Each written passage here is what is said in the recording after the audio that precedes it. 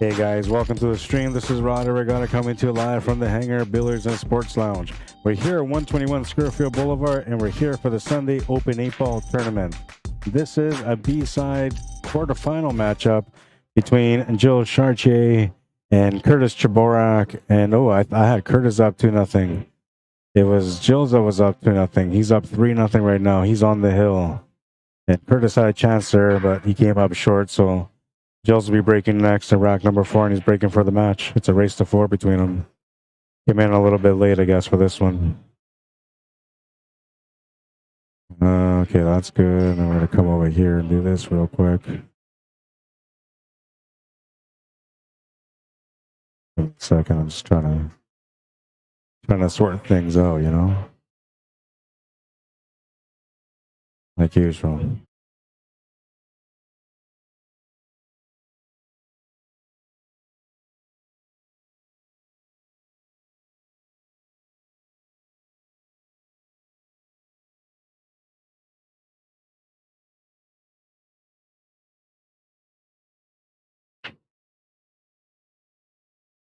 That should do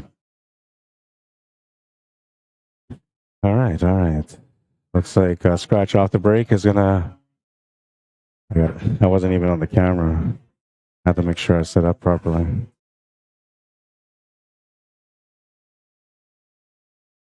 All right. Ball in hand behind the line off the break. VNEA rules. Oh, and I gotta fix this too, because they have a hockey game on in the background, so that means we have some microphone freedom. The background comes back into play.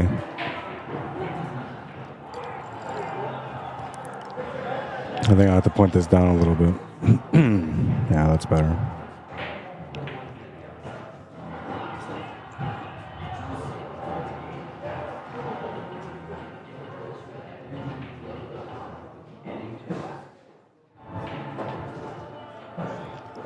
Now, I don't know what it looks like on YouTube, but I think you can see the whole camera as far as where my camera is, my personal camera is.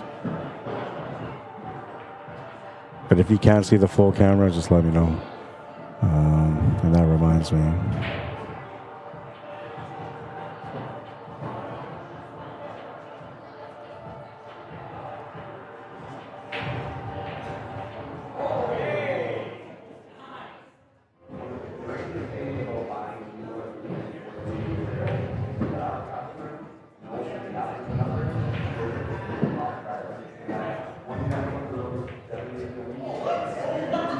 Oh, I gotta do this all over again. Hang on.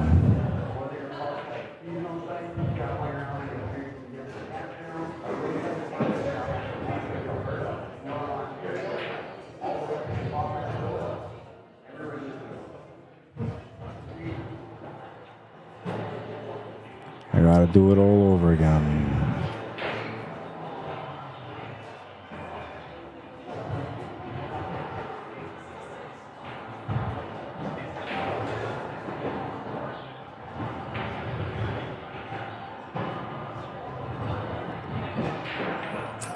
Alright, sorry about that. I have to make this real quick here.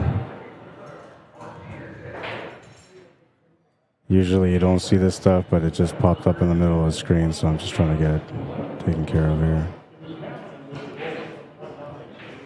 Yeah, I think that's it. Yeah.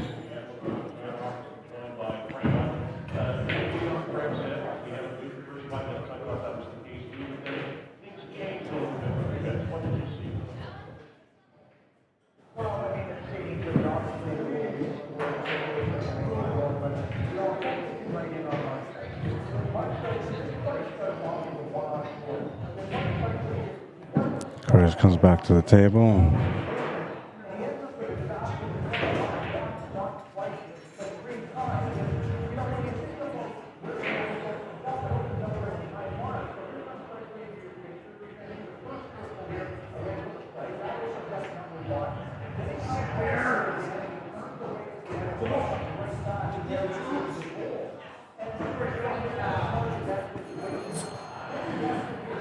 Okay, now the test.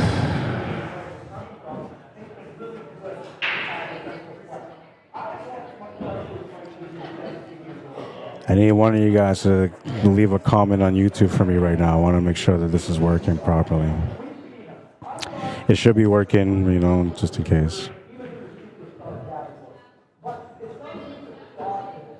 Curtis a little frustrated right now. Things aren't working out for him. Gilles gets the ball in hand, and he's got a chance to close out the match now. And yes, somewhere in a Predator hat.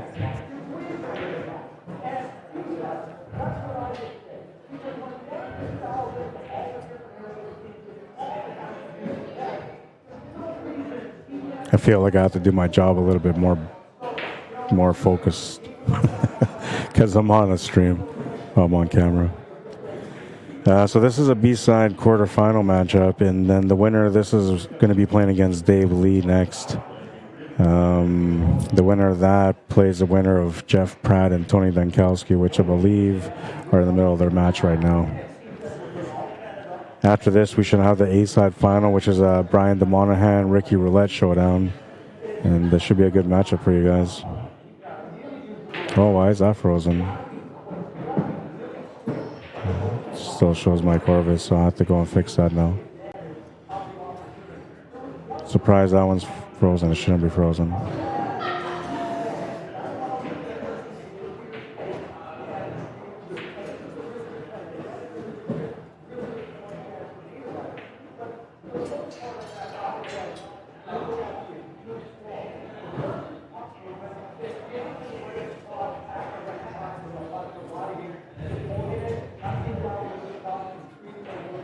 Oh, I'm not sure what happened to this camera.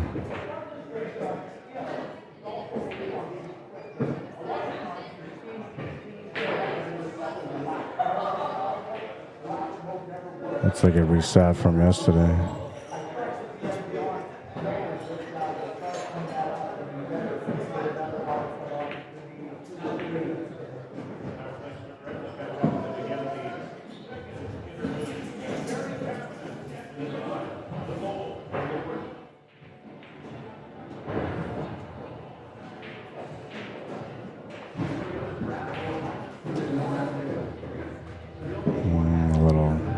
Back. Sorry, I'm just doing some camera work right now. I'm just trying to get it all fixed.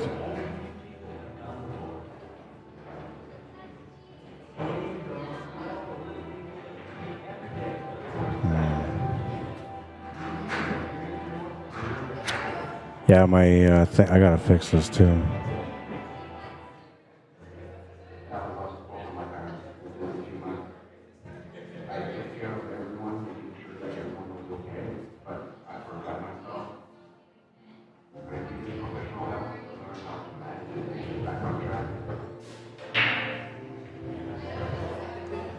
I can't do my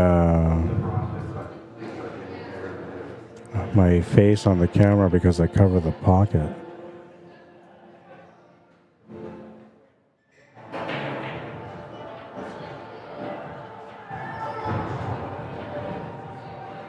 It's a bit of a distraction.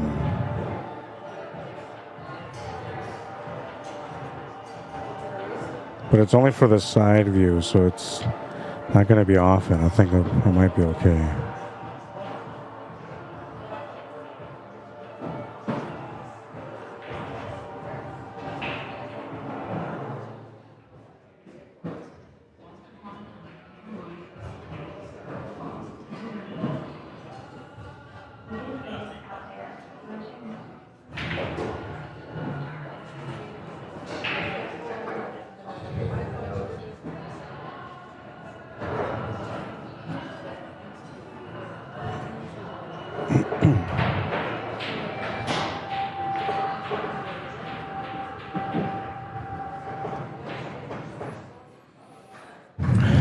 It's kind of, I'm not sure. I'm kind of a perfectionist, you know, so yeah, I'm going to let that be. I'm okay with that. That I can accept, but now I can't accept the name of the bottom.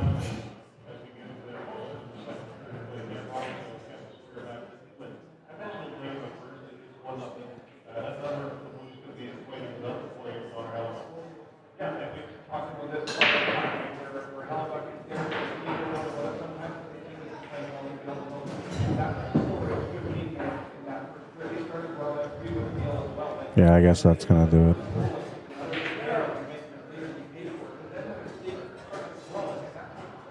So that's what I was worried about, what it looks like here. But, I mean, you can see most of the pocket anyway, so it's not so bad. I'll accept it. I'll be okay with it.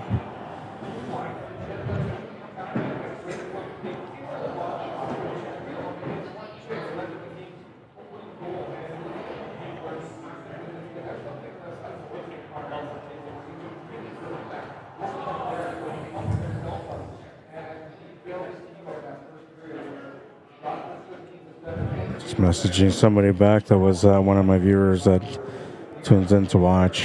And Len Vanderwall, how you doing? What up, Rod Arriagada? It's spicing time. How you doing, man? Hang on. Trying to get to everything. I just have to do a few things before I get to everything. Share this.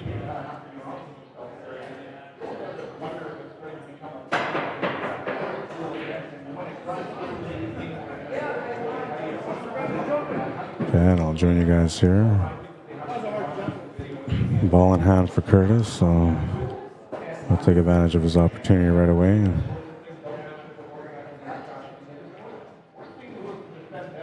A little bit faster than he wanted, maybe. No, he's all right. He's all right. Yeah, it's kind of speeding up. It looked like it was going to keep going, but it slowed down just perfectly. All right, and he's on the board. We've had some hill matches so far. This one's a 3-1 score, and you're thinking, you know, maybe it's over, but I don't know. I don't know. Maybe he's just getting started here. Perhaps he's trying to make a comeback.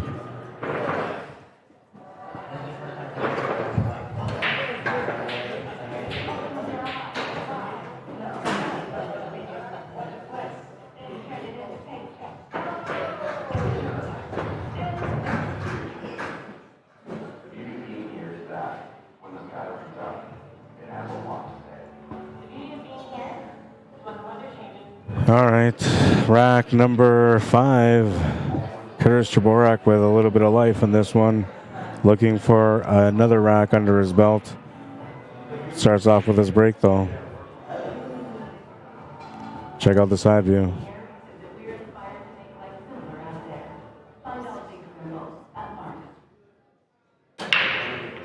Smash and break, looking for some action. The cue ball is going to go in the pocket, unfortunately. And that's going to bring Gilles back to the table. He's going to have a ball in hand. We're playing VNEA rules, so that means the ball in hand behind the line.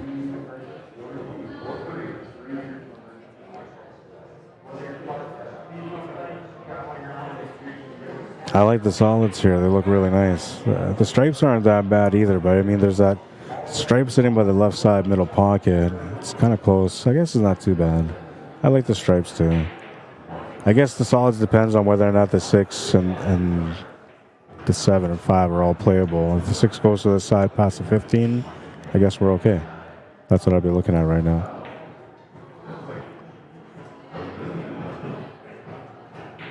Solids look good, though. I mean, stripes look good.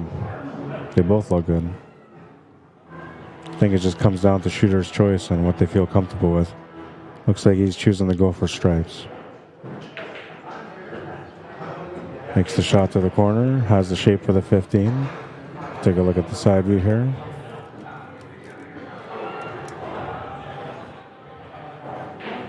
He's in tight on it, though. Looks like he's not going to take it.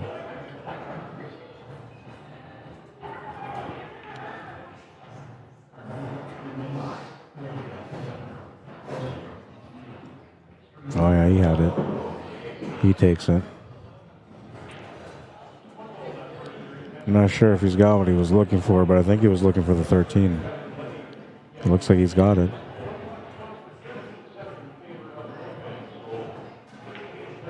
Oh, that one's going to rattle off the horns and stay up. And Curtis will get a chance on this rack. Perhaps he's getting second life here. Still has to earn it, though. Starting off with a first shot on this one. Possibility for a combo. I don't think the 2 goes in by itself.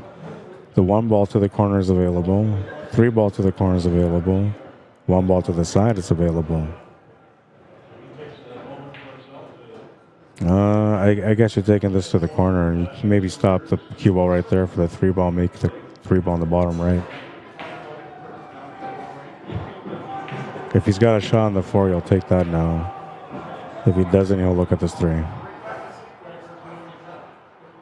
He went back too far. 3-ball it is. Now this isn't too bad because all he's got to do is just stun over slightly for the 7-ball next.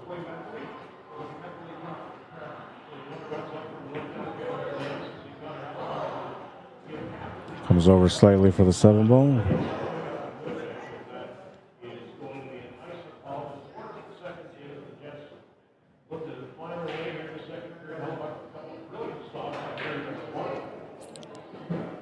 He would have liked to have been able to clip that 6-ball off that rail a little bit, but he doesn't have that opportunity here.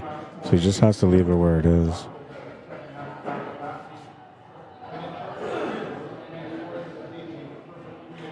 Looks like he came up short for the 4-ball again. If this is the case, he's going to have to figure out something else here now.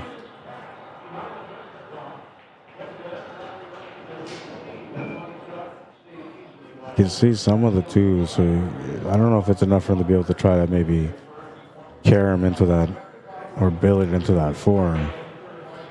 Yeah, I don't think he's looking at that at all. So then we look at the 6. The 6 he can't really do anything with. The 5-ball is the only thing he can really work with.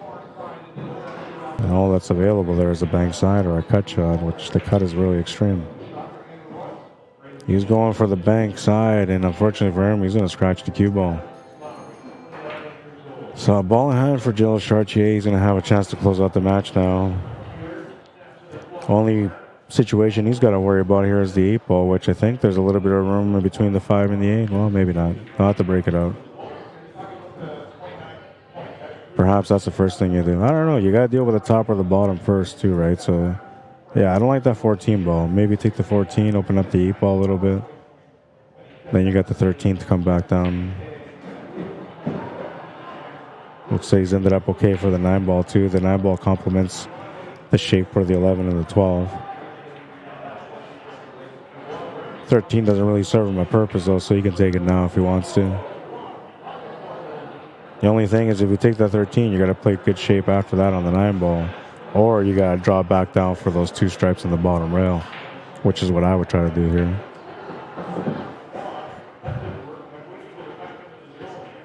He's come up a little bit short. He still has a shot on the 12-ball though, but cue ball control is going to come second to the shot. The shot's a little bit more difficult.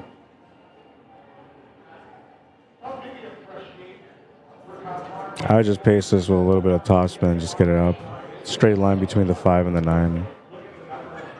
He's going to come over to the left side a little bit. If he gets a shot on the 9-ball, he's okay. If not, he's going to have to do a bank or a cut on this 11-ball. Looks like he's got the 9-ball here, as you guys can see. Take a second here to fix my camera too with this view.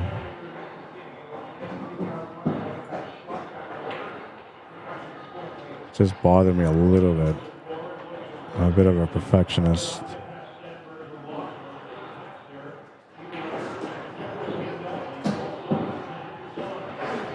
Oh man, he had it, but he's hooked himself. At least he slams the table like he hooked himself. I'm not sure if he did or not, but the body language says that he did. Take a look at the other view. Oh yeah, he hooked himself. He's calling the 8 in the corner, going for a jump shot. It's about maybe a half-ball jump. Long distance, though. Here, the main priority is just to get over the 5. After that, you just got to hold a straight line on the cue ball. He's going to end up hitting the 5-ball instead. That's going to be a ball in hand for Curtis, and he still has to figure this table out. I mean, it's not that bad, though. Ball in hand, maybe you take the 2-ball at the top left corner, follow it up for the 4. You can take the 6 after that, you know, come over for the 5, and then set up for the 8-ball from there. Yeah, this is the way, said the Mandalorian. This is the way. Oh, he's got the 5-ball option now, too, if he wants to take that. That kind of simplifies the table because you can take the 5, take the 4, and then finish with the 6. I think it's easier that way. He's looking at his options. I think he's going to change his mind too. It just makes a little bit more sense. Because you can just make this shot, and even if the cue ball stuns over a little bit to the middle, you're still okay for that 4 ball. Oh, he's going to go with the 4.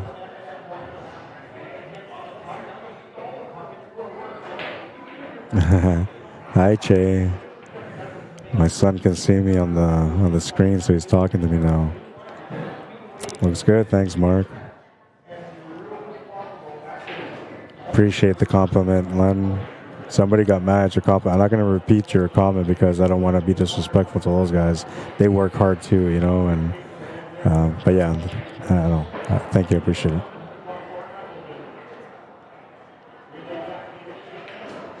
Dixie Pinchback says, technology, gotta love it.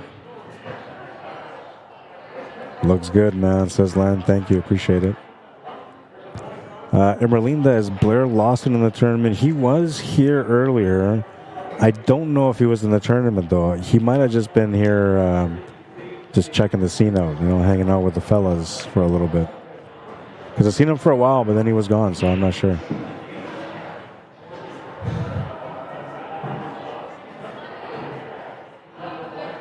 Joseph Tamayo, how you doing? Jello Mags, welcome to the stream. Kevin Peachman says, Peach is watching from Lake Geneva, Wisconsin.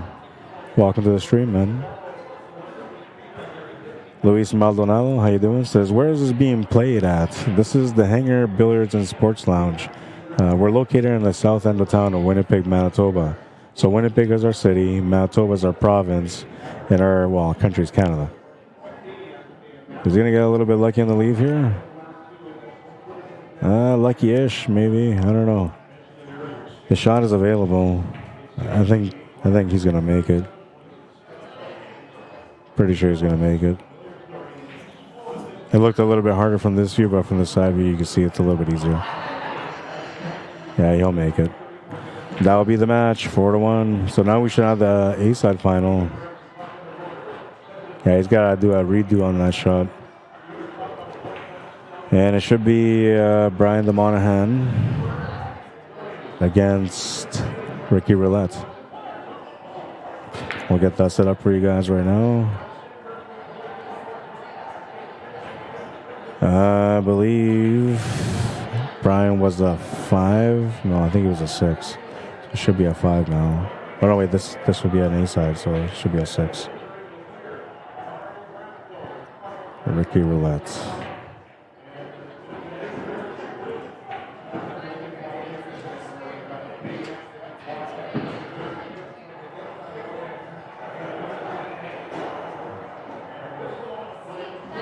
It should be a straight race to 6. This is going to be the A-side final. I just got to confirm that these guys haven't started yet, and they're not playing at a different table. They shouldn't be, though, because it's the A-side final. We always like to have the A-side final on the stream. Same thing with the B-side final. I'll be right back. I'll leave this side view.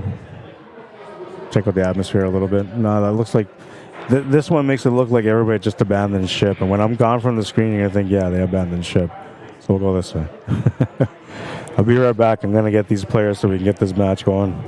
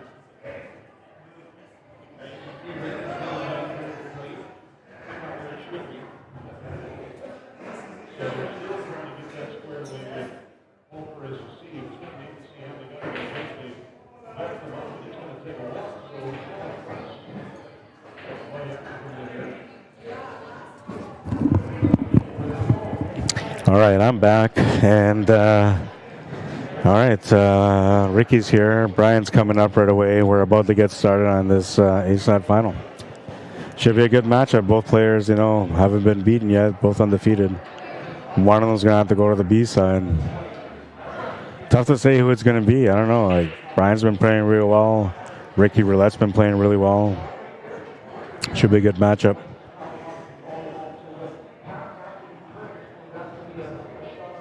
That style of jump is hard to do. That poke of the shoulder, says Len.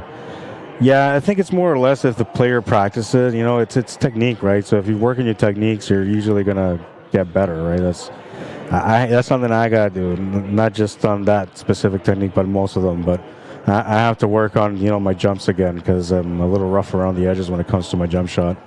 And nowadays, everybody's hooking you, so you gotta have that under your belt.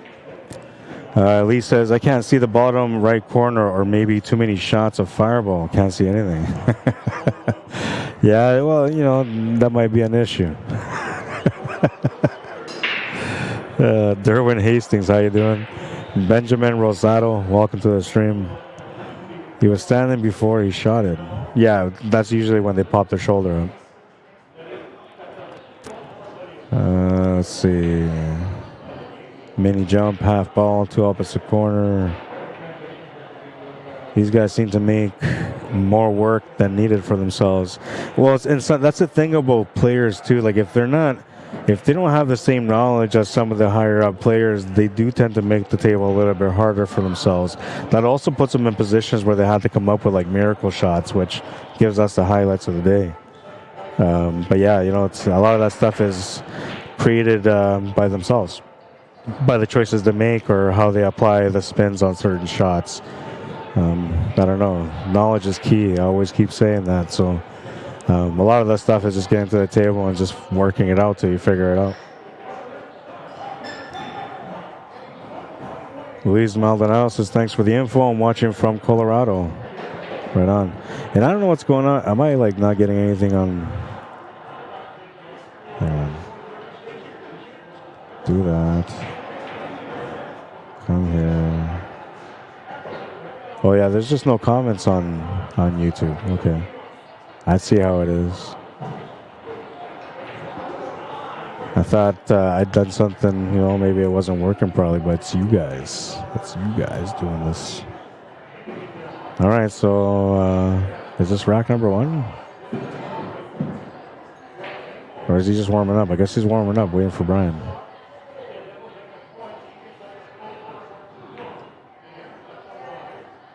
Yeah, okay, so now I see it. All right, now we're good, Gotta fix it, though. Yeah, he's just warming up, so we're just gonna let him warm up.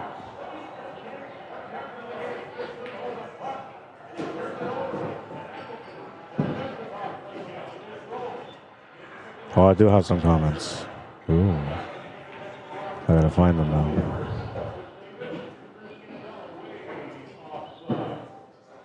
They're down here. Okay, I see it.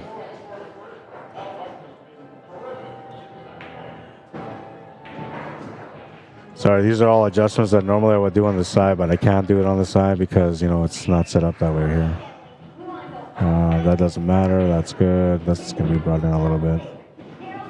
All right. I need to be a little bit bigger, I guess, because I can't really see. I don't want to be able to read. All right, there we go. Now we can see the chat. So first time watching, Let's Play Pool, says Eric Loy. Sorry, guys. Right in there for that one. I had to bring this computer a little bit closer. There we go. Well, I'm not sure what's going on with Brian. He must have hit the jackpot or something. He went to go get his charger and his phone. All right. He's coming to the table now.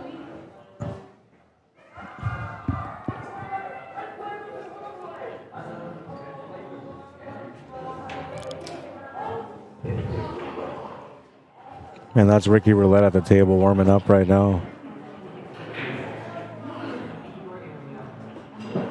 The biggest thing about warming up on a diamond table is figuring out the speed of the table and how the table reacts, right? And like the bumpers, the rails. Which reminds me, I gotta set up my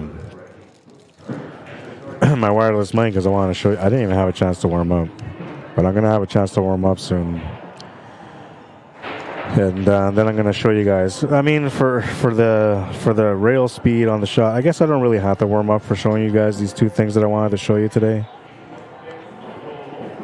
It's more or less like if you don't have access to a diamond table or you don't play tournaments with diamond tables, this won't really matter for you. But if you're a player that plays on diamond tables, then you might want to stay tuned so you can watch and learn a little bit more about controlling the table, the speed of the table.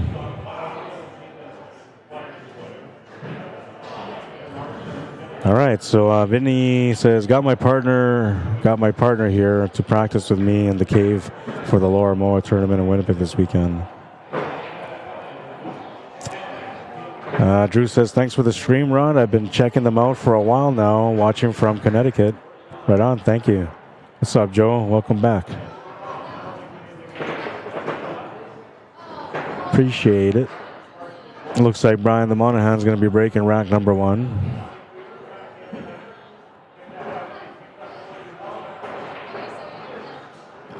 I think I can do this for Facebook too. I'm going to try to pop that up too. Let's see if I can.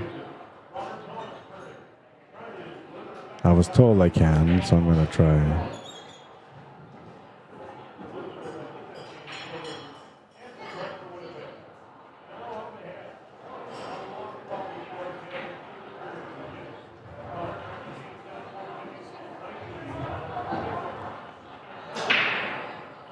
Oh, it lets me pop it out, but it's different. Okay. That's not what I wanted to do. We'll leave it at that. It's okay.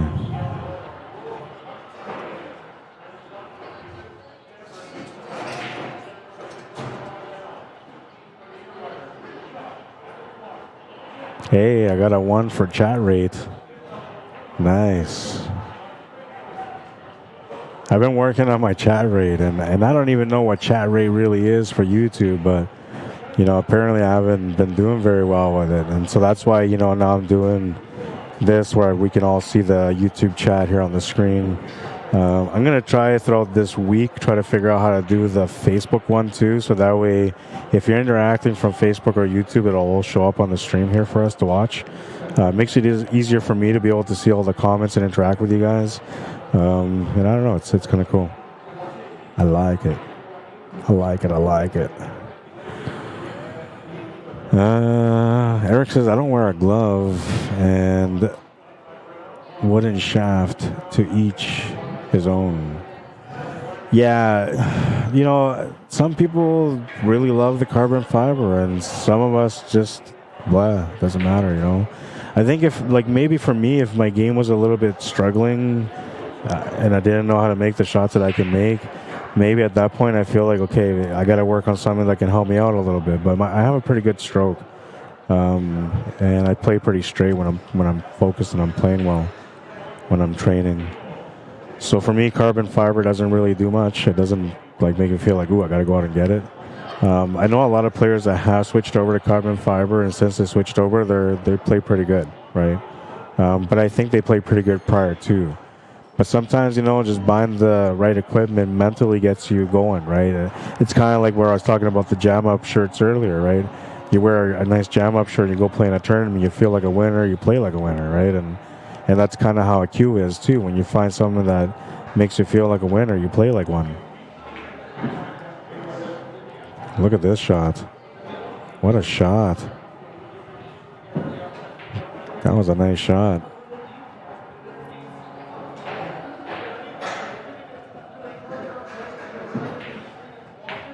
Makes a nice fall-off shot with a 1, man. He's free-stroking it right now.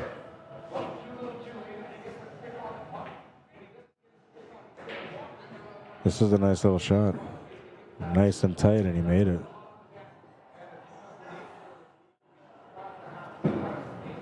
Then that cut on the 1, the 6 was no problem, and now he's on the 8. Oh, he's going to bobble the 8-ball, though. Oh, no. Oh, no. No, it's no good. No good, man. That's going to hurt. I guess he might be okay. I mean, that 9-ball sitting by the side. And it doesn't really have a pocket. It won't go past that side pocket without clipping the horn. So he has to break that 9-ball off that wall. And then that 11 and 15 are lined up, but they're not lined up in a way that helps him. Yeah, if he goes from here, maybe he can find the shot on the 15. I don't think he's got it. If anything, he might have to try the shot on the 9-ball, but it's kind of like a do or die. Does the combination go to the side? Ah, that's something that I didn't see. I didn't see or consider that, and I think that's what he just called, was a side pocket combo. Now, if he's got that, that gives him a chance to be able to work this table still. No, it looks like he's changing his mind, so he may not have that. 13 ball is a safe ball to take on, so he takes it on. Has the shot here to the corner as well, and he should be able to get the cue ball up table here if he wants to take a stab at getting that 9-ball out of there.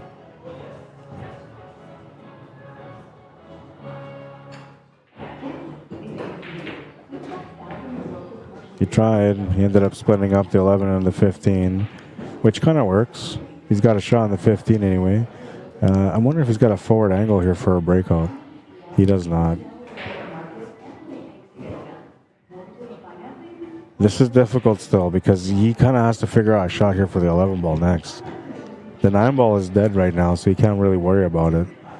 He has to find a shot for the 11 or try to find a shot for the 12 and then come back up for the 11 ball. Get him behind it so he can make it on the corner where he's standing right now. That would be the best case scenario. Yeah, see, so taking this to the corner is okay, but then you're just coming off the rail running into 11 ball. It won't really help you. Yeah, so he's figured he's got to come back that way. He's going to try to get perfect on it. Perhaps it's going to be like a 2-and-1, trying to get the 9 ball off the rail at the same time, setting up for the 11 ball. No, he's going to come over. Don't hit the 8 ball. Don't hit the 8 ball. Oh, no. Oh, no. Well, the pool gods have spoken, I guess, and they're giving Ricky Roulette a break. Takes the first game, 1-0. Yeah, I feel like the writing is really small, and people on their phone they're probably gonna be like frustrated over it. So let's get this a little bit bigger. Like, I can't read it. Why do you put it up if I can't read it? There we go. Now you can read it. Hang on, I got some comments here. I gotta catch up on YouTube. I don't wear a glove. Okay, we did that one. I wear just a cheap $5 glove. Hand sweat a lot, says Joe. Well, if you have to, you know you have to. Can't really say anything about it. I'm not a glove person, right? So I usually just bare hands, you know. I'm old school. I'm a savage. I'm not disciplined. Yeah, y'all, I don't know. I'm thinking about buying a glove, right? But I'm not thinking about buying a glove so I can play pool with a glove, but so I can break with a glove. So I'm using it for a different purpose, but I don't know. I like the feel when I'm playing. I like having the feel behind the shot, so it allows me to be able to know if I'm hitting it properly or not. I've been told that you don't get that from the glove. However, I've been told that if you do get the glove, that you're going to get used to it, right? So we'll see. I'm going to get it. I'm going to try it for breaking, and I might get tempted to wear it every now and then, you know, for shooting a couple racks, but I'm not going to lie. I'm going to feel odd. I've stood against the glove for years, you know, to switch over and wear one. I looked like I was a traitor to my cause. Joe says, do like to make fun of them, though. Everybody does, man. Everybody does. Except for the ladies. The ladies never make fun of gloves. They're like, why? What? I'm wearing a glove. Right? The guys, like, they always poke at each other, man. Like, have you seen that meme picture of, like, the underwear? It's a glove, right? It's a glove, and it's like, this is what I think you look like when you wear a glove, and it's like a gitch. Yeah, people always make fun of it. It's all right, though. People that wear the gloves swear by it. People that don't swear by that, too. You're both probably right. Just comes down to preference.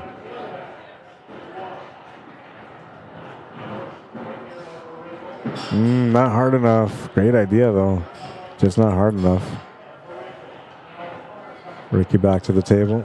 He's up by 1 right now. It's a race to 6. I believe it might be a race to 6. Brian might be at 5. But I think he should be at 6. So he probably is. Eric Lowy says, always won when I got a new stick for sure. Yeah, I don't know what it is. You get new equipment. It's like even when you get brand new chalk, you know, you put on a new chalk on your chalk stick, and suddenly you feel like you can't miss, right? It's weird, man. Pool players are weird, but all of that has to do with mentality. It's we'll call it a phenomenon. You know, it's hard to explain why pool players do that. How they boost their mentality and play just through having something new and shiny. A shirt, cue, chalk, you know.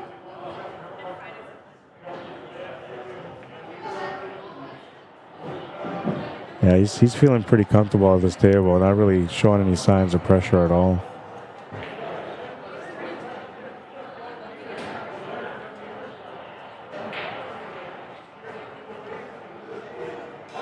Joe says, if room temperature and everything is good, I do like better without the glove.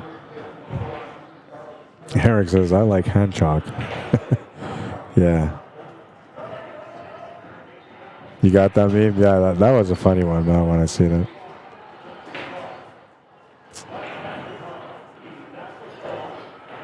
Humans, we're funny, right? As soon as we want to make fun of somebody, we turn into a meme. Good try.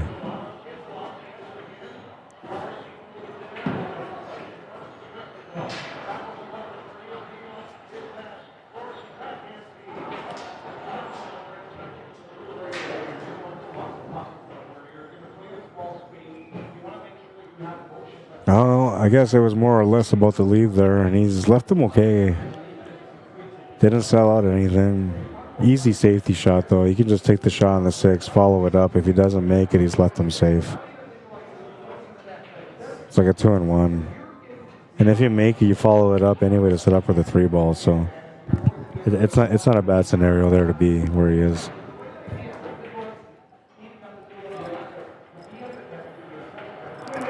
So that's one of the things about having a camera on me, is that now you guys get to see me have my water, eat my food. It's my privacy is gone. Can't even pick my nose anymore, man. Can't do anything. I like that. Not bad. He almost gave him a shot on that stripe, but he's okay. Though, you know, Ricky's probably just going to try to masse around this. No, he's going to go for a kick shot. Seemed like an easy masse. Just missed the kick shot. It's going to run into the 8, open up the 13 ball a little bit, but not enough for it to help him out if he gets another turn. Brian the Monahan will have a ball in hand here, and he's looking for a chance to be able to get on the scoreboard in this 8-side final. We'll start off with the 7 to the corner. Has a shot. Oh, he's playing a safety. I thought he was going to try to play that out, but I guess he doesn't have a finish, so he decided to play a safety. Give me 1 second.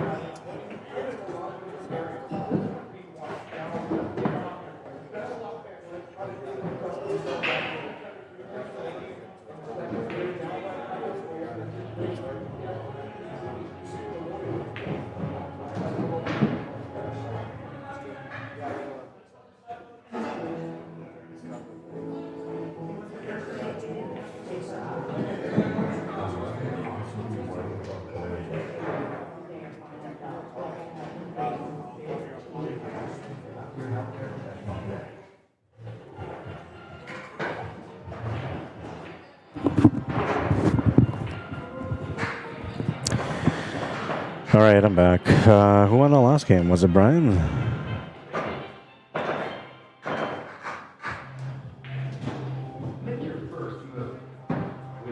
Yeah, it was Brian. No, it wasn't. It was Ricky. So it's 2-0. Okay. Just talking to one of the owners here real quick.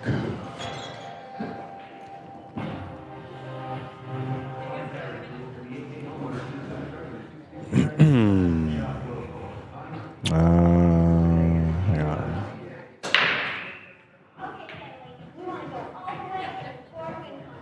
Gotta go back and check out some of the comments. So I'm getting all the ones on YouTube, but I'm missing some of them on Facebook now. Diane Pug, how you doing? Dan Anderson says, I think Brian was a 5. Okay. Are you a 5 or a 6? You're a 5? And he's a 6? I don't know. Ricky, what are you racing to? 6-5, okay. Yeah, so it's a 1-game difference. Thank you. Appreciate it, guys. See, not just viewers, your assistants. They're all helping me out. Appreciate it. Appreciate it, Dan. Shane Brazard, how you doing? Len Vanderwall wants to know, is there Fargo numbers for this match?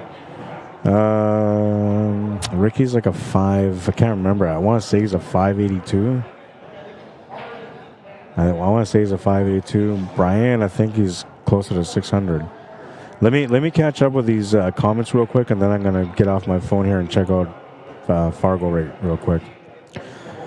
I thought the SB2 with the Revo. I bought the SB2 with the Revo. Still haven't won a tourney with it. Well, you know, you look good in it. Usually, if you buy a new cue, you have to be working with it. You got to go out and practice, man. Otherwise, it's not the same. You can't just win a tournament by buying a cue. Otherwise, everybody be a champion.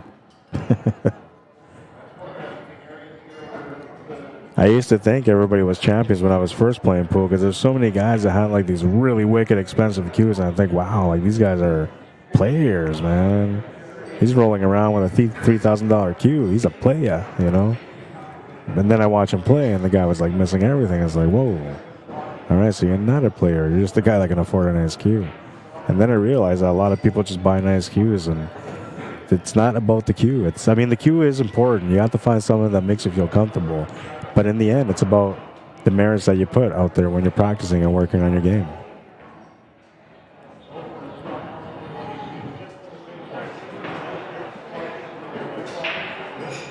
I've seen guys that have come in, and you guys have seen it too on my streams, where they come in, they just grab a bar cue, and these guys will win the tournament with a bar cue.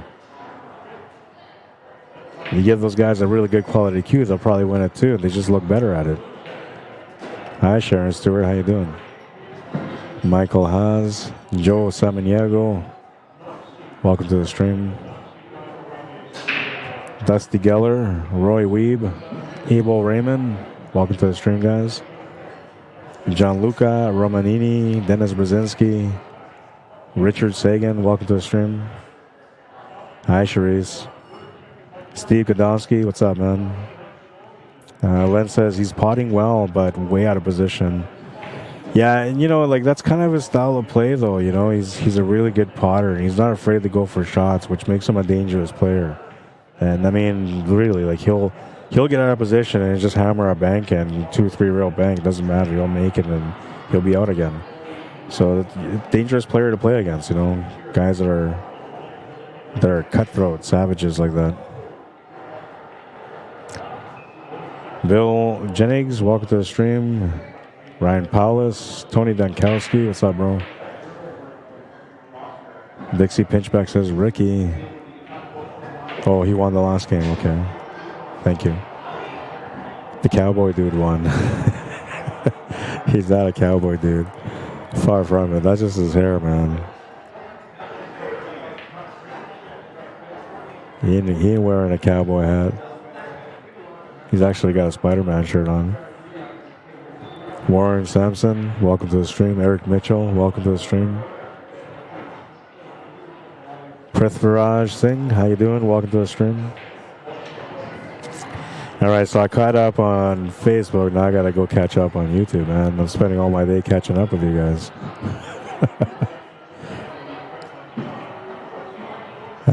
Eric Lewis says, cleaning the hand chalk tables is a job. It can be. Especially with some of these guys that keep putting the chalk upside down. Mexican Johnny used to play of the rack money. He used to play off the rack. What do you mean he used to play off the rack? What does that mean? And who's Mexican Johnny? Wouldn't his name be Juan?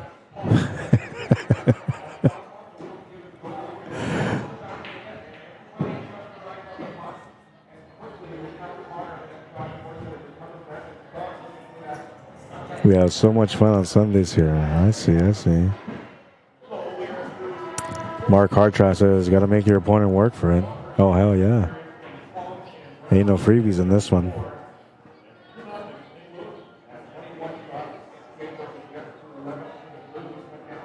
Trying to get all comfortable, man, and then I constantly remind myself that I have a camera on me. It's a little different.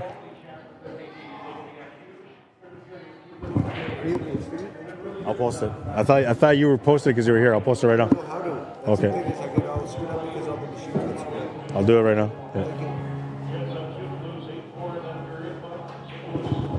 All right, so I exited Facebook for a second, so I'm not seeing any of the comments right now, but I gotta do something here. Copy.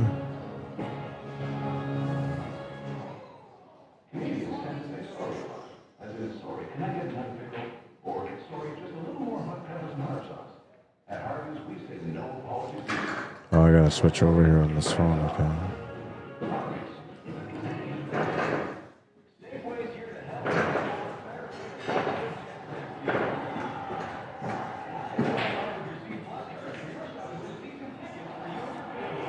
So I have to renew my Wi-Fi here, maybe? Oh, that's good.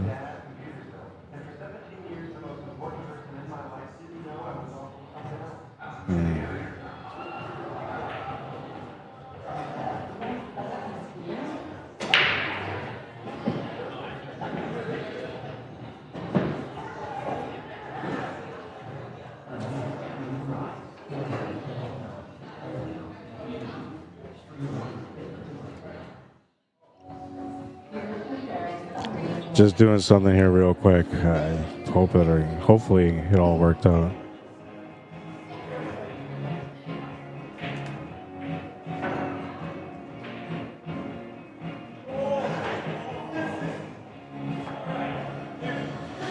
I don't know why I would do it that way though.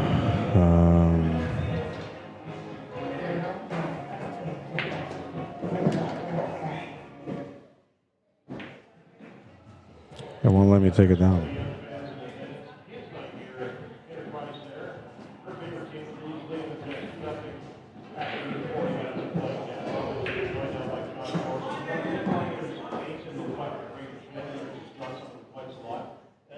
Oh, I know it won't let me do it because of that. Sorry, there's something I gotta take care of here with social media, so I'm just doing this real quick. Yeah, so for some reason it shared that, which is showing to share that. Okay, delete that.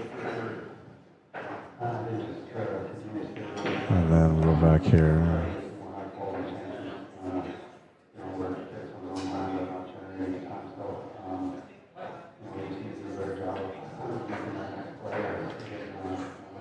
Yeah, that should do it.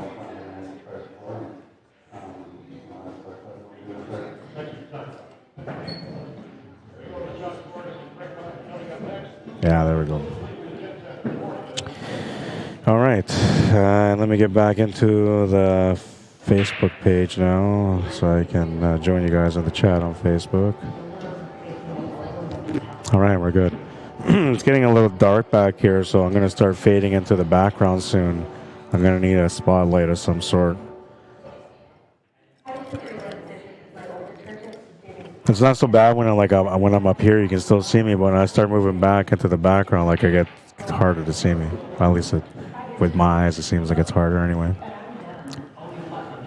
I don't want to be up close and too up front anyway, you know, so I'm trying to kind of hide in the background a little bit.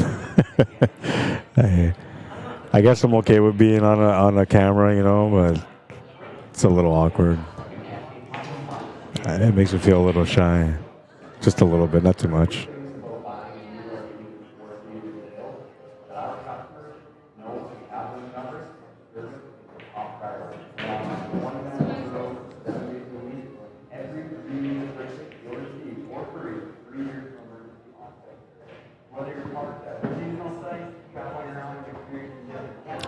House Q Phoenix, great player, says Eric. Okay, okay. At Phoenix, Arizona, is that what you're saying? I have family out there. I'm going to probably be visiting them this year. They're coming to meet up with me. I think they're coming to meet up with me in Vegas when I go out to Vegas to stream the VNEA championships.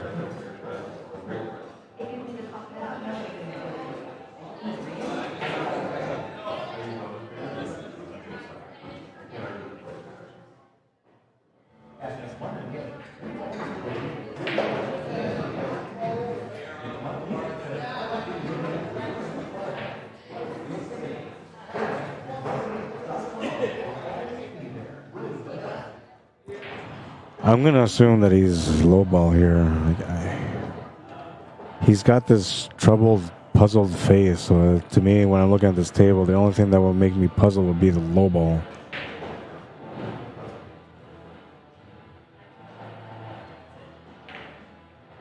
He was trying for the 7 on the side. Yeah, I don't know. Like his facial expressions, everything just it seemed like he was in trouble. And then when I looked at the table, like I figured if he's on stripes, he can't be in that much trouble. So you have to be solid. It's common sense, right? I'm telling you, it's something they don't teach anymore.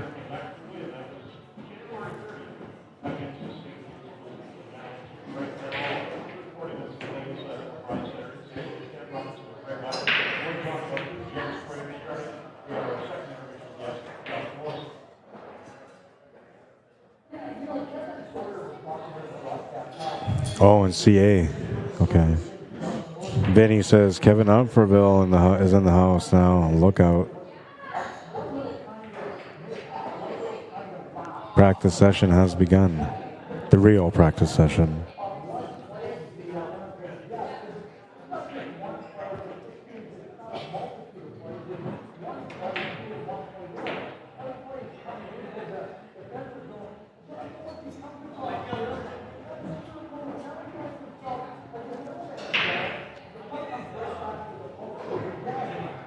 So he's trying to play shape here for the 5-ball. Using the natural angle to play shape. He's got options here for the 7-ball. 8-ball needs to be broken out. This is a tough table for him to finish though, because he's going to have to make the 6-ball next. 6-ball is not going to help him get that 8-ball open, I don't think. This worked out. This worked out. See, like now he's not looking at this. He's looking at the 6-ball still, but he could take that 7 to the bottom left corner, use the angle off that 7 to get into that 8-ball, open it up, and then have the shot on the 6-ball for the finish. We'll see if he notices it. He's going to walk around. So now what he's looking at is the tangent line. First he wants to figure out the tangent line. So now he sees the potential. He recognizes the potential of the shot. Now what he's got to be careful with here is that he doesn't go off the rail first and then back into the 8-ball, because he's not going to have a shot on the 6. Well, I guess he'll have a jump shot, but... Ooh, oh no, and the cue ball's going to scratch. That was unfortunate. Oh, and it's 3-0 for Ricky now. Sorry, I missed that last game. Talking so much, man, doing things, you know?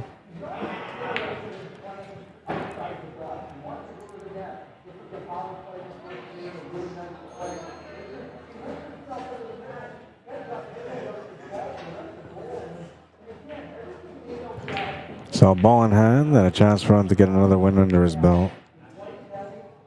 3 wins away from winning this A-side final and being guaranteed no less than second place.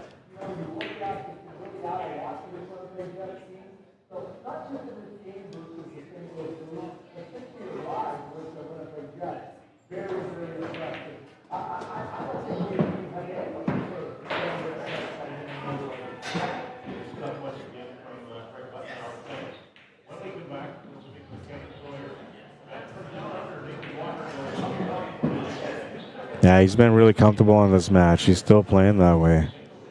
Very comfortable.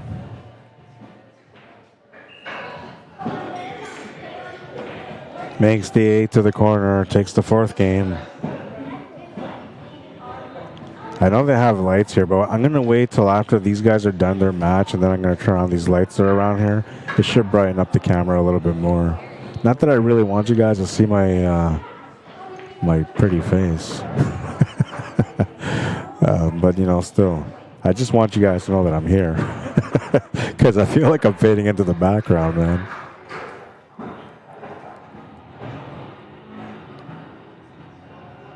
Oh, he's got to get on the board now. Can't take any more chances here. He's got to tighten up his game or break out the beast, one or the other.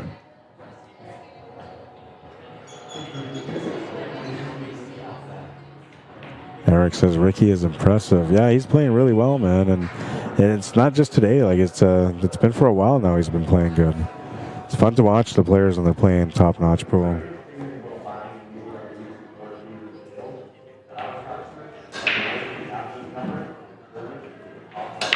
I bet you if you ask him, he'd probably say, I don't know, I switched over to carbon fiber and I just can't miss. I don't know.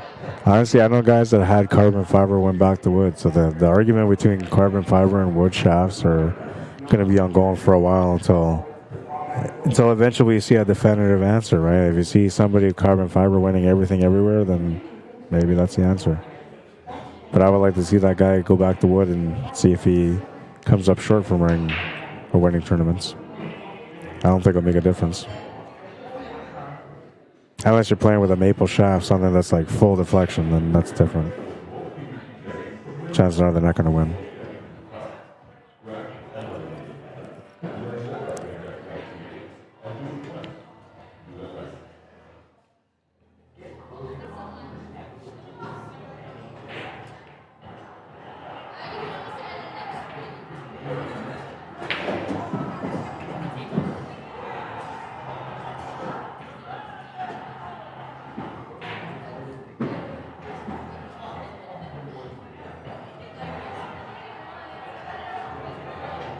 I have another camera that has a built-in light, so I might use that next time.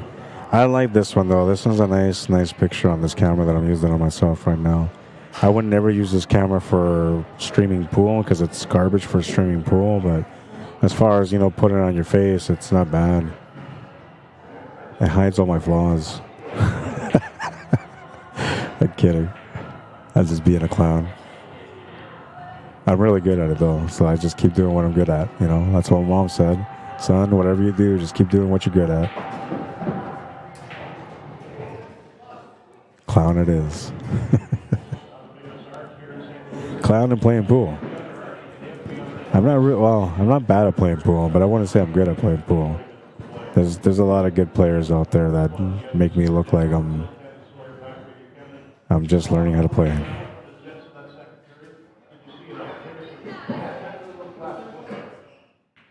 But I play good enough to say I know how to play anyway.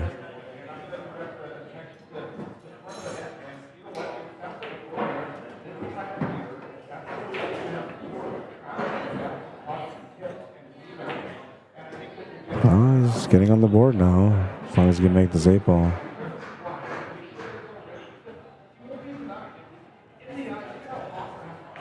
He's got a little bit faster of a pace to his style of play, man, but it works.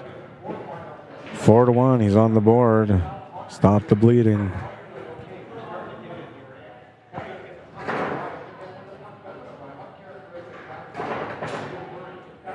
I believe we're down to the B-side finals next and then the championship match. I think that's the way it is. I don't see it. There's one match going right now, which would be a B-side quarterfinal. Yeah, so we'll have the B-side semifinal next, the B-side final after that, and then the championship match. That's the way it's going to work out.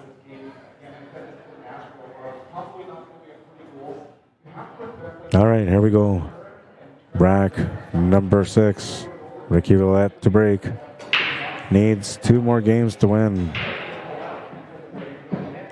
Looking for anything, and he found something.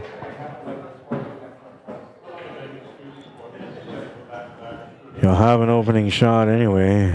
Looks like he's got stripes and solids available. Does he have the 9? If he doesn't have the 9, then he might only be limited to solids, but we'll see. And even the solids are pretty tight, man, but he's got no problem on the 2 ball, so the 7 and the 5 are tighter. Definitely either the 2 or that 12, yeah. Those are the only 2 options that I would start with for the solids or stripes. Didn't quite get what he wanted, though. He might have to take this back cut. Yeah, that one. Kind of reset the table a little bit here. Just kind of open up the table somewhat with a shot. Let's see here. Oh, but he's gonna... Oh, looked like he came up short, but it went in. Yeah, so he resetted the table a little bit, but the problem here is that the 8 ball's rolled up on the 10. Now he's got to break that out. What worked out for him here, though, is that he's got the shot on the 15 with a nice angle to go straight into that 10 and 8. Oh, he's going to miss that, though. I mean, he didn't miss the shot, but he missed the breakout. So now he's going to have to adjust, come up with a different game plan. I don't think he can do much with that 13 except for making it in the bottom right corner. He's taking a look to see if he can do anything with that 9.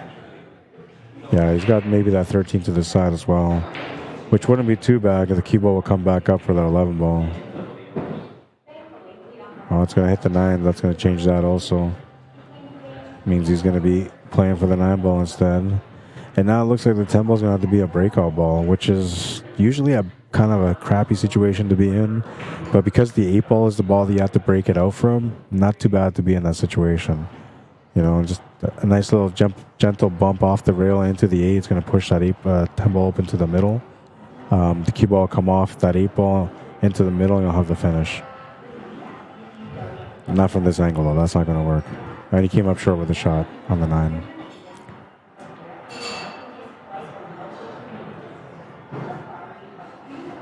So Brian comes back to the table.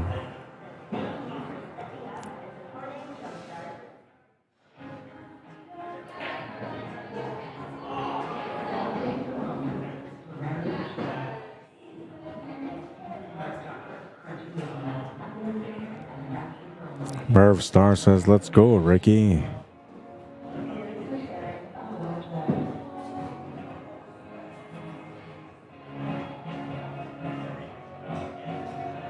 Len says, "Don't let fear and common sense get in your way." Yeah, I usually don't. Fear, definitely. I'm not afraid of anything, really. Who's the girl on the next table? Well, she's gone now. She's, I think she's here with her boyfriend. I have no idea where she is. He came in to play some pool, and I think they're having some wings.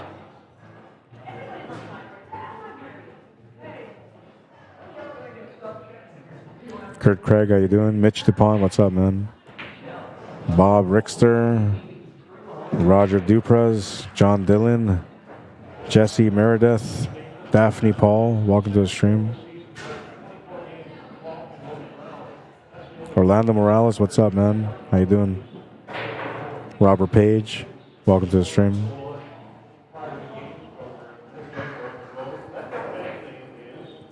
Wilmar Calero, welcome to the stream, bienvenido.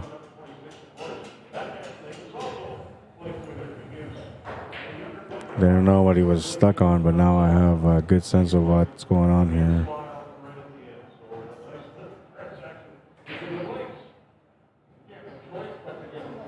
Gonna have to try to figure out a safety here.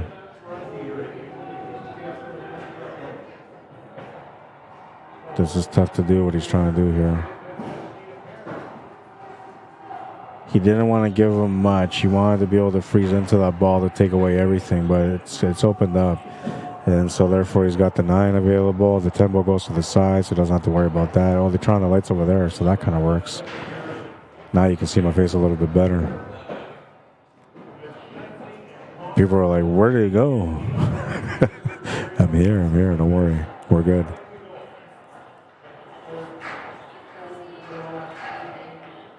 My little guy's watching too, man, so he's probably like, what happened to Papa? Papa's here, boy. Don't worry about it. Can't wait to see you later, man.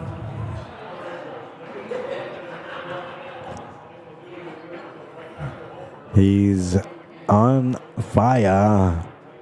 Can anybody stop this guy? 5-1. He's on the hill. I got to see my son this morning. I got to see all my kids this morning. They woke up and hugs and kisses, so it was nice. And then I left for work. I don't get to see my older ones as much because they're usually, by the time I get home, they're already sleeping. They got to go to school, right? And then when they come back from school, I'll see them for a little bit. But usually if I go out to practice or if I'm working, I don't get to spend a whole lot of time with them. With the little dude, though, with him, I get to spend a lot of time with him whenever I get home. Usually, if I get home at a decent hour, he's up. And he just, I don't know, his smile lights up the room every time he sees me, You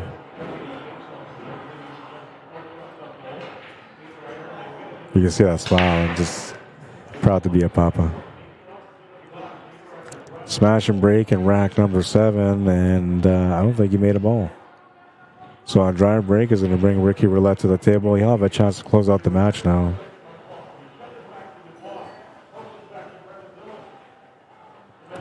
Take a look at the side view, see what we can see here. No, he's kind of standing there so we can't see. Okay, we'll see it from here. Looks like he's going to open up with a combo to the side pocket, claiming the solids. Wanted to have a shot on the 1 ball, but that stripe has bounced off the bottom rail and tied him up. And he's got to look at the shot, the 2 in the corner now. Can use the shot to get onto the 6 ball and open that up now. He's just going to play shape for it. Didn't mean for that cue ball to roll like that the way it did. It was supposed to come off that top rail and then back down, give him a shot on the 6. It's still giving him a shot on the 6. It's just not exactly what he was planning. And that's going to be a nice shot. Simple, but, he made it.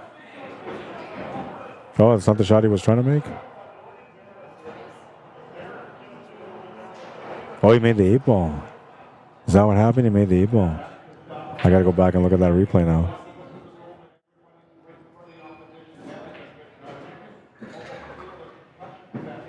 Oh, yeah, I made that 8 ball on the side. Oh, no. Ouch. Ouch, ouch, ouch. But, he didn't get too bothered by it, which, shows a little bit about his mentality today. He's here to win.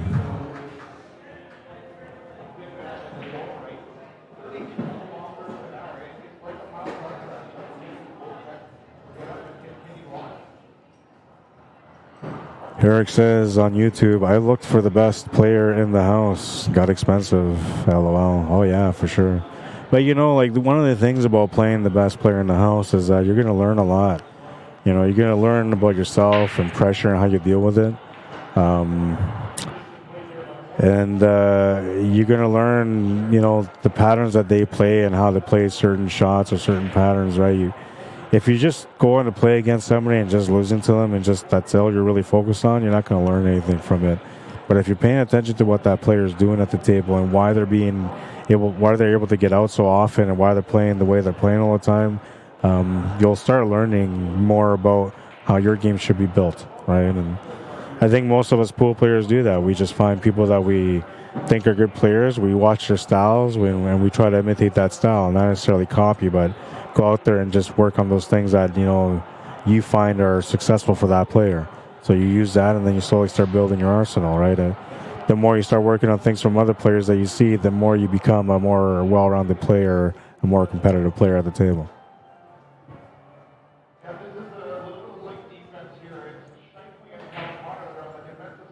Winnipeg Jets are looking to lose this game. They're down 2-0 against St. Louis right now. They can't afford to lose games anymore. They went from being a team that was number 1 in the conference to being a team that may not make the playoffs.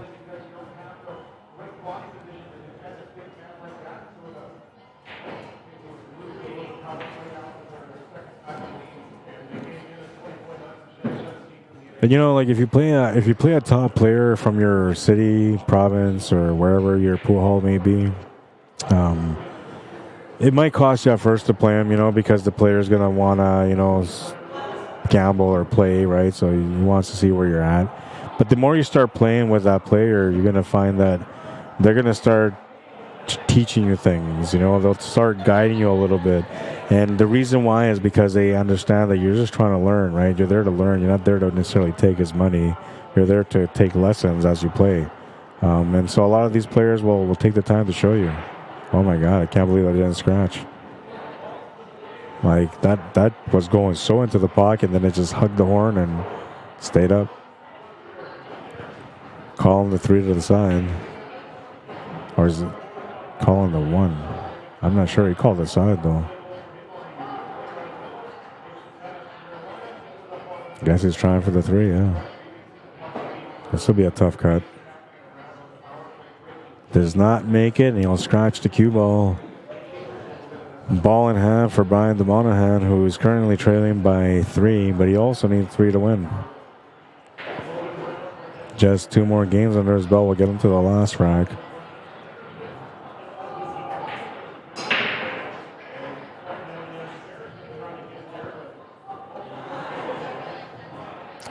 Len says again this week, players playing with aggressive shots with no need.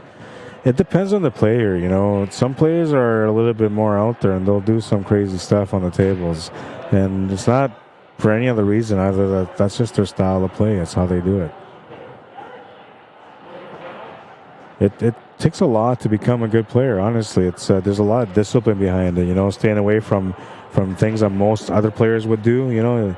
That's one of the biggest things, right? So when you see players that go aggressive and do crazy shots that come up short on it, when you're at the table and you have that scenario, you won't do that because you know better than to do that, right? So you'll find a way to come up with a different shot, and more than not, you're usually going to come up with a safety shot instead, right? But there's it takes a lot of discipline to be a good player. I mean, and that's not just the training side of things. It's just when you're playing too.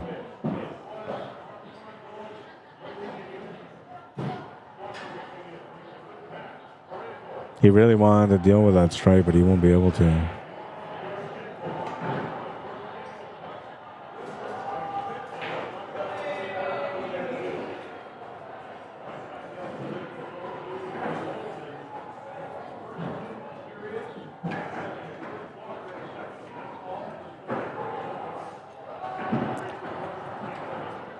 He's got to work this out because I think what he's got to do here is got to get back to that 14. He's wondering whether or not it's worth the risk to take either the 12 or the 13 ball right now, but I don't think it is. I think you just take that 9, you draw back hard, set up for the 14. Then from there you can shape up for the 12 and then deal with the 13 after that. He's going to go for this 12 though.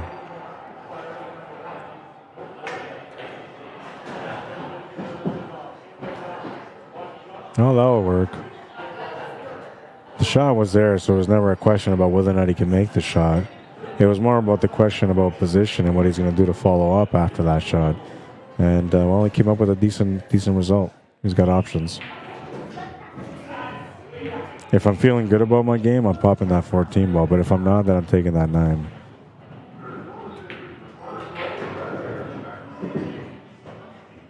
Not bad. He can make the shot. He's got to be careful here how he deals with the cue ball, though, because if he lets the cue ball roll around that 1 ball, he's going to be hooked on a 13. So he's going to have to try to draw into it a little bit, which might end up giving him an awkward shot on the 13 ball. Well, he got around it. Oh, look at that, man. Ooh. He got around it, and then he went off the 2 horns and avoided scratching. But the reward, really, there is no reward.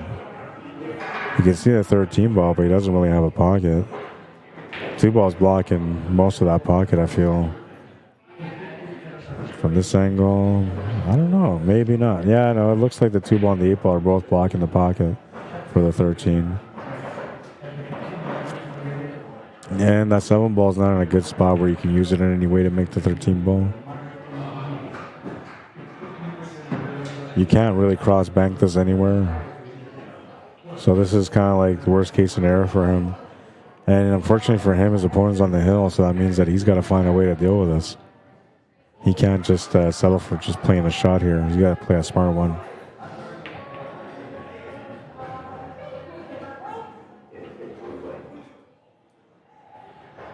"13 off the 2, says Mike. Yeah, I mean, I can see that, but see, for him to hit that, he has to hit just the slight edge on the left side of that 2 ball. And I mean, it's like the slightest little bump, man. It's got to be perfect. Perfect angle, perfect contact, perfect speed. You can't hit that too hard. You can't hit that too soft. It's got to be the right amount of pace. or maybe off the 7. So I looked at that option too. I thought about maybe going off the 7 ball. But if you go off the 7 ball, you're going to run into the 2 ball, so that's not good. If anything, you're trying to make it off the 2, but it's like such a hard shot to do. Looks like he's opted to play safety. And he's going to get a safety in return, I think. Ricky could try to close out here if he wants to. The opportunity's there, but he might try to play a little bit conservative here and maybe just go for a safety. He's got nothing to lose if he plays a safe anyway.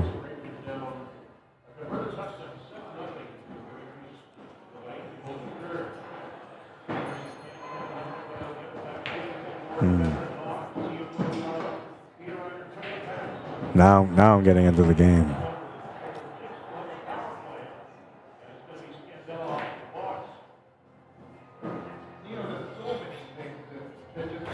Yeah, I'm not sure if you go for it here. I mean, you could. You can try to get up there and get the shape on the 7 and 2. I like just playing the safety here.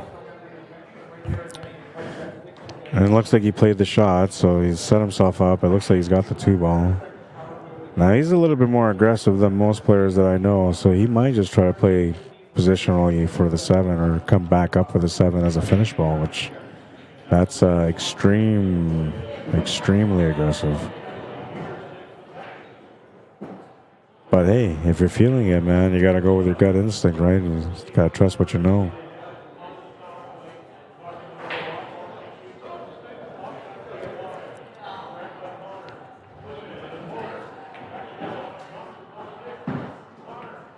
Great shot. Got up for the 7 ball anyway. He's got an opportunity here. And this is going to be an up and down shot here with the cue ball because he can't hold shape here for the 8 ball. He tried to run into it instead. That was smart. He missed the shot because of it though, but that was smart. It might have been one of those things where he was just going to make the shot and then last second he thought to himself, you know what, I'm just going to run into the 8 ball and I'll finish it that way. But he didn't get up to adjust, so he just made the shot, and fortunately he's left the 7 ball hanging over the pocket.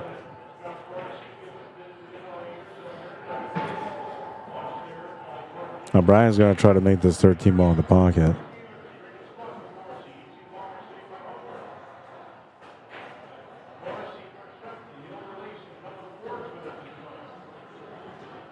I think the 2-way is supposed to be not to leave a shot on the 8 ball, but he's giving him the 8.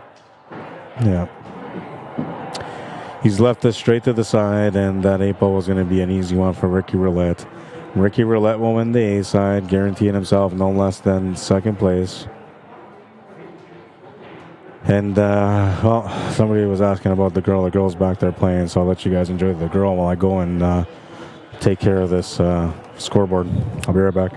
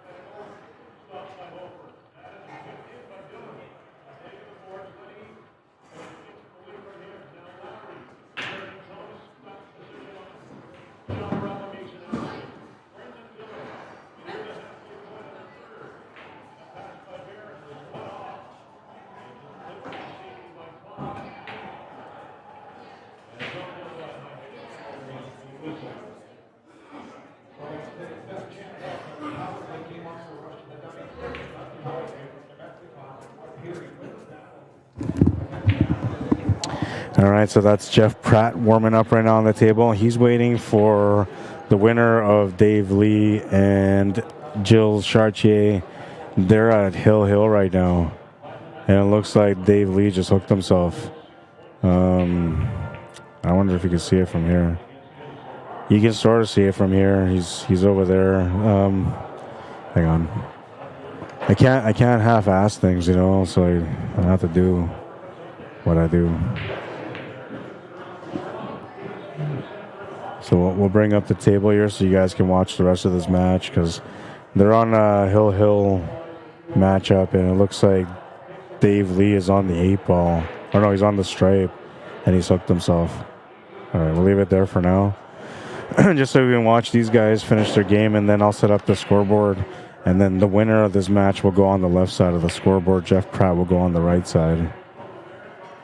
And I believe Jeff is 4 or a 3 on this one. I'm going to put him as a 4 because I believe he would be a 4. Jeff Pratt.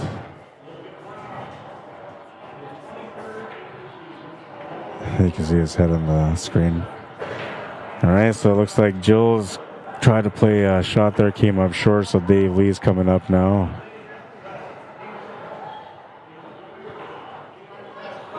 It should be a race to 4 because I think both those guys are a 4, and so is Jeff. So no matter what, the next match will be a race to 4. The next 2 matches will be a race to 4. Oh, and he's come up short on the 11 ball. So Gilles with another chance here. This is likely the last opportunity for him to be able to win this match.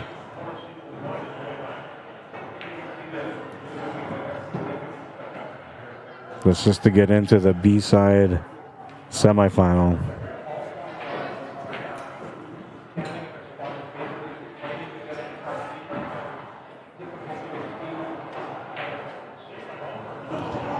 Eric says, Ricky driving this bus. Yeah, no, he played really well today. He deserved to do well in the tournament, and he's getting rewarded for his good play. He's guaranteed no less than second now. And then he said, Eric says, Brian could kick my butt. Brian's a great player too, you know. It was just tough for him to come up there and have to play his best when Ricky was playing so good and wasn't really giving him a chance to really get into the feel of the game. He kind of kept his opponent mentally out of the game while also keeping him physically out of the game just by playing solid and, you know, limiting the opportunities. 3-0. St. Louis is killing the Jets. Play to safety. I was going to go side view, but it won't make a difference. I won't be able to see it anyway.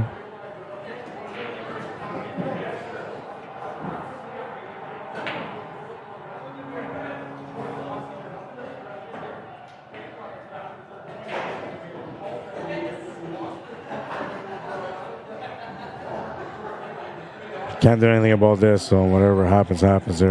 I know the ball's sitting over the pocket. That's all I can see. But they don't know they're on the stream right now, so. And that's Jeff that's standing over there. He's waiting for the winner of this match. And he can see that somebody's almost done here.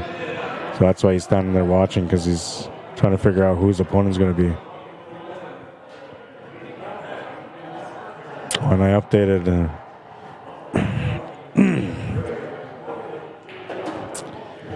I have no name on the left, but I left it all zeros here, so you guys know that Jeff is waiting for the winner here.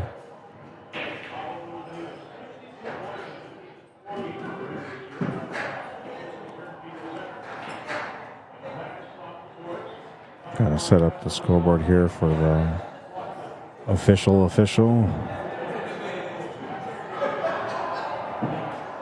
He made the 8.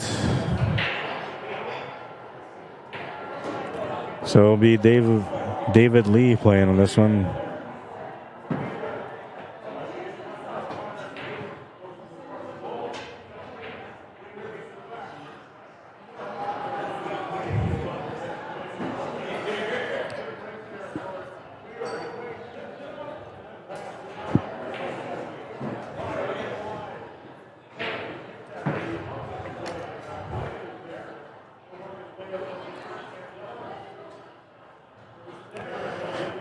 Looks like, was it Gilles that won? Maybe it was Gilles that won. I don't know. I thought Dave won. Who won that match? Oh, you won that match? Yes. I thought he made the 8-ball. Yeah, he scratched. Oh. He scratched in the far end of the far corner. Oh, shit. Yeah, I know. Just kind of. Well, you know what? You didn't get any breaks for your birthday, so I guess you're getting them now. All right, so I thought Dave Lee won, but he scratched the 8-ball. I didn't see that. I didn't see that at all. So, all right, so it's going to be Jill's playing on this one. Okay, there you go. And then you know what? Originally I had Jill's name on here too, but I changed it, right? Because I was like, I don't know, Dave might win, right? And man. All right, so here we go. It's going to be Joe Chartier, Jeff Pratt, race to 4 between these guys, and they're getting this match going right up the hop.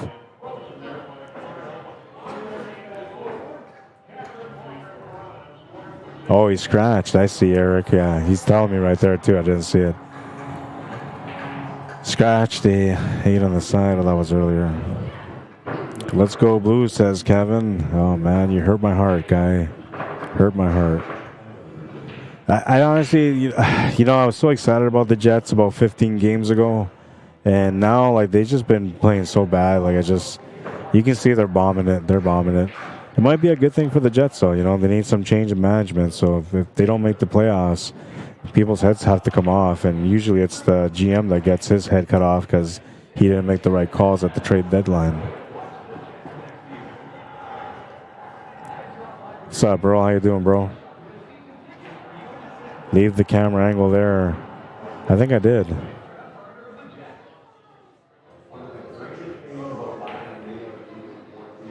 Got to bank it long, so I missed a few comments, but those are all passed. What's up, Randy? Give me a call when you get a chance tomorrow, if you can. Strachan, thank you. He says he scratched. Appreciate it. Dan Hoger, what's up, man? Gene Peacock says he scratched on the 8-ball. Yeah, and I didn't see that because I looked to the right, then I looked to the left, and then the shot was in, and I see Dave saying, that made it harder and blah blah blah, and I thought, oh, okay, well Dave won, right? And no, then I find out that he actually lost.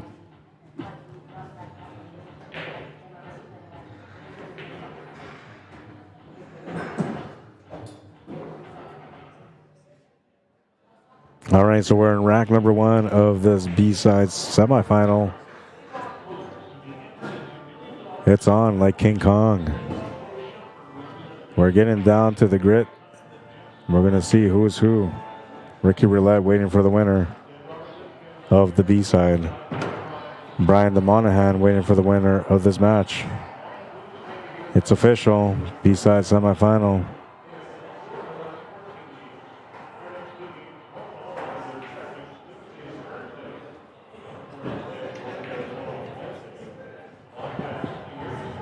Eric says, wearing shorts, I love it. Yeah, and it's like, well, I guess it's not that bad. It's only -4 out there now, so it's almost short weather, I guess. I mean, I don't know. We're Manitobans, man, so we work on a different clock. Our bodies, like, respond to the cold differently. Rich Daggle, how you doing? Says Richard Daggle. I think there has been a locker room issue for the Jets for years. They blame Kane, Bufflin, and Laine. But I don't know. The issue seems to be there still, or still be there. Yeah, you know what? I don't want to be that guy, you know, but I feel like it has to do with Blake Wheeler. I feel like it has to do with Blake Wheeler. Something happened with Blake Wheeler, and he's got control of this bus, man, because, you know, like they took the captaincy away from him. They stripped him from the captaincy. And you know, now it seems like even though he's not the captain, he's still running the show, though. He makes the calls. He's still got his way in the lines, and I don't know. I feel like it's Wheeler. Maybe Scheifele, too, you know. There's an issue there between both of them, and I can't quite figure it out, but I feel like most of it has to do with Wheeler. Maybe it's like a power trip issue, you know. Guys can be a little sour, you know, and then maybe the other guys just said, okay, well, whatever. Don't care to be here no more. All I know is that when Wheeler was out, there was a bunch of these top players that we have from the Jets that were out, and we put in a bunch of the youth to play. We had an incredible run. We went from being just a team that was playing okay to a team competing for a top spot. And then, you know, he's going to miss that 8-ball. And then we go from that to being a team that, you know, may not make the playoffs, right? So, and that's all, like, our winning streaks were going so good. Then those guys came back from injury, and then we went on a crazy losing streak. I think out of 14 games, we've lost 12 or something like that. Out of 15 games, we lost 12, or maybe it's actually 14 and 12. It's honestly, it's not good.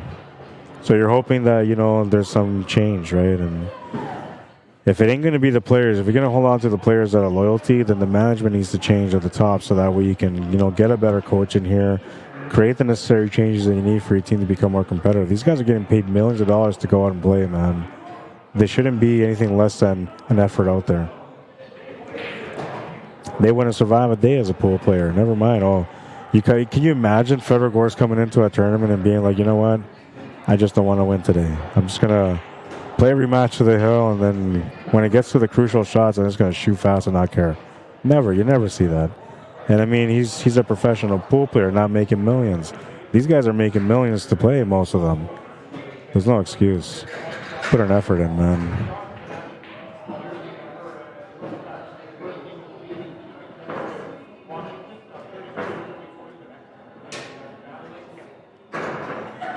All right, so 1-0 for Jeff. And I'm just bitching about my team, my hockey team. You know, it's people bitch about their teams all the time. People are like, yeah, or they laugh at them, right? Laugh all you want. I laugh with you. All I'm saying is, you know, if these guys are getting paid a lot of money to be professionals, be a professional.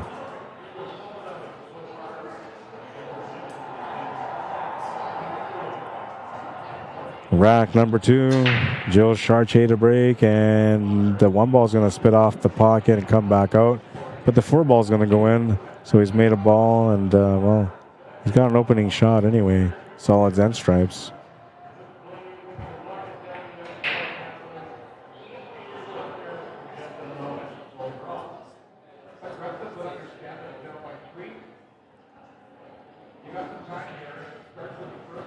Richard says, I think it's both of them also. They are the only two, Well and Connor Hellebuck, that are still there from the Kane days.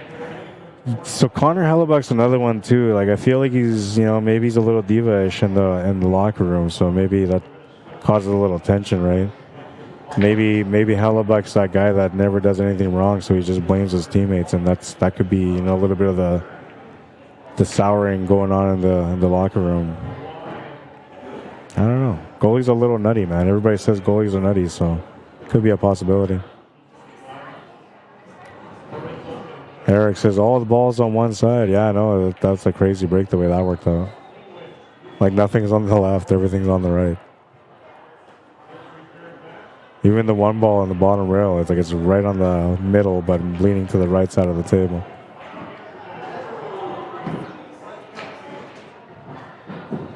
Makes the 7, needs to find shape for the 5. A little bit of angle's okay because he could just kind of run in between this 1, or between this 8 and this 15 ball and come across for the 1. Just needs to get to the left side of the table from here.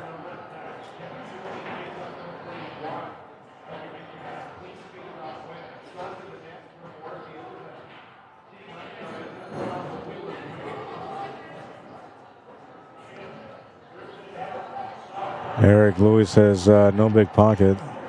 Richard says, I'm an Oilers fan. It's cup or trade everyone. Yeah, well, and the Oilers are an interesting team too, you know, because they're a really good team, but I don't know. I think most of it, when it comes to the Oilers, most of it is about defense, you know. They just need to find their top tier D that can kind of guide the rest of the guys to become better defensemen.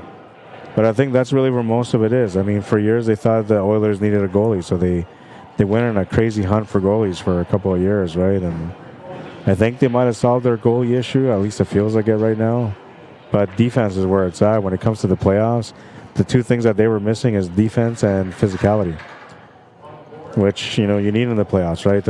Especially if you're playing, like, now we're looking at the Boston Bruins as the #1 team in the NHL. They're likely going to be a team that pushes every other team really hard, and they're going to be the team heavy favorites to make it to the cup.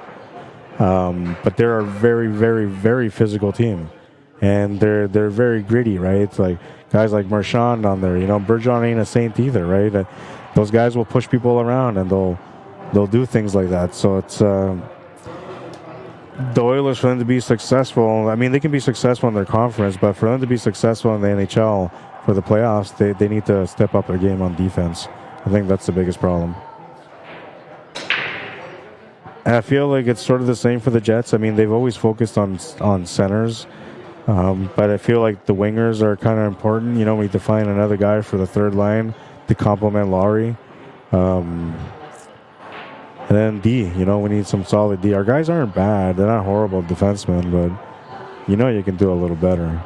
And if you ain't going to change the defensive players, then you got to find a defensive coach that can push these guys to be better defensemen.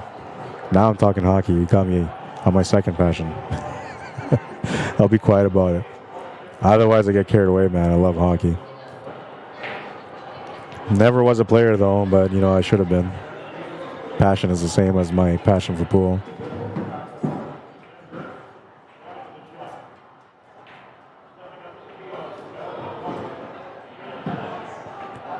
Joe says, I like the Pens, and we might sneak the Western Conference and play Boston. Well, the Pens they were out, you know. They're an interesting team too. Richard says Elkhorn saw the massive hole for Edmonton.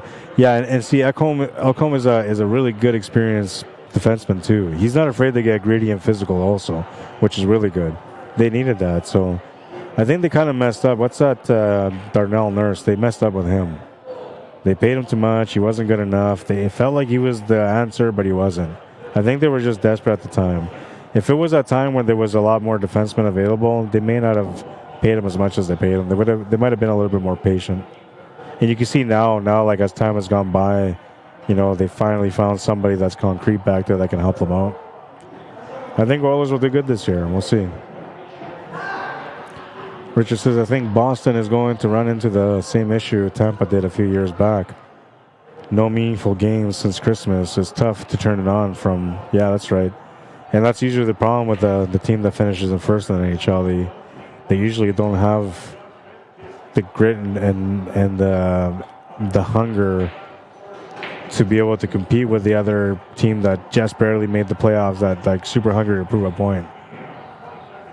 They've been grinding it out for a long time, making the way up into the finals or into the playoffs, while the Bruins have just been sitting there comfortably in first. They lost a few games and they're still okay. Like, they have no care about it.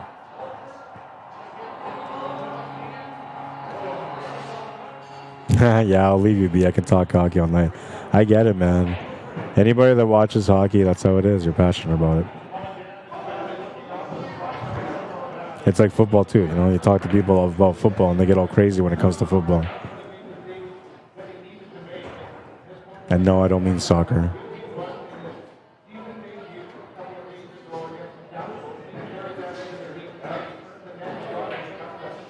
Oh, it's 1-1 now, too. Talking away and not paying attention. I've been kind of slacking today, man. I didn't mean to, but, you know, it's kind of the way it's been so far. It's because now everything's interactive with me, right? So I'm interacting with you guys a lot more, and then it's, yeah, it's making me bad at my job. Well, I don't know. I wouldn't really call it a job. It's passion anyway. Yeah, looks like the Jets lost.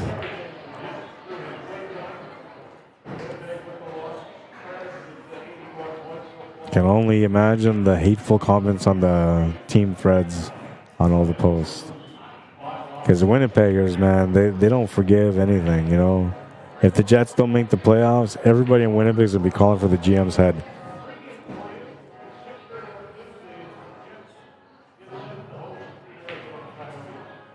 Eric says, go Buffalo. And that's a team that was supposed to, you know, do really well, too. I'm not sure how they're doing this year, but they were supposed to be doing really well, especially after they got rid of Eichel. There's a lot of potential in Buffalo, I can tell you that much. It might just be a coaching thing.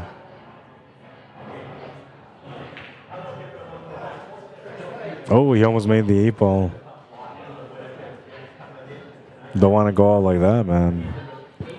That's a painful situation to go through when you accidentally kick an 8-ball in and give your opponent a win.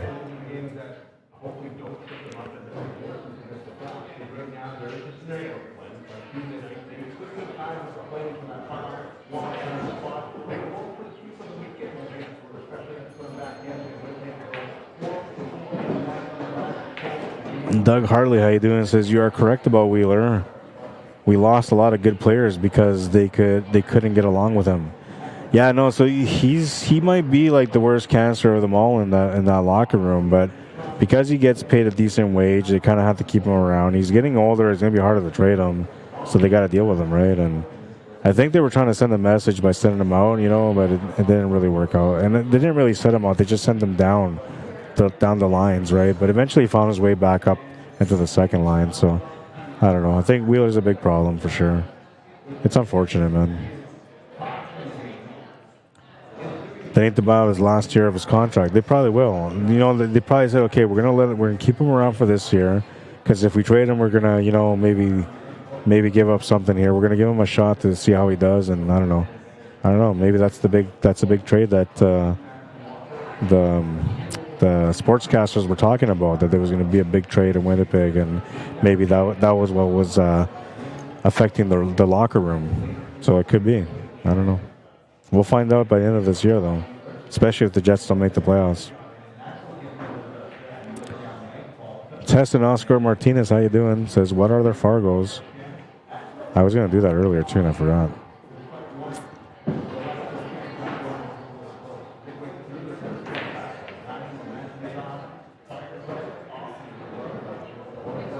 Gene Pico says, I think 2 games are already played, and this is the third. Correct, thank you. I just missed the score. Honestly, I've been doing a little bit of a sloppy job today. Warren, man, what's happening, man? Says, okay, y'all want to talk hockey? Let's play pool on a frozen table. Can you imagine that? Okay, back to pool. They have curling. It's like pool. No pocket zone, but it's essentially the same kind of skill as pool. I don't know if you guys ever watched curling, but they have to, the rock hits the other rocks, which is like pool, right? And you spin the rock certain way so you get the results you're looking for, which is like pool, right? You got to watch your pace and your speed, which is like pool. But I would never play curling. Although, I never tried it, so I don't know. It might be fun.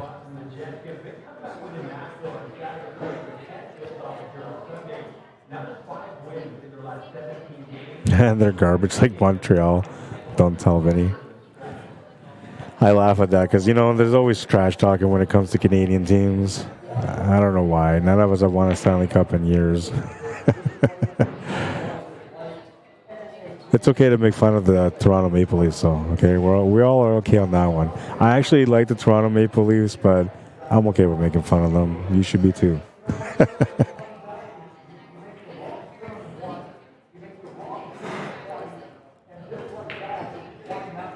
Oh, he's taking a look to see what he can do here. I got to get a little bit focused, man, because I've been all over the place. I got a feeling he's on stripes, but he might be on solids. Honestly, I haven't been watching. I've been talking, looking at the screen for the comments.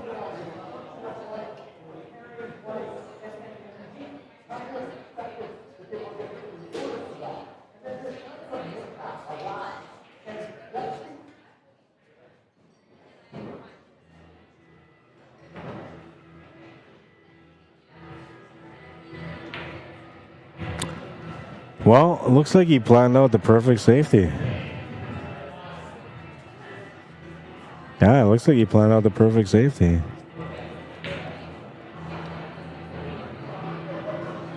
I mean, he needed to get rid of that 14 ball, and he did that. You like the Habs? I like the Habs. I like all Canadian teams, really. I don't really have a team that I don't support. That was a good shot. And he's got set up for the 8 ball.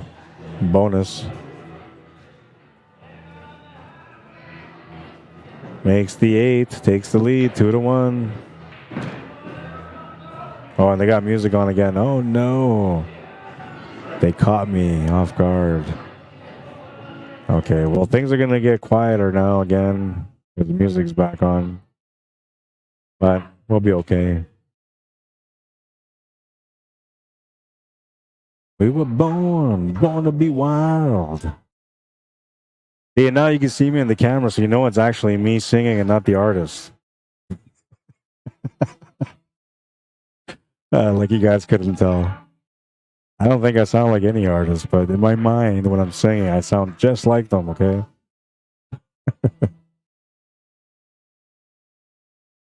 Playing Born to be Wild. The kind of song you need for a little bit of motivation in a pool match. 2-1 is the score. Jill's going to be breaking next in rack number 4. Looks like he's taking a quick bathroom break. And so, on that note, we'll pop out the sponsors. Well, let's start off here with this one. If you guys ever want to come check out the Hangar, come check them out here at 121 Scurfield Blvd. We're in the south end of town here in Winnipeg, Manitoba. If you ever want to come down and let's say you want to bring a party, a big party, you're looking for some private space, right? Give them a shout, 204-560-2929. They would love to take care of you. And they'll take care of you, trust me. We'll do a quick shout out to our sponsors here. Well, not really a shout out. I'm just going to pop up their ads. We got to work on some of the stuff for these guys still. But we do appreciate this their sponsorship to be able to make this happen.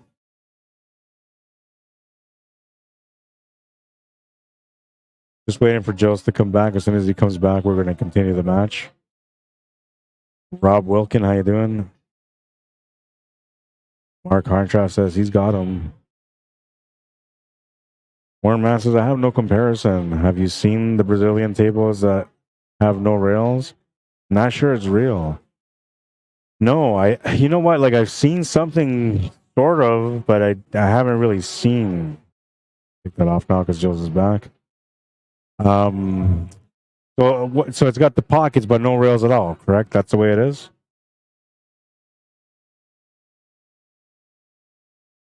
Rack number 4. Breaking to get on the hill. Everything's going everywhere, but nothing goes anywhere. Oh no, he made a ball. Okay.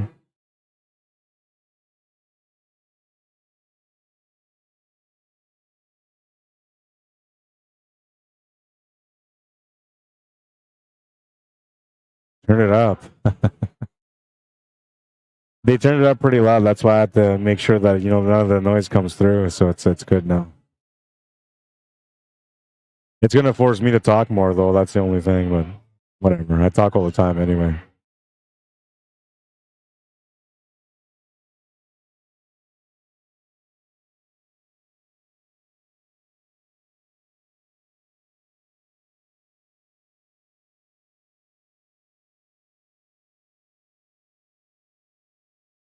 Dales came out to play last week for his birthday, and he didn't get treated very well for his birthday. He ended up getting eliminated a little bit earlier. But today, he's here again, and he's had a couple of lucky breaks that have helped him get through matches. Recently, he had that one against David Lee where David made the 8-ball, but scratched at the end on the hill. So that gave Jules the win to be able to come into this match now and play here. There's a little bit of truth to that. You got to be good to be lucky. Oh no, but he's going to make the 8-ball. So a little bit of unluckiness there. Not part of the plan. 2-all is the score now. And we're going to move into rack number 5. That was a quick rack. This time it's going to be Jeff Pratt breaking, and he's going to be breaking to get on the hill. Good matchup so far, though it's worked out a little interesting at the end, but so far, entertaining.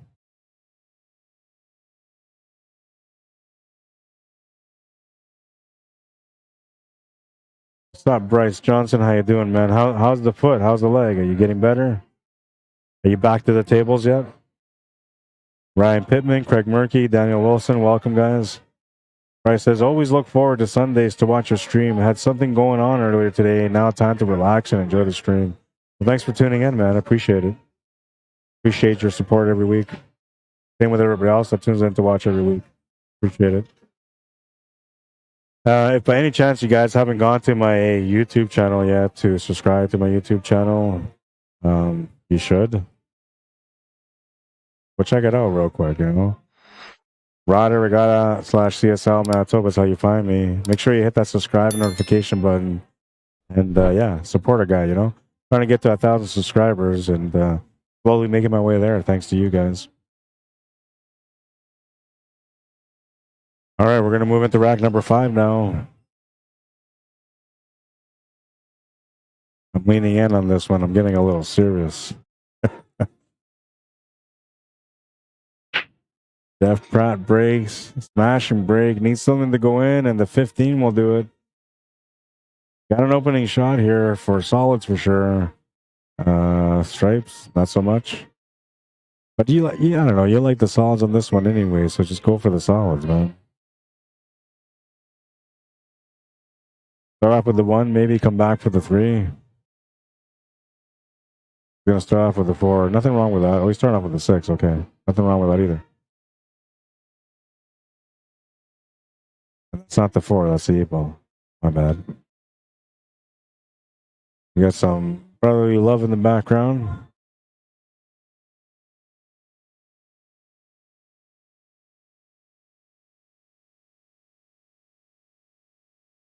Good shot on the 1.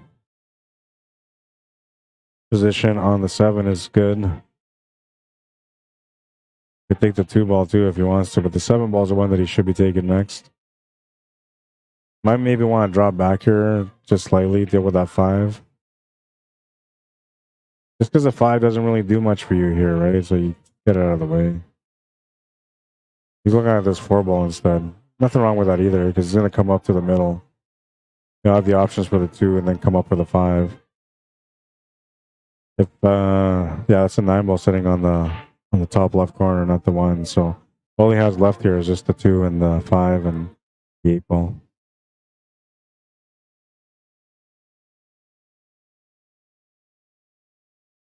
Watch the pace on that one. Not bad. I'll have to settle for a little bit of a back cut on the 8 ball, but that's not a problem here. Did a little bit harder than I thought he would, and it's still okay. He still has a little bit of a back cut. Not much different. If he would have hit it a little bit lighter, would have been about the same. But him hitting a little bit firmer cleared everything away from the wall. Oh, so he was on the hill already? Jeff just won that game. I guess he was going to 3. Yeah, Jeff must have been going to 3. I thought it was an even race to 4. I'll have to find out though. So that's going to bring Brian the Monahan to the table now. He'll be playing the B-side final now. I'll have to go confirm because I don't know. I have a score of 3-2.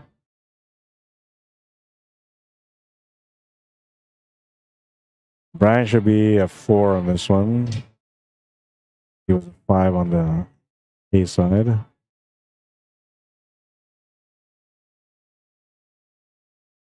All right, so I'm gonna go and get Brian real quick, get him up here, and I gotta ask Jeff if he's a 4 or a 3 because the score on their actual scoreboard that they have near the table, it shows 2-2, so that means that Jeff would have won 3-2. I'll be right back.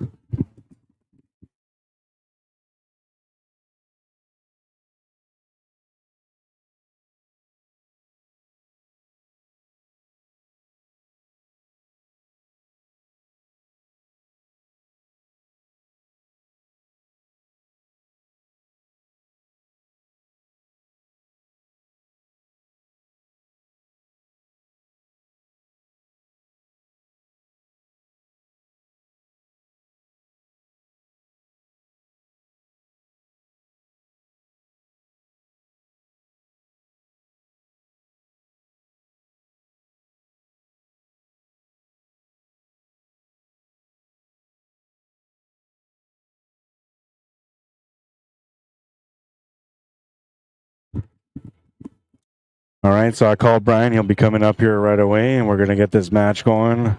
And yeah, so Jeff was a 3. So he'll be a 3, of course, on this one also.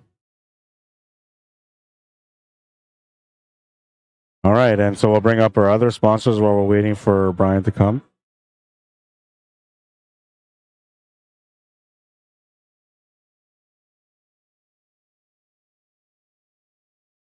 And did I miss any comments? Might have. The ham, stirring it up, straight in. Brad says, I'm back. Was watching John Mora play Jeff the Luna. Who won the match? John or Jeff? The Luna play is incredible, but so does Mora. I mean, he's done something that most people can't do, which is like switch hands and just keep being as good as he was.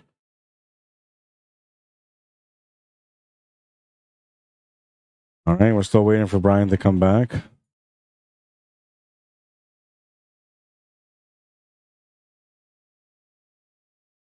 Nothing I can do about it till he comes back. You know what I can do though? I'll put my cues together. Yeah, it's a good chance for me to show you guys the diamond table stuff that I was talking about earlier. So let me just get this set up real quick if I have enough time. I have to mute one mic so I can bring up the other one.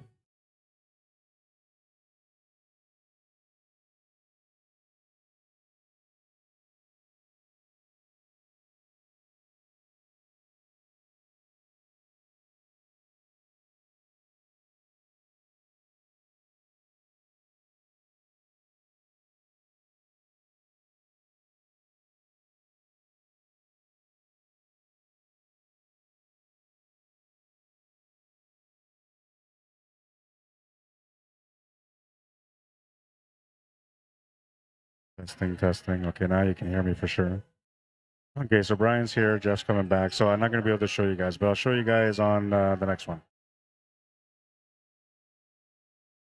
So as soon as these guys are done this match, I'll take a second here to show you guys what I was talking about, because we're probably going to have to wait in between that match anyway. But Brian's back now. Jeff is back now. And well, we're going to get this going here. This is now the B-side final. Only one match remaining after this, which could be a doubleheader. We'll find out eventually.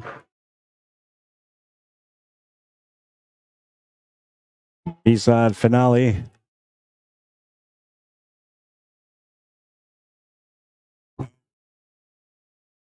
Table.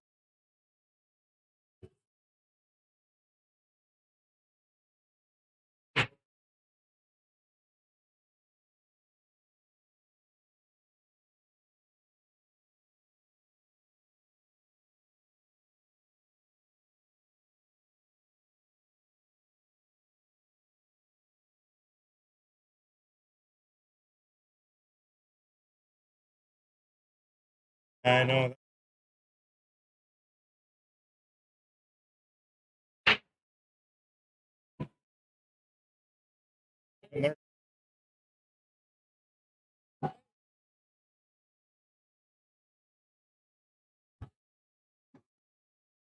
All right, I was just talking to Gilles, and yeah, you know, when we're playing out there, it's kind of like in the moment type thing, right? So you find yourself in the moment. Sometimes you get carried away because you just want to do something extra. You just want to finish that match. You want to finish that win, right? So you do something crazy, and then next thing you know, you lost a match. It's kind of how it goes, you know. That's why I think like the methodical players are the ones that usually have the most success on the table. And the reason why is because they think about things, right? They just don't rush into it. And they have a structure, a discipline that they follow, you know, which is usually never go for anything crazy that's unreasonable. If you have the shot, and you know, and it's a high risk shot, don't go for it, right?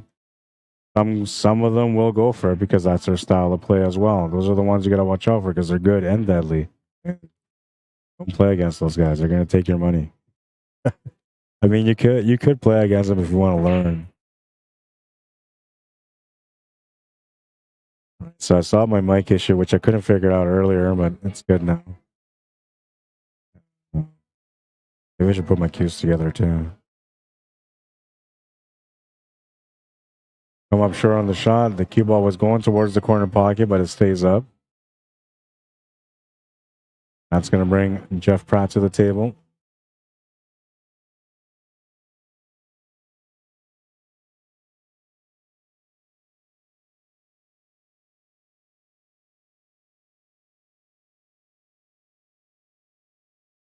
John Mora won 6-5. Okay. Mercer Memorial in Vegas. John went all the way to the hot seat and got the win over the Luna. Cool. He's you know, I always expected Mora to do like a big thing, like a world championship, man. I don't know. I guess it's that tough to play against all these guys, you know, because he does really well, and I don't think he's ever gotten that far to the point where he can win a world championship yet. I know he's made it to the final 16. I don't know if he's made it to the final 8. Can anybody give me some info on that? I know that he's made it to the top 16 a couple of times. But that's one of our Canadian players that I always thought was going to win a world championship. Two other guys that, well, there's a few other guys, but the other guys that come to mind right off the hop would be Stephen Holm. I feel like he's another player that, you know, one day is going to be a world champion. John Ducharme, if he's still playing all the time, John Ducharme is another guy that I felt like he was born to be a world champion. But there's a few players, you know, I can think of a few off the top of my head that I feel like could do it, you know. But it's hard, mentally enduring to be able to go out there and try to win something like that, right? The pressure playing against guys that never miss, right? And you constantly have to play well because if you miss, they're punishing you for it. It's tough on a player mentally. At that point, that's really what separates everyone is mentality, how they deal with mental obstacles that come up when you're playing against high-level players like that. I move myself a little bit further back, so I'll move a little bit closer because I feel like I'm too far. Fading into the background again. Where's Ricky wants to know, Eric. Ricky's going to be playing next. The winner here has to double dip Ricky. That'll be the championship match. Quick work out of that one. Takes the first game. Needs 2 more to win here. Now, this is interesting because if Jeff Pratt wins this match, he's going to 3. Ricky's going to 6. That's a tough spot for Ricky. And I wonder how he's going to do in this final against somebody like Jeff. I think it'll be tough for him to play against Brian anyway because he's given Brian a 1-game spot. Or I guess, yeah, it would only be a 2-game spot between Jeff and Ricky. So that's not so bad. I think Ricky can handle that. But a 3-game spot, I think it'll be a little bit tougher for Ricky, whether it's Jeff or anybody else. 2-game spot, you can deal with it. I think you'd rather play against Brian, though, because with Brian, it's only a 1-game spot. Anybody's game at that point. All right, moving into the second rack here of this B-side final. Jeff Pratt to break, trying to get on the hill.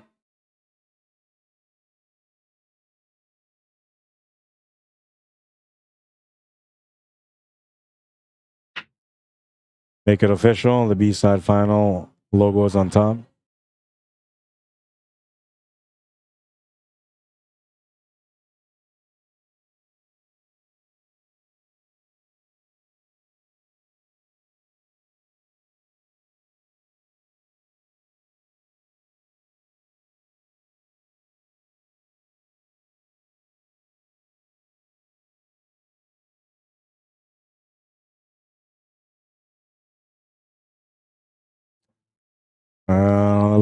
What do I have? Brad says Stephen Holm and Mora played against each other in the first round Friday. Stephen Holm, man, he's a nice player to watch. He has a tough time with mental stuff still, so he's still kind of growing in his game. But I think he's on his way to his prime, and I don't know. We'll see how he does. I like the fact that he's going out there playing in pro events now, though.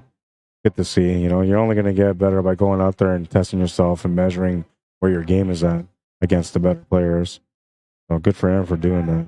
Not too many players will do something like that. Go out there and put themselves out there like that. I know here in Manitoba, there's a bunch of players that I think about all the time, and I wonder, like, how come these guys didn't turn pro, or why didn't they go after it, right? And I just wonder because they're so good, and I just can't see them being anything less than that good, you know. And so I don't know, but I guess, you know, a lot of it has to do with travel, right? So it's not cheap to go traveling around playing in these tournaments. You got to pay for hotel, flight, entry fees, food, you know, every day. So it kind of builds up. So I think that's what really holds back most of these guys from going out there and trying. But I think that if you're if you're a player that can play a promising game, you know how to compete well under all circumstances. You feel like you can take on guys like Shane Van Boning. You may not be able to do it at first, but you go out there and play a few times, you'll get comfortable around him. Eventually, you will. I mean, he's a tough guy to beat, so maybe a bad example, but you won't know where you're at until you put yourself out there, man. You gotta try, and don't be that guy that just goes and plays like one US 9-ball open and that's it, right? You're like, oh, I came up short. No, I'm not meant to be a pro. I'm just gonna stick to my leagues. Like, no, man, just go out there and try again and try again and try again, right? You won't know how good you are until you put yourself out there, like I said. And if you're fortunate enough to, go play in a world championship and you win it the first time around, well, you should have tried a little bit sooner because you're missing out from the great opportunity that you were born to take a part of.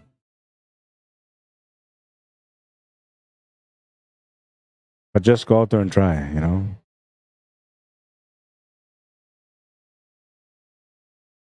It's expensive, though. You need to find sponsors, man. I'll tell you that much. I got a comment here.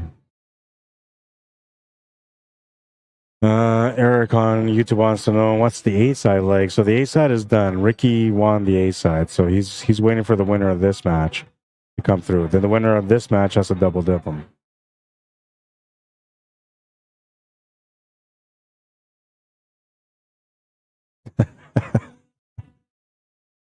Hang on, I'm reading some comments.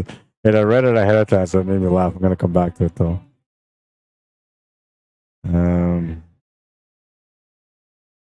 Mark Hartranft says, I've seen guys playing snooker with no rails on YouTube. Interesting. The rails help out so much, but the reality is, most good potters don't really need rails, right? They just got to make the shot. It makes it a lot more difficult for cue ball control, though. More challenging. I'm going to look into that. Warren Man says, yes, a regular table, just no rails. The guy ran the table. Google it. I'm going to check it out. I'm going to screen cap this so I don't forget so I can check it out tonight. Brett McGrath, how you doing? Bryce Johnson says, foot is still sore, but was able to get back to shooting last Tuesday for league. The scooter makes it a little difficult getting into shooting position, but I can manage. Just takes more time, a little more time. Well, at least you're out there playing, which is good, and it's league, right? So you don't have to be too hard on yourself. If you do good, awesome. If you don't, it's okay. You're working back into it. Good for you, though, for getting the chance to go out there and playing again. Jane Stogren, welcome to the stream. Dixie Pinchback said, this is what I was laughing about earlier. Dixie says, I tried watching YouTube, but all they were talking about was hockey. Yeah, that's all because of me. I started that conversation. I'm sorry. I know, it's weird. I'm a sports buff, I love sports. So I watch Sportsnet and Sports Center all the time, right? And I don't really watch all the games, but I love watching the highlights just so I can keep up with all the sports around the world. But yeah, so I'll talk about sports all the time. I'm sorry. I apologize. I'll keep it pool related only.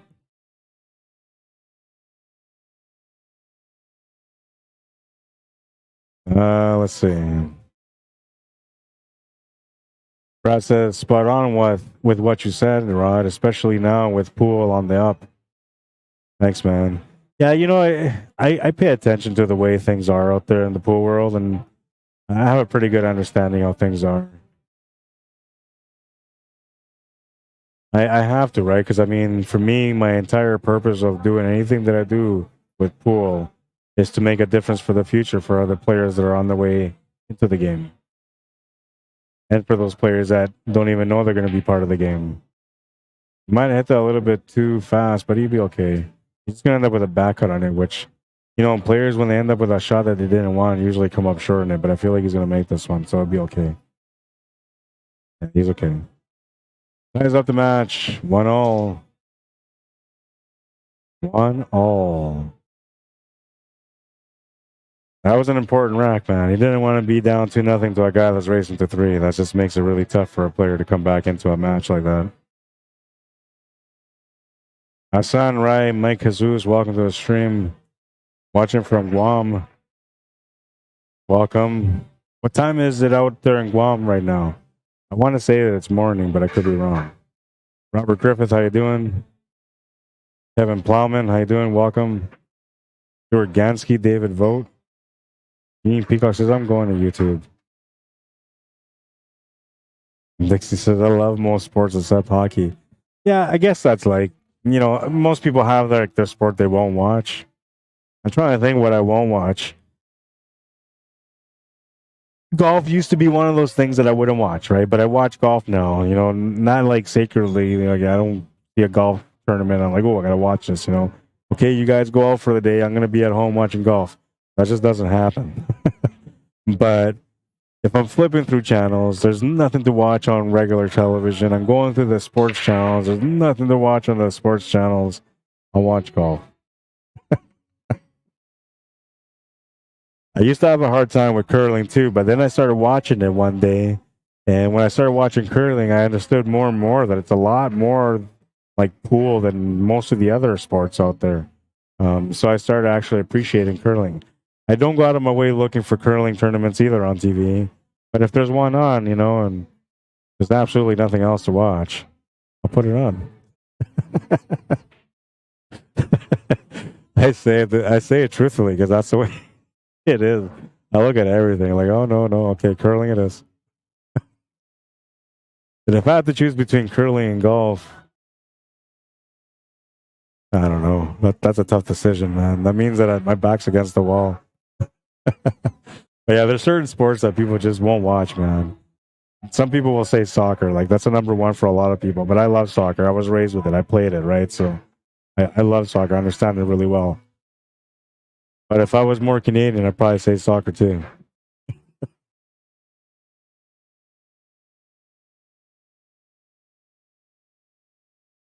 Jason Grismore, how you doing? Romeo Guevara, welcome to the stream.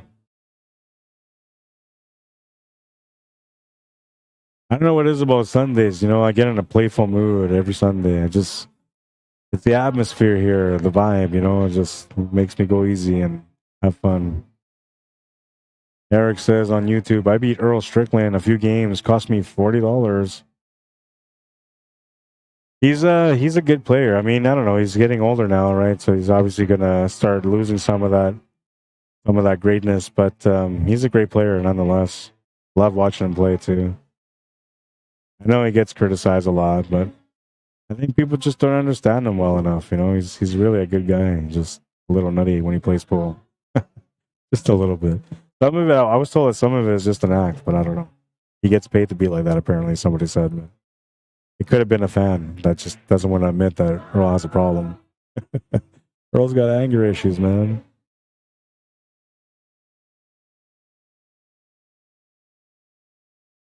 I think the problem that we have as pool fans and viewers is that we try to put everything together in that person that we enjoy watching, everything, including their personality.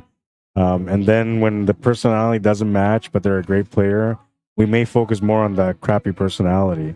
But for me, as a pool fan, as a true pool fan, I appreciate the player for the player skills, knowledge, how they carry themselves on the table while they're playing. If they're, hot-headed, that's minus points. But if they're skillful, plus points, I'll still watch them, right? You can learn from them. Just because a guy has a bad attitude doesn't mean he can't teach you something.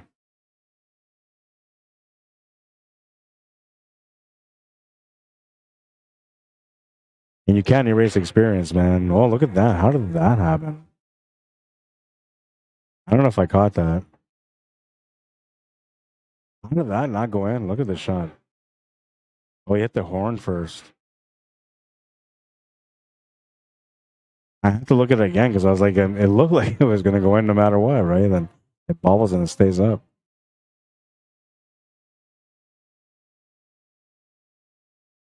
Yeah, if you get a chance to meet Earl Strickland anytime in the near future, you make sure you get a picture with him. You make sure you get autographs from him because, Earl's getting older and eventually he's going to have to retire from the pool world.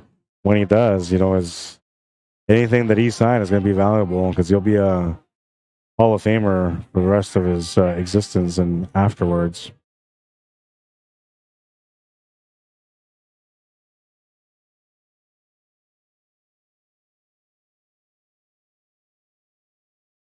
I feel like Earl's like one of the last of his generation. You know, his generation were a different style of pool players. They were a little bit more verbal and darky, just a little bit, you know. But he grew up in a time where it was like different, right? And I don't know. Maybe things are a little bit more civilized now, but you still see a lot of pool sharking out there. For a nice jump here. Well, dumped the ball, but he missed the shot.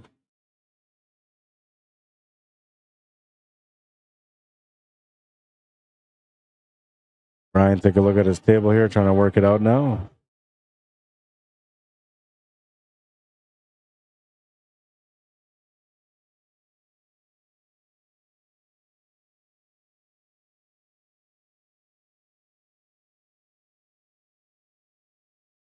Yeah, that speed of the table can catch you. You can see it every now and then with these guys. They're having a little bit of a struggle with it too. And that's with these guys playing on the table like for most of the day. So they should have a good feel for these tables. But I don't know. It seems like every match that you play, you need to get a good feel for the table all over again. Even if you just came off a match.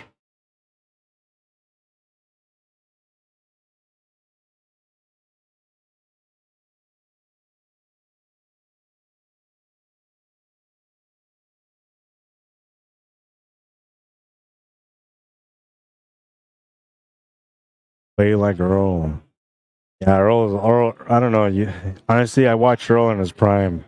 I spent, back in those days, I'd say like maybe 60% of my time back then watching pool. And because it was on back then, right? They had it on TSN, ESPN. It was like mainstream. There was a lot of pool going on. Especially in like the early 90s to mid 90s. There was a lot of great pool going on television. Up to even, I say, like maybe 2001, that's when things kind of changed a little bit. But yeah, so I used to watch Earl play a lot, and when he was in his prime, man, he was a beautiful player to watch all the time. You know, he was definitely a little nutty, which we all know, but you can't take away from his skill and the way he played the game.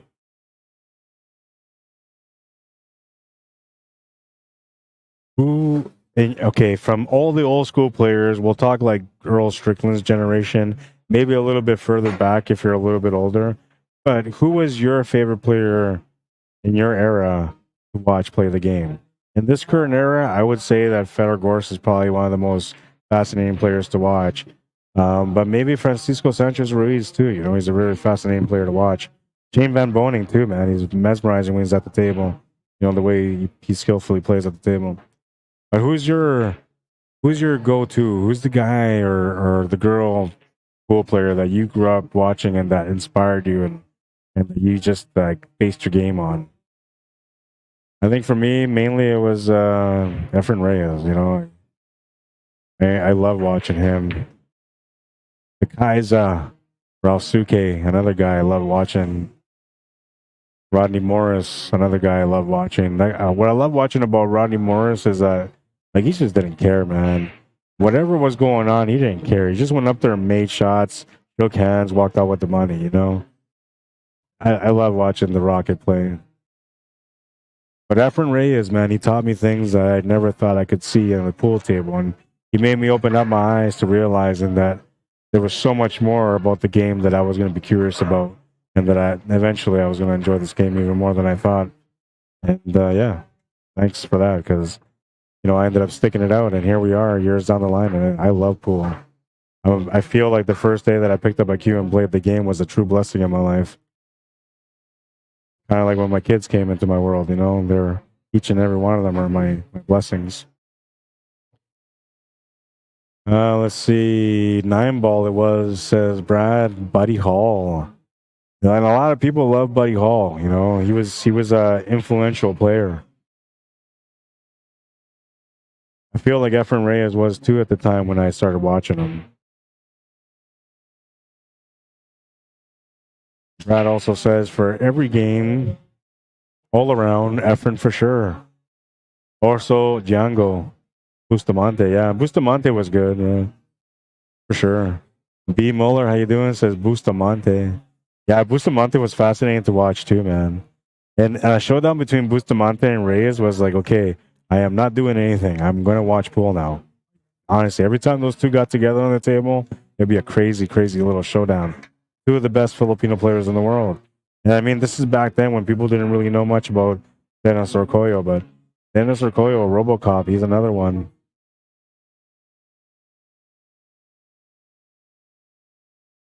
I'm gonna check out the Facebook comments to see what you guys picked. B Muller says Mike Siegel and Buddy Hall and Bustamante. Vinny says Seoa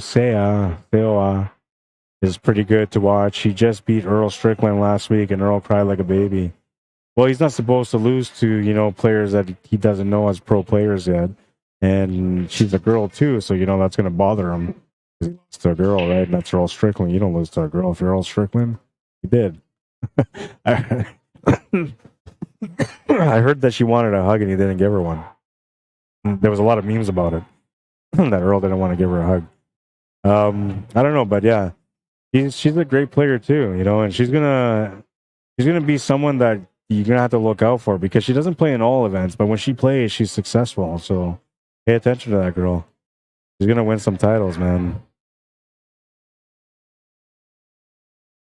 Same thing with Savannah Easton. I know she's young right now, and people are saying, like she's gonna be great. But you'll see, as she gets older, she'll be a true legend too. She just finished top 8 in the WPBA event. She's hunting her first win, and you know what? She's getting closer and closer, and that's within a year. Give her like 2 more years, and that kid's gonna be winning the WPBA like consecutively.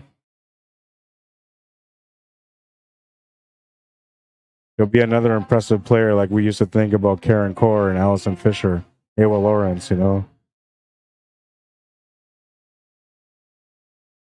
Those ladies, they set a mark when it comes to ladies pool in the world.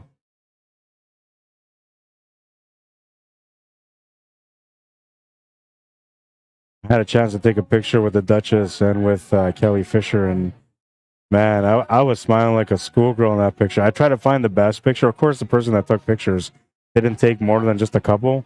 You're supposed to take multiple, so that way, if the eyes are closed or if you're not smiling properly, one person's smiling, the other one isn't, you take extra pictures, right? No, this person didn't. So the best picture that I can use, I'm like smiling like a schoolgirl in that picture, man. It's like, oh my God, I met my hero. But yeah, those ladies are amazing to watch. Kelly Fisher, oh my God. True pleasure to watch when she plays the game. Same thing with the Duchess. I mean, no matter what, anytime she gets to the table, it's like everybody around her gets hypnotized.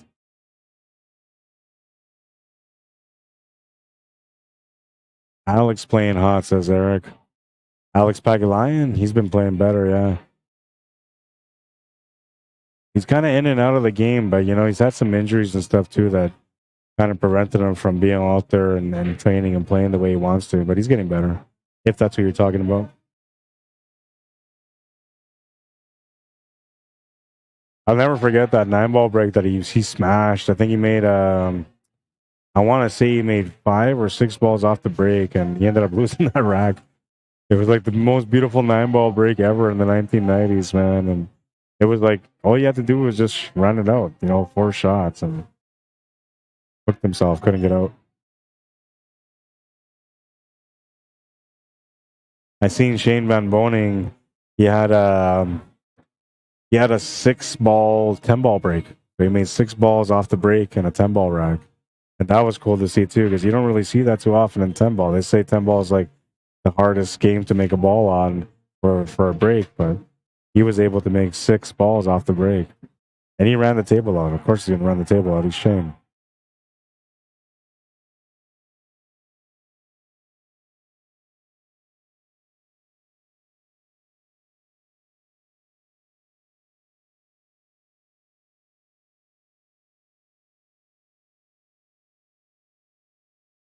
All right, let's check out the Facebook comments. I know we got a lot of them on Facebook, so we're going to take a look at those right now. Mark says, I only see curling every 4 years. I like it. Yeah, curling's okay. If you're a pool player, you get it. You totally get it. Once you watch a couple of sessions, you'll see that, oh yeah, okay, maybe I'll try this out. I don't think I ever will, or maybe I will. I don't know. I don't want to try it out because I'm afraid that if I try it out, I might just fall in love with it and end up playing it. You know, and the reason why is because I love hockey. I love pool.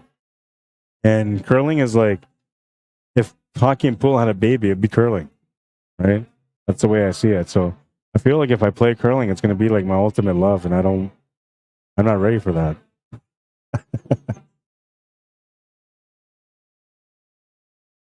Dixie Pinchback says, I watch football, golf, darts, curling, swimming.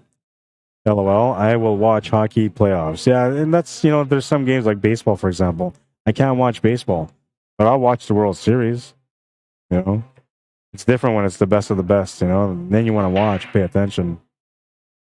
Warren Mann says, mine is basketball. I used to love watching basketball, but I don't, you know, I don't want to say how old I am, but we're going to go back and say it was back in the Michael Jordan era. I used to love watching basketball back then because, you know, Michael Jordan was my hero, man. He was everybody's hero. And he was fascinating to watch. Jeff Pratt making some quick work out of this match. He's looking to finish this match with a 3-1 score. Ricky Roulette might be in trouble. Let's see. Mark says Earl doesn't like hugs. That's what it was, yeah. He didn't want to hug her after she beat him. And all she wanted was a hug because that's Earl Strickland, you know? She probably looked up to him, right? And now she probably thinks he's a prick. Which he kind of is, but not if you understand Earl. Then you just understand that Earl is Earl. Now he's going to win that match 3-1. 3-1, and that's going to bring up Ricky Roulette now. I'm still going to show you guys. After these guys are done, I'm going to show you guys. I'm going to show you guys how to handle this table. Okay, so Jeff is going to be at 4 now because it's going to be an A-side match first and then a B-side match if it goes to a second set. 3-1, the final score on that one. And Ricky will be going to 6. It'll be a 6-4 race. Put Ricky's name up here. Roulette. All right, and this will be the championship match now.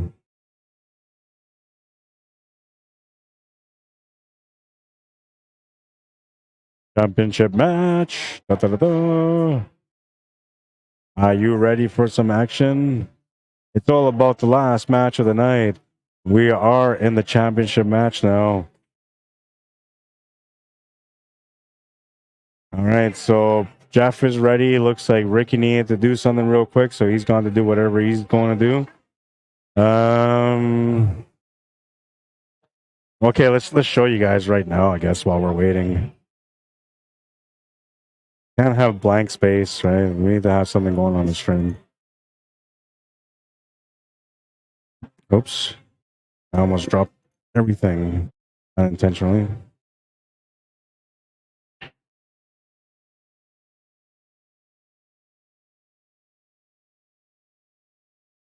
Oh, Ricky's already coming back, so it looks like... Is he coming back?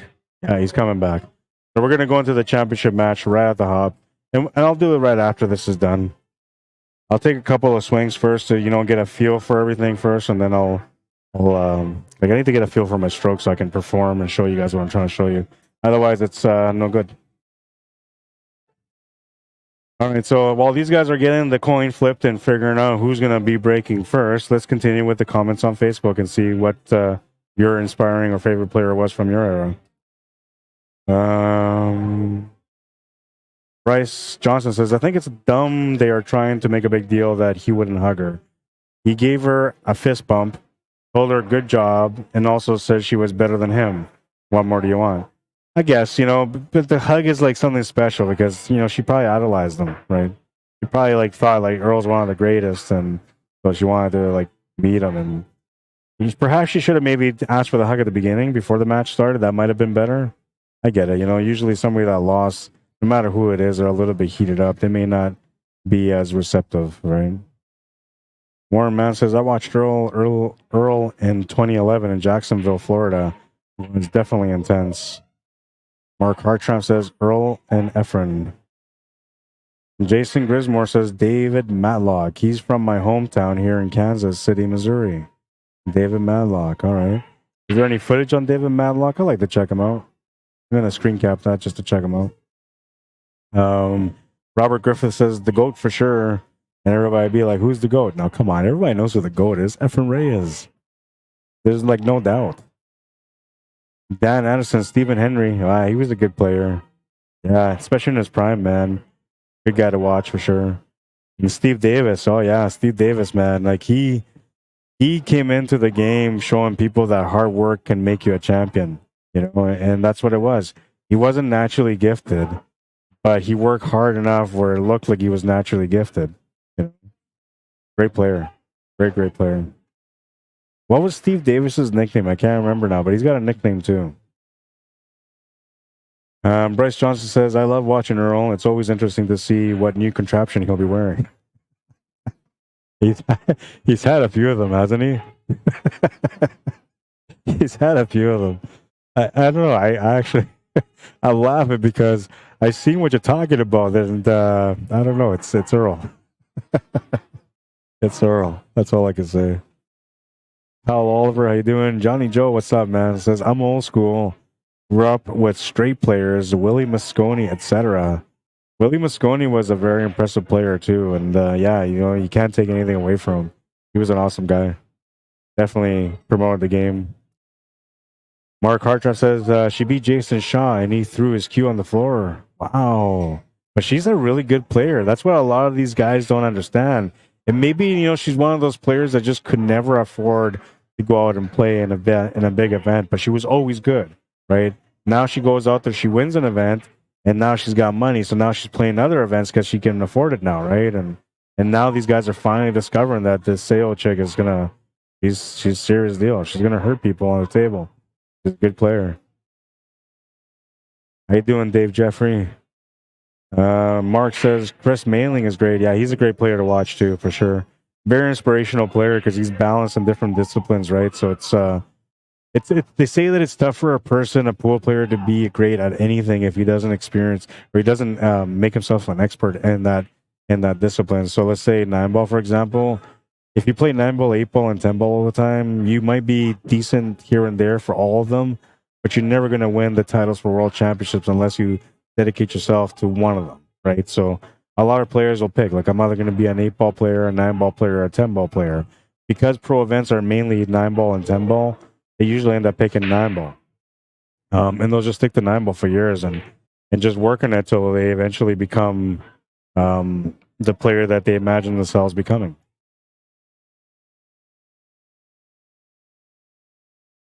But Chris Mailing, he decided to just say, whatever, man, I'm going to play snooker, I'm going to play carom ball, I'm going to play English pool, I'm going to play 8-ball, 9-ball, and 10-ball. I'm going to do it all.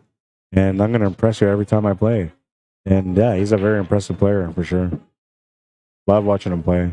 Never forget that 4-rail bank shot on the one that he did. Crazy. Live on a stream too, man.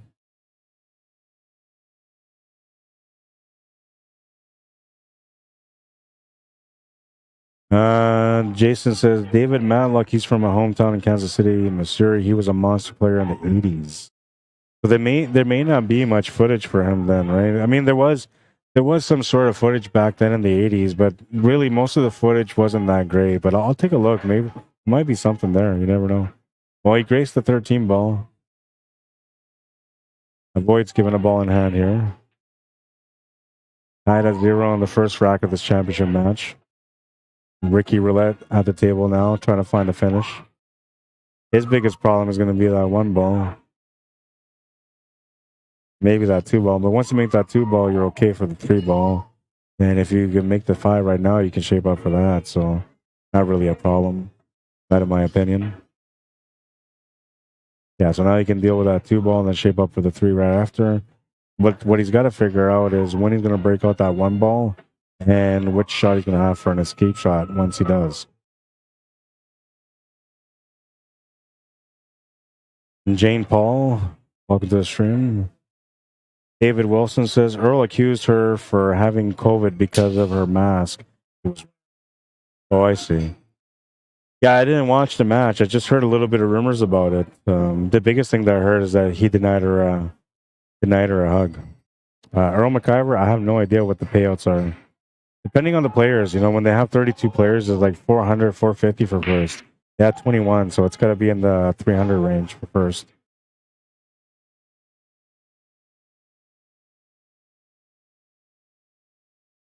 Xavier Lucero, welcome to the stream. Bryce Johnson said he also told her he had COVID too many times. Oh, I see. So he's just, well, you know, he's older too, so he's got to watch himself, I guess, right? Brandon Thompson, how you doing? Excuse me. Jason says, Jason Grismore on Facebook, that David Matlock, who don't know him. He was the most feared man on a bar box in the 80s, used to beat Earl and Efren Reyes when he first came to the USA. Interesting. Yeah, I don't remember David Matlock, you know, I don't know why. It doesn't ring a bell at all, but I'm going to check him out. The Nugget, Steve Davis, yes. I don't know, like pool players need a nickname, I guess, right? That's the thing. Mike Sundstrom, how you doing, man? Says Earl said he didn't want to hug her because he had COVID a couple of times. Just a cop-out because he was pissed. Yeah, maybe, you know, but like, kind of a legitimate excuse in this day and age.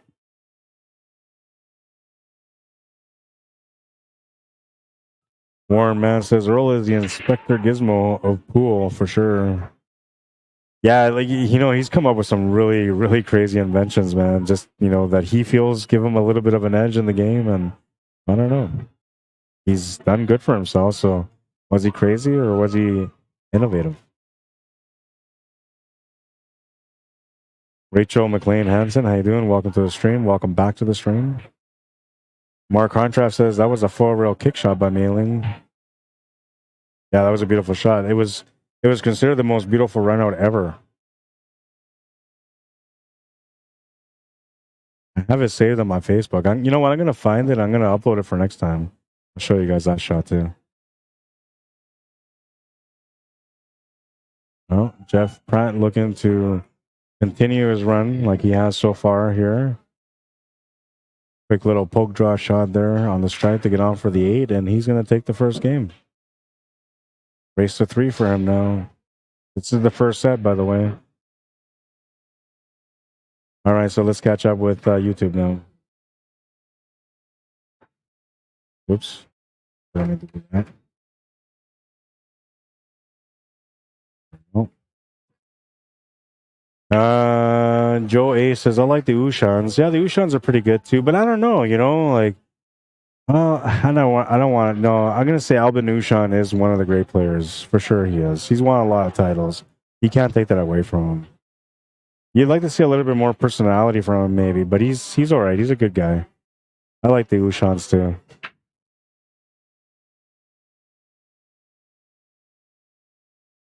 North of the border, brothers. Cheers.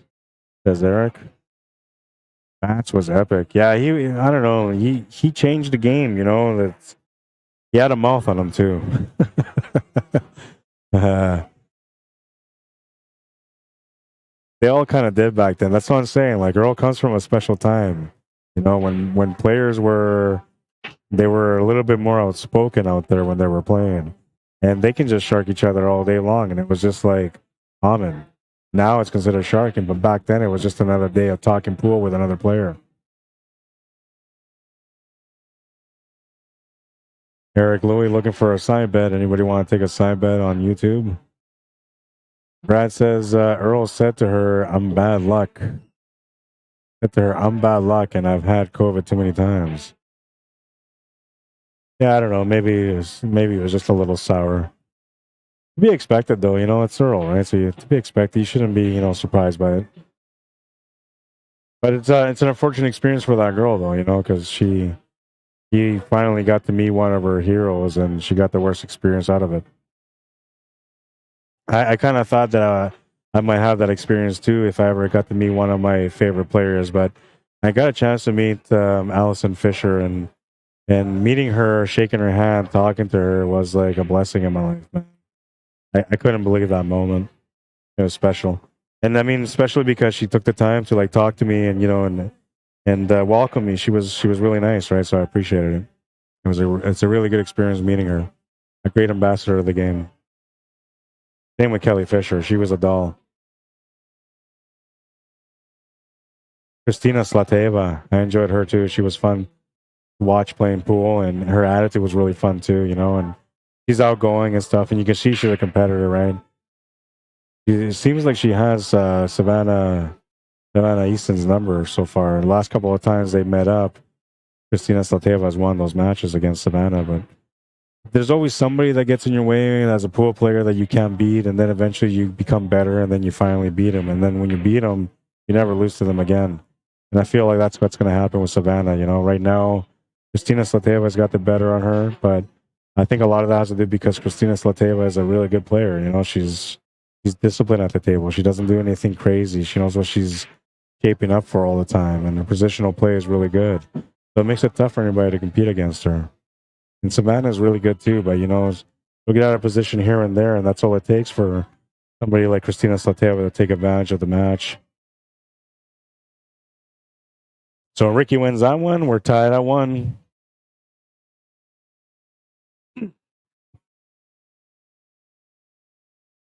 Tied at 1, and well, what are we waiting on now? Probably have to go to the bathroom, I think, or get a drink, one or the other. So that's what we're waiting on.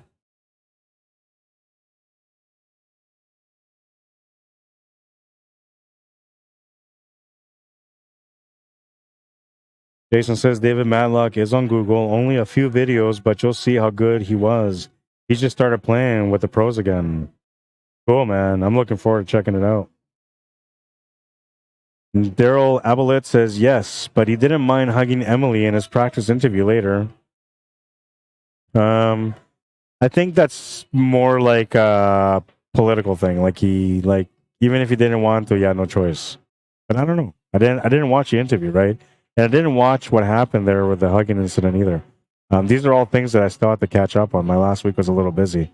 So now that I got a little bit of breathing room for at least a week anyway, I'm going to try to take some time here and catch up with some of my projects and catch up with some of that YouTube stuff that I haven't been able to watch. Usually when I work on my computer at home, it's nice to have the pool in the background. It inspires me a little bit more, right? And I truly love pool, man. So when I'm in the moment and I'm watching pool at the same time, beautiful things happen, creativity wise anyway.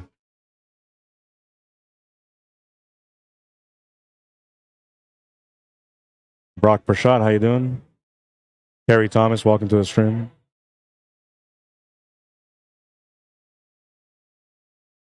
Eric says, first thing I want to do is hug the girl that just beat me. No disrespect, but just pump only. Fist pump only.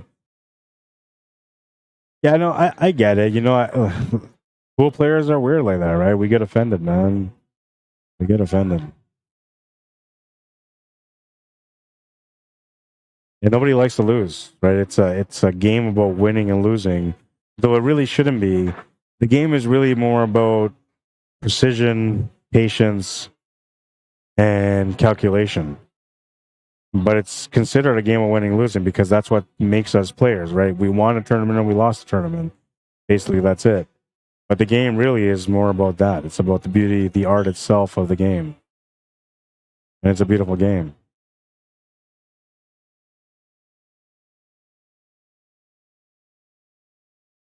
All right, we're going to move into rack number 3 of this championship match. First set, Jeff Pratt tied at 1 with Ricky Roulette. He's breaking right now, makes a ball off the break, and he's got an opening shot.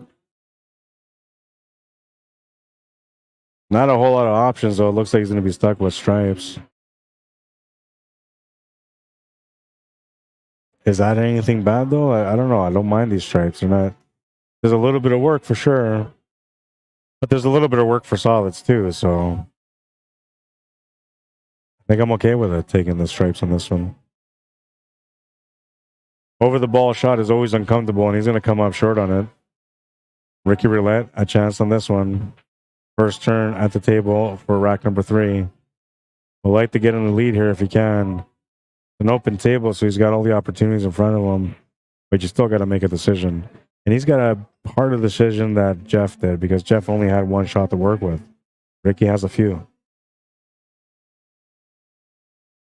Good time to walk around, he says. So he's going to walk around and work things out.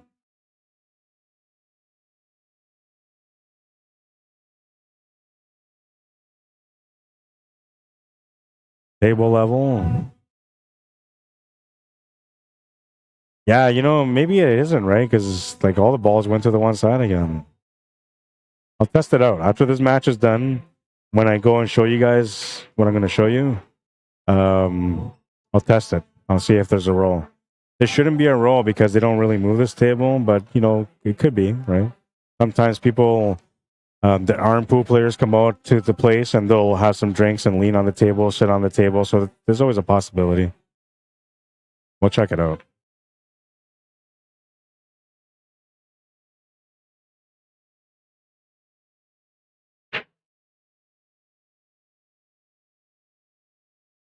This guy just walked in and he kind of looked like Federer Gorst from the side. I was like, what? Federer Gorst in Winnipeg? That can't be. But it wasn't. Maybe someday.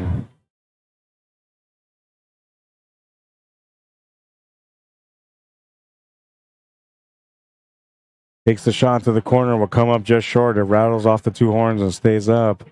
So Jeff will come back to the table. He's shooting low ball now, though. And, does he even have an opening shot? I don't think he does. He's going to have to work something out here.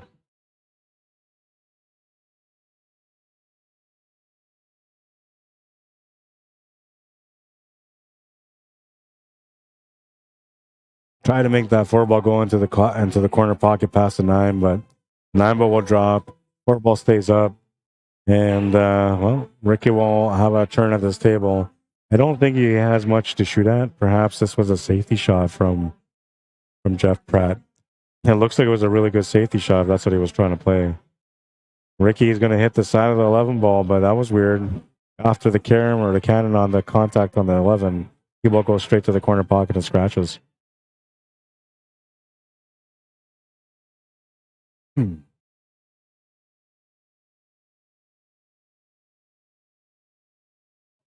Probably because he's doing a second ball break. So that could be it, yeah.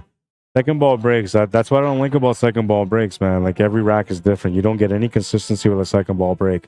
But you do find some consistency as far as making a ball off the break. So I think that's why a lot of people go to the second ball break, is because you're almost guaranteed to make a ball off the break. You're not. You know, there's going to be times you're going to come up dry, but it feels like you're almost guaranteed. So that's why a lot of people lean on the second ball break. I've been working on my break, and it seems to improve. It seems to have improved a little bit, but I still feel like there's some tweaks I got to work on to make it a little bit better. I almost gave into the second ball break theory too, and I was going to start doing it, but I changed my mind. I'm still playing front ball break.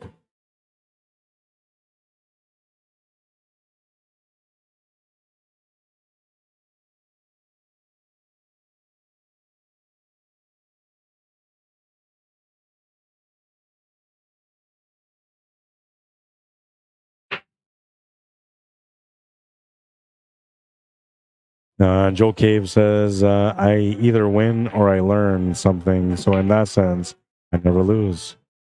Yeah, and that's the right mentality to have, man. You got to think like that, right? You don't, like, when you go out to play tournaments, yes, winning is kind of what you want, right? I mean, everybody goes and plays in a tournament because they want to win it, right?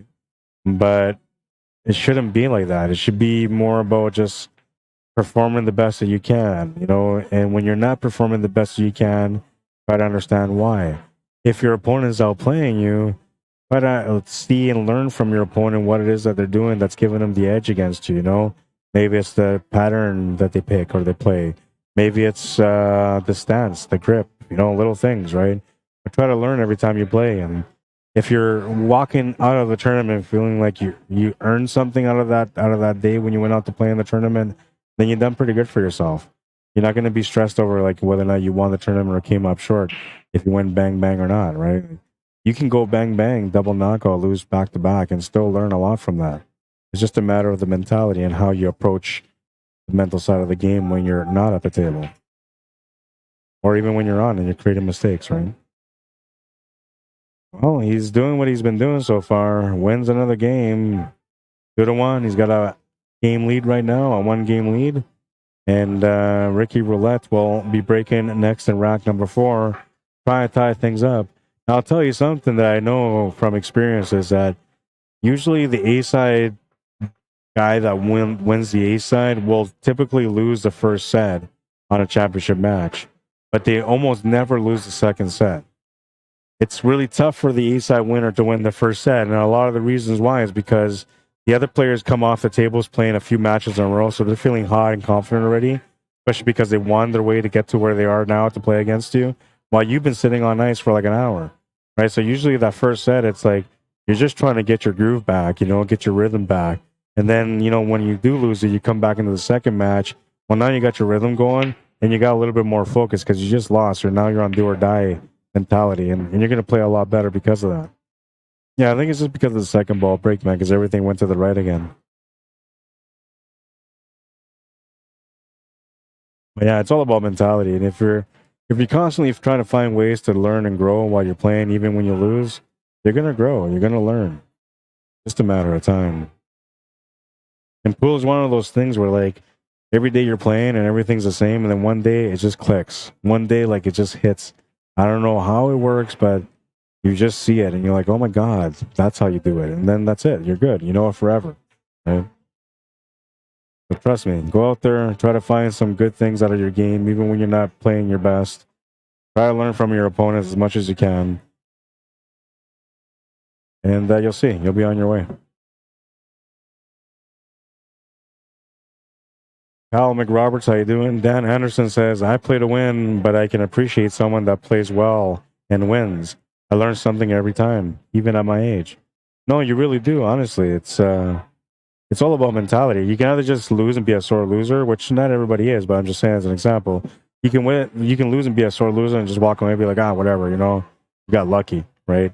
Or you can just understand what's going on at the table and learn from it, right? So not just learn from yourself, but learn from your opponent. You'd be surprised what you learn, especially when it comes to pressure things, right? Pressure mentality. You learn a lot from your opponent when it comes to pressure mentality. And it also kind of, if you're paying attention to what they're doing, it helps you not to do the same thing when you're at the table. Gonna miss that shot. It bumped into the rail. There was no way that was going in. Absolutely no way, mate.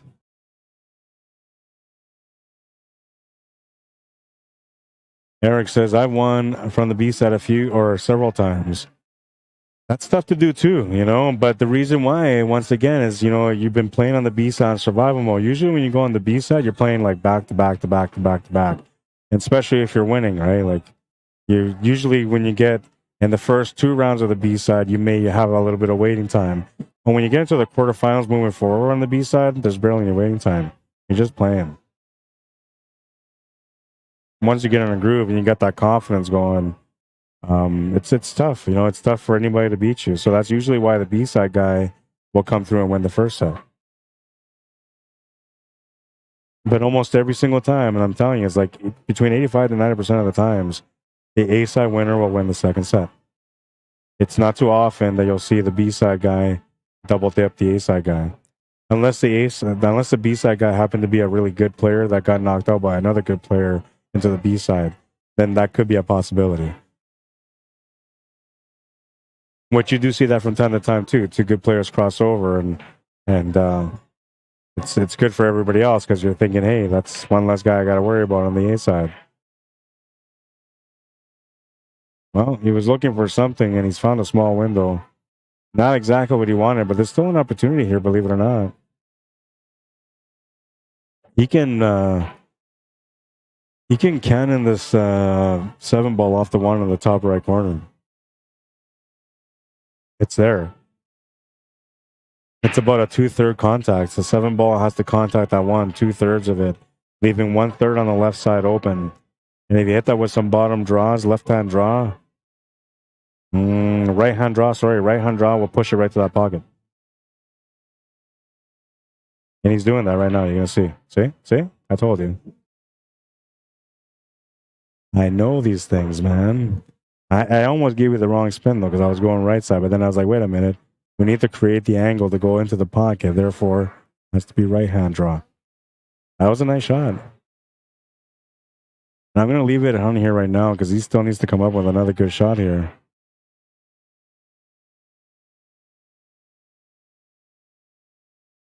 Trying to make things happen for the 8-ball. He would have had a bank on it, but he missed the one. But this was pretty. This was pretty, you know. Might be the highlight of the day. All depends on whether or not he wins this game. But so far, it's the best highlight I think that we had today. You guys tell me. You guys have been paying attention more than I have.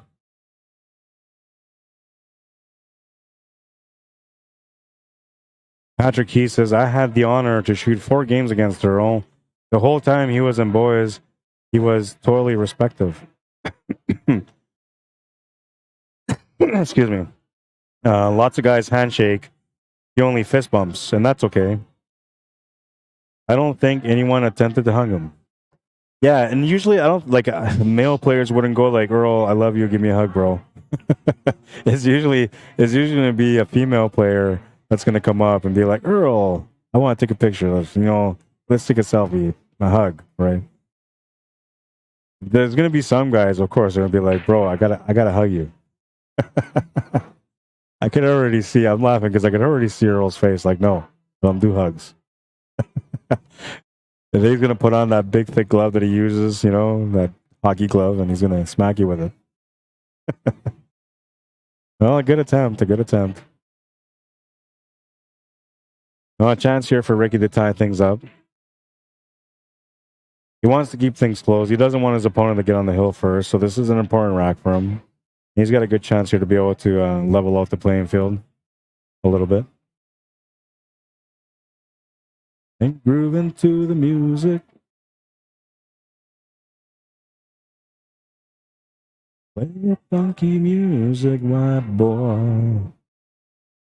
He's got to wait for somebody to take a shot behind him, so doesn't want to be interrupted while he's shooting a key shot on this possible finish.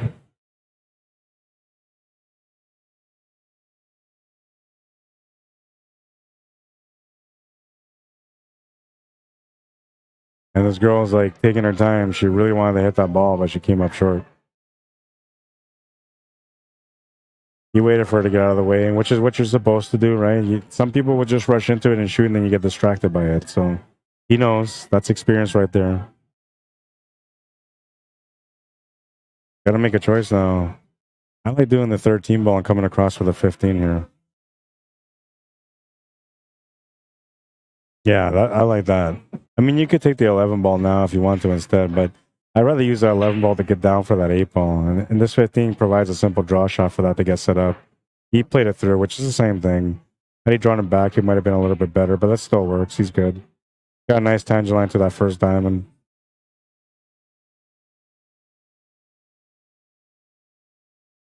And this 8 ball shouldn't be a problem at all here. And grooving to the music. All right, 2-all is the score, and I will be back. I have to go order some food again, man. It's that time, I can't eat too late, and it's already 10 o'clock. It's already too late for me to eat, so I'm going to have to keep it humble here and try to figure out what I'm going to have. I'll be right back. Rack number 5 coming up next, and then I'll catch up with some more comments.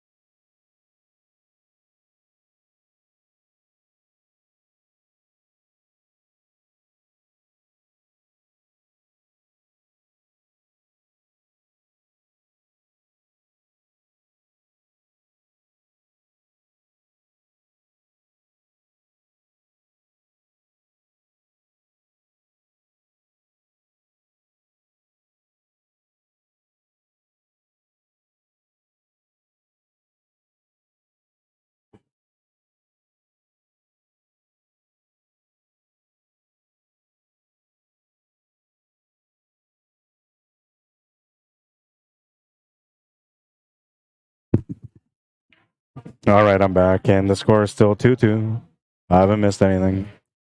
Try to be quick, but I was talking to Kevin up there. He's getting ready to leave, so he's gonna hand over the.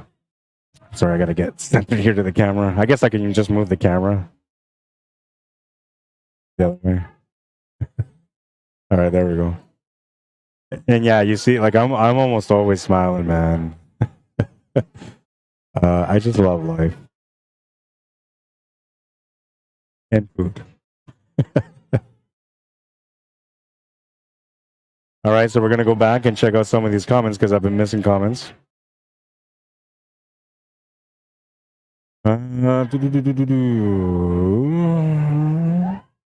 Joe K says, forgot to mention, I'm 73. Been playing this game for 55 years. Developed that win or learn mentality from Tom Dr. Q Rossman. I love that dude, man. I got a chance to meet him when he came out to Winnipeg. That was back in the day. It wasn't called Vodka Rocks then, because it became Vodka Rocks after. It was called Shooters.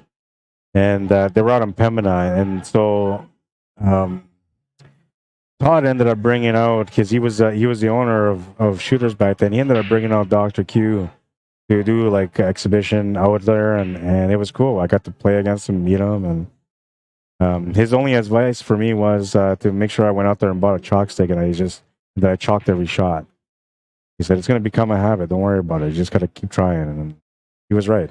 It changed my game a lot because I shot fast like everybody else, that's up and coming, where they're rushing shots because they're not taking their time. They're not looking. They're not paying attention to what's going on, right? Little things like that. So he showed me that, like I can slow down just by chalking, just chalking alone. Chalk every shot. And while you're chalking, don't just chalk and go shoot. But while you're chalking, walk around, take a look at what you got to be doing next, right? Or where you want the cue ball to be. Create a rhythm. And yeah, he helped me out lots. Ricky is going to take this one, it looks like, and he'll get a 1-game lead. It ain't me. It ain't me. All right. Eric says on YouTube, Earl was a total gentleman when I played him. He was #1 in the world. And Eric wants to know from Joe, who is Rossman? Tom Rossman is Dr. Q. That's correct, Dr. Q. Great guy, man, I'm telling you. Loves pool. You can see how much he loves pool. A great spirit, always smiling, always laughing. He's got some jokes, His teaching style and method is really good. It gets to the point, and he knows how to help people get to where they need to go. So yeah, definitely a good guy to meet. If you ever get a chance to meet him and he wants to teach you something, listen, because he's going to teach you, and you're going to want to learn. Thank you, Gord Kerr. Says great job as usual, Rod. Franklin, Annabelle, and Jemenian Tejada, welcome to the stream. Rocky Fuller, how you doing? Welcome to the stream. Zong Wu Liu, welcome to the stream. Dan Anderson says, I drive 2 hours just to play to see how I can play against higher ranked players. I feel that I'm still improving. And while as long as you're coming out to try to improve, you're always going to improve, right? That's part of perspective and mentality also. Just going out there and trying, man. You're going to learn. You're going to grow in your game, and your confidence is going to grow too the more you play these players.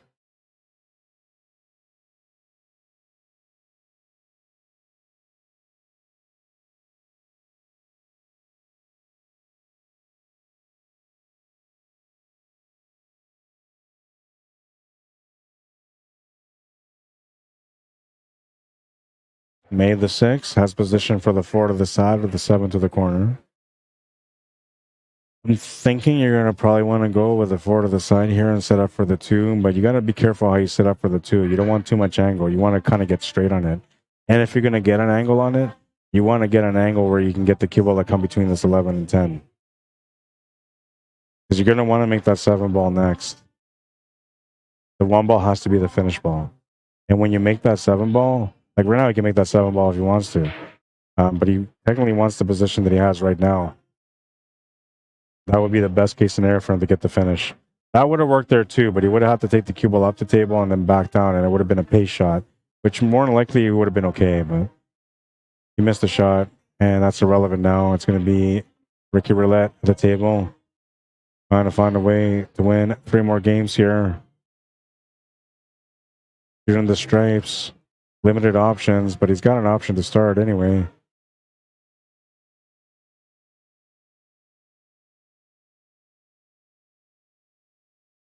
I think I take this ball to the corner and just follow the cue ball all the way up and try to get 13 ball next. I just don't like that 13 ball where it is. And that 13 can also help me set up for that 12 ball, which is just below the 8 ball. You could even just set up for the 12 ball in the bottom right corner over the screen right now. That would work too. Looks like he's going to leave that there and come back. I think he's thinking the bottom of the table is a little bit more complicated, so going to go down there and address it next.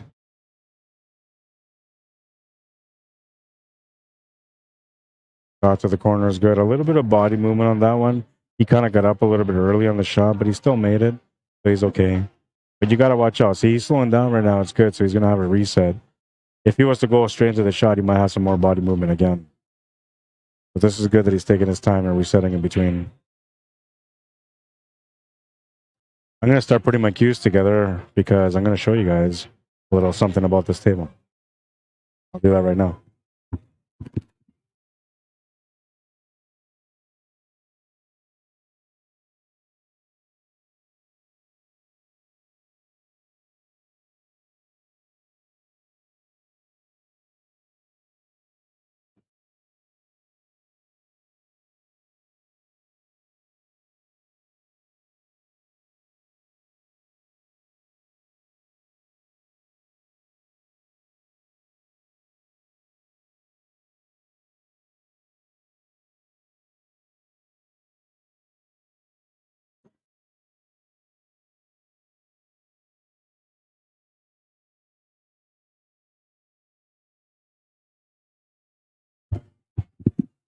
All right, I got my cue out. I got my chalk out.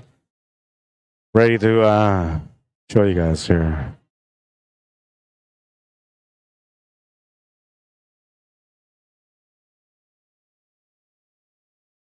Well, he's got the shot on the 13. Now he has to play a perfect position on the 12. Well, he still has a 9 ball, so it's not too bad. But this is not a good angle for him. This is not what he wanted. He actually has a little bit of a tangent line that just goes just slightly below the 9. It actually should be scratching here, so he's going to have to try to avoid that. Maybe try to run into that 7 ball. So maybe add a little bit of draw and just get that cue ball to go into the 7. He's checking it out right now. He's pretty right. That tangent line is close to getting to that 9 ball, but I feel like it's going to go to the side pocket. Now, the thing about this shot, he's got to kind of jack up his cue a little bit here on this one to be able to create that draw angle onto the 7. He's got to poke draw it too, which is a little bit difficult to do when you're jacking up your cue. So this will be a challenge here. And might be the difference on whether or not he wins this rack.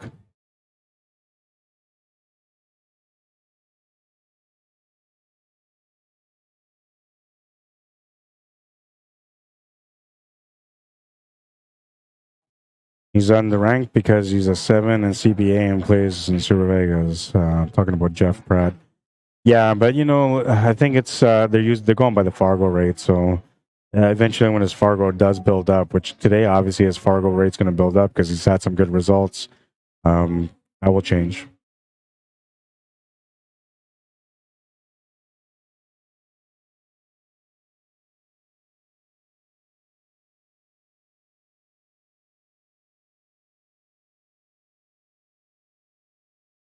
Well, and Jeff will get a chance here to get on the hill first.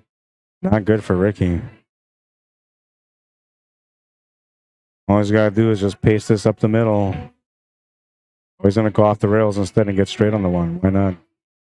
That works too. I mean, all you got to do is just follow up here for the 8 ball. Had he gone straight up the middle, all he would have done is just make the shot to the corner and slow down the cue ball.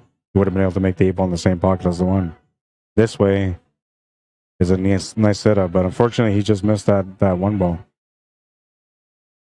And that's a rare opportunity for somebody. So now Ricky has to try to find a way through this rack.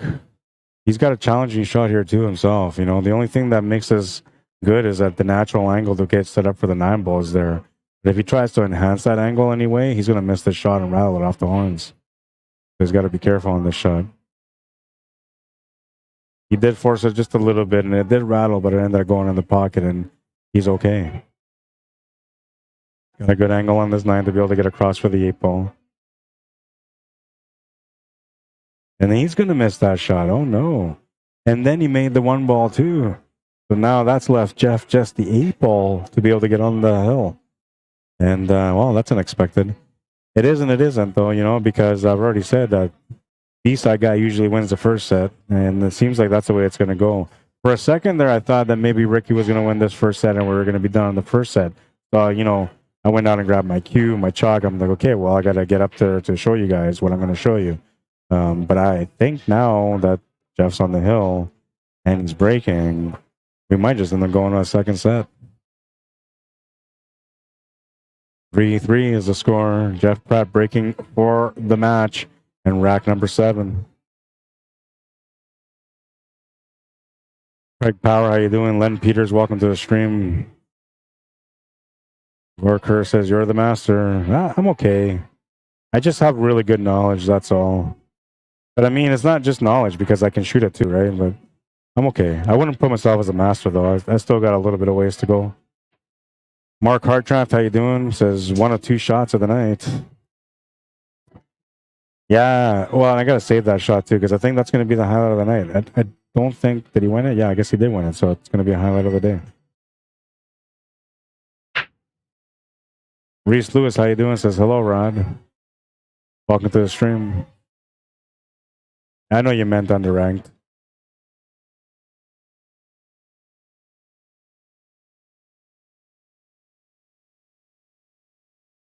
Reese Lewis says, how you doing tonight, Rod? Hope you are doing great. You do such a great job. Just thought I would just let you know, brother. Hey, I appreciate that, man. And honestly, I really do. It's a work of love and passion, right? So what you see is 100% natural. I don't try to steal anybody's style or anything like that. It's just me, my pure passion to put it out there. I appreciate it. And I love what I do. You guys see it all the time. I love what I do. The only thing that's better than streaming pool is playing pool. But honestly, I like streaming pool is just as fun for me anyway. I enjoy it.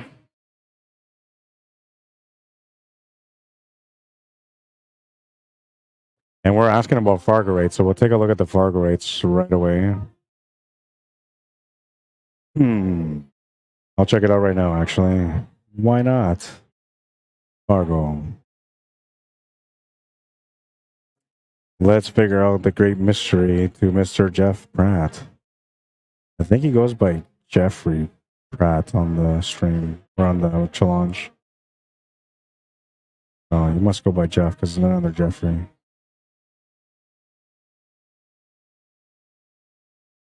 Yeah, so he's got 137 robustness, so he's almost at the 200 mark, and he's only got a 511 Fargo rate. So that's the reason why he's a little bit lower on the race. That's going to stabilize, though. I promise you that. And Ricky Roulette, he's a 576. So he was a 572, now he's a 576. And he's a 456 robustness. So his robustness is pretty accurate. Is more accurate than Jeff Pratt's Fargo rate ranking. But like I said, with the more games that he plays, that's going to eventually balance out. And then Jeff Pratt will probably end up racing, you know, like everybody else, 5 or eventually 6. Thank you. Yeah, that's the first set now. That's done. I'll be right back, guys.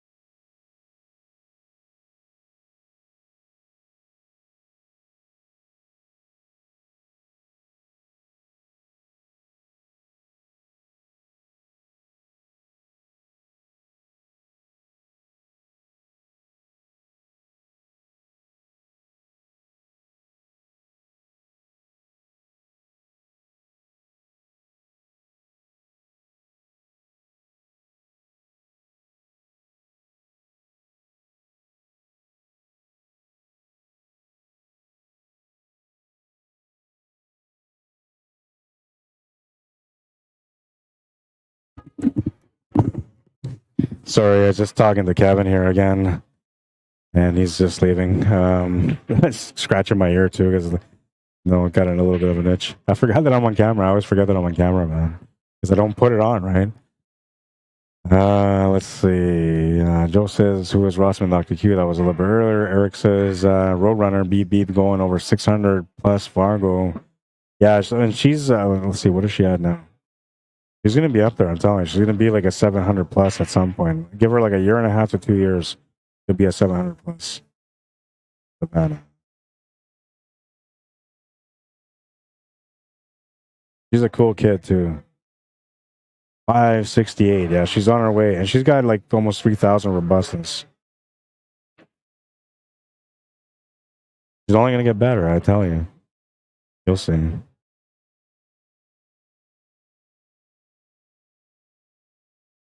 Missed some of the comments on Facebook, but I'm back on Facebook now.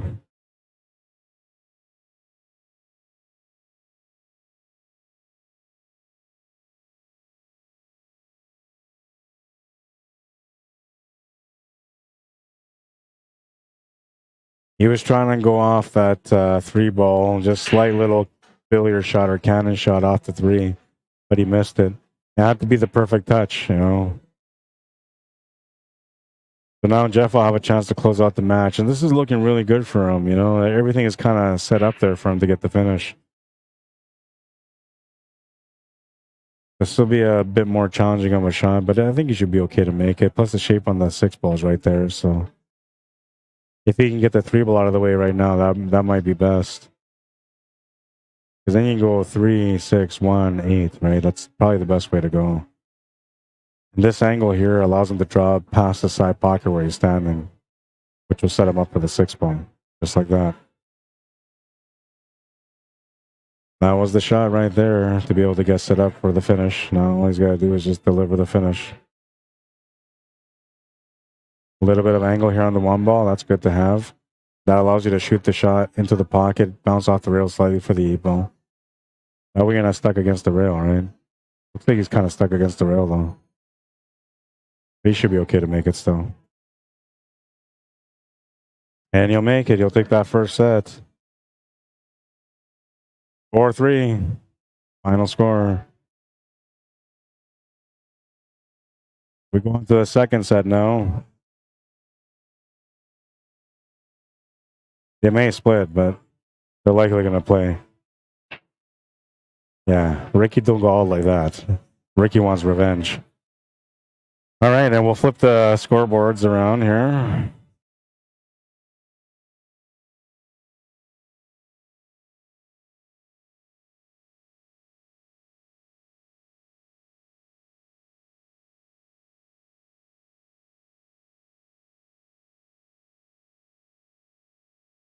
And this is like the harder challenge here for Ricky because his opponent only goes to 3. That's tough to do here.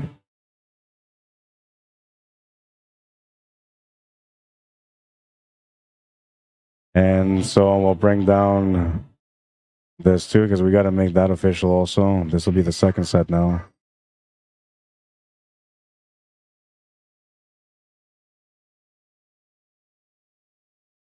Okay, so the scoreboard has been reset. It's updated. And, well, they're going to get going here. Ricky Roulette breaking the first rack. Smash and break. Did he lose the cue ball? He lost the cue ball. Not what he wanted to happen, but it's what worked out at the end. Championship match official now. Second set. Race to 3 for Jeff Pratt. Race to 5 for Ricky, not 6. I got to fix that. Race to 5 for him. 2-game spot again, but it's a shorter race. A little bit extra pressure. Ball in hand behind the line for Jeff Pratt. He's been playing a pretty strong game today, and he'll be looking to capitalize on this opportunity right now.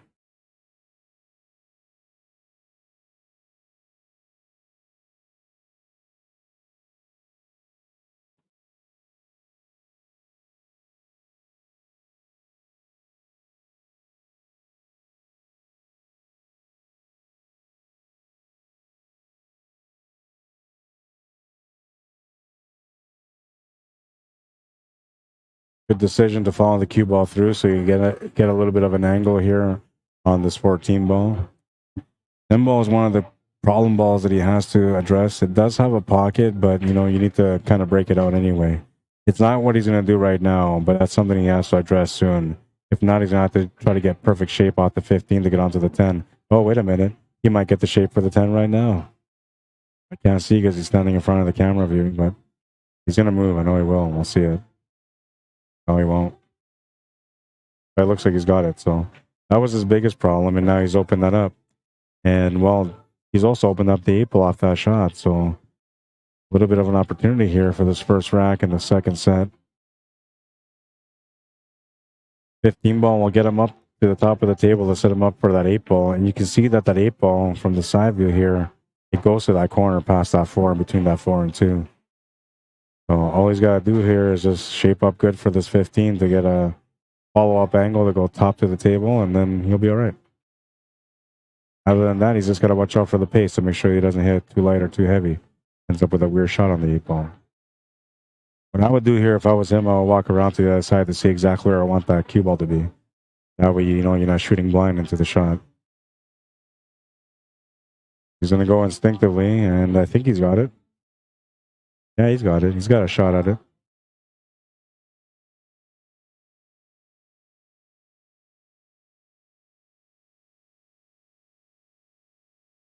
Makes the 8, takes the first rack. He's on fire. He's on fire. And he's breaking next in rack number 2, so he's got a chance to get on the hill right off the hop, man. This might be a really quick set, and we'll see. We will see. Step aside here for a second. I'll be back in a couple of seconds or a minute.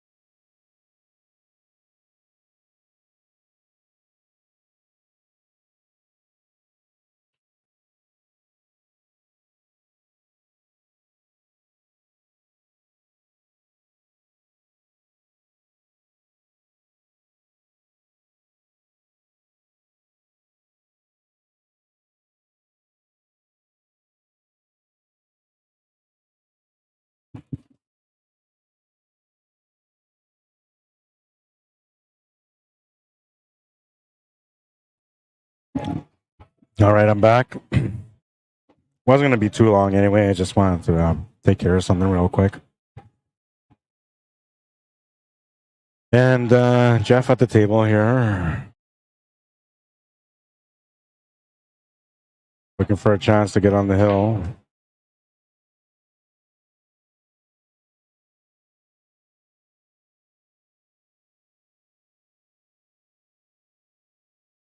Seven-eighth finish in the WPBA. Got a check. Beep, beep. Yeah, she's been playing really, really well. Really, really well.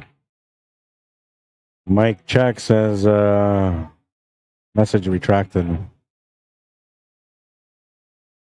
Yeah, Savannah, you know, the road runner, she's gonna be an impressive player, I'm telling you, man. Like, just 13 years old, just turned 13. Already such a stellar player.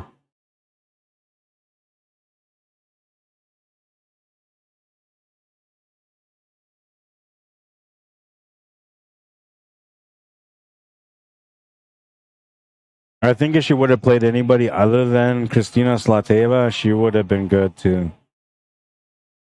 But Christina has her number, and I think it has to do with the last match they played. They played 8 ball, and when they played 8 ball, Christina like did really good. She kind of dominated her in that match a little bit, and that can build like a sense of fear next time you play that player, right? Because you feel like they're going to play just as good next time. It's never like that, you know. It's kind of on and off depending on how much that player trains and what kind of day they're having at the tables. But mentally, we kind of feel like that. We feel like they're going to come back and do it again, so we prepare ourselves that way, sort of, you know. And therefore, we end up coming up short. But Kristina Slateva, like the way she plays, man, her positional play is incredible. She's a really, really well balanced player at the table as well, mentally, physically, the way she plays, her knowledge, everything shows when she's playing, and a tough competitor. That's also another player that I feel like is going to end up winning a title soon in the WPBA. Maybe not this year, though, you know, but she's close. She's getting close. But I feel like her time is coming. She's going to shine too.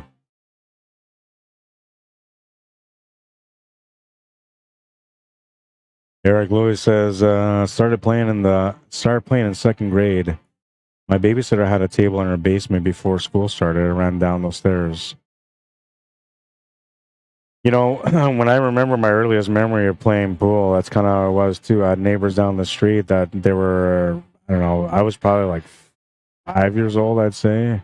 These guys were all like 20, you know, between the 17, 25-year-olds, something like that, within that range.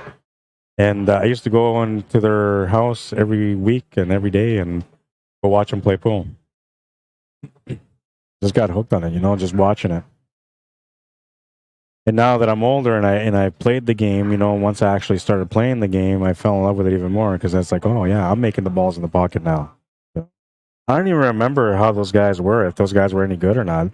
They were probably horrible players, you know, but they had a pool table, and that's all it took to convince me to come over and watch. Different times back then, though. You know, if you could have been a little riskier back then and gone to somebody's house and chill out and be safe. Nowadays, I don't know if that's safe anymore. Too many crazies out there.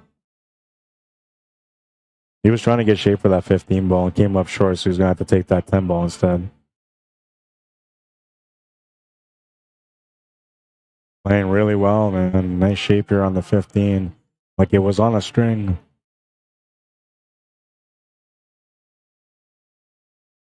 Doesn't want to be against the rail, but the pocket's pretty much in, or the ball's pretty much in the pocket, so it shouldn't be a problem.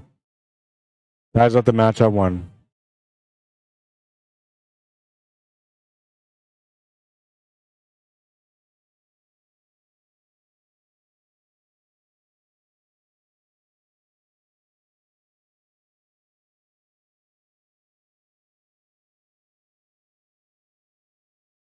Frank Hernandez, how you doing? Steve Josephson, welcome to the stream.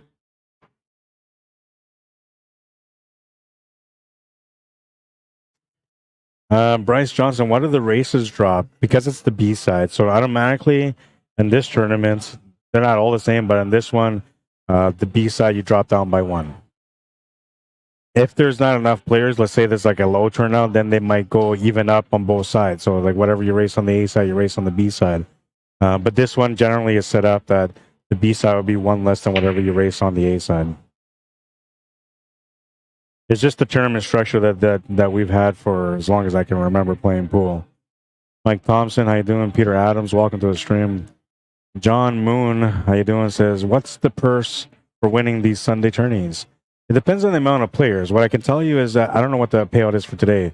But what I can tell you is when they have 32 players, usually it's about 4 to 450 for first place. So when we have 21 players here, which is 11 less, probably looking around like a 300 for first, something like that. Maybe just over 300.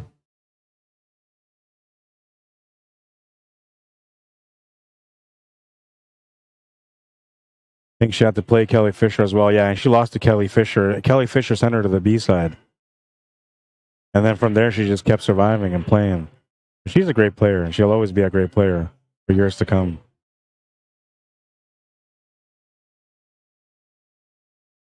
Steve Josephson says, "Hey, Ron, late one tonight. Good for you for consistent coverage. Good work, pal. Thanks, man. I appreciate it." Yeah, I guess it's late. You know, it's 10:30. I feel like it's still a little bit early. You know, usually we're done with this tournament like by 11:30. You know, 11 o'clock sometimes. When we got 32 players, we might be finished by like 12:30. I think the latest I've been here was like 1 o'clock on a Sunday.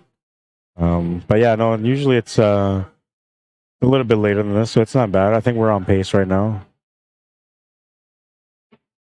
And that all depends on like certain racks, certain matches, right? Sometimes players like Jeff, who are only raised to 3 on the B side, will play a quick match. You know, they win the first game off their opponent's break.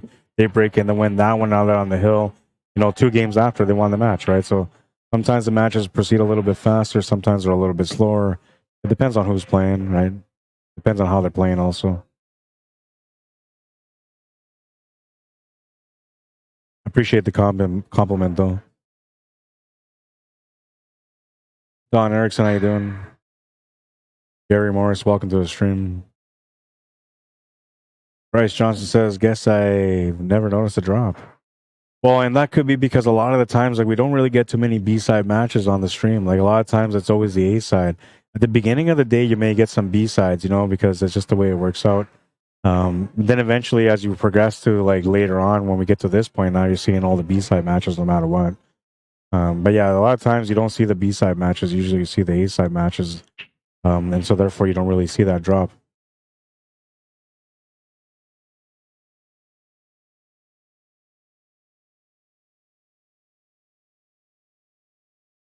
Eric retracted a message that shows here. I don't know what you said, but took it back, man.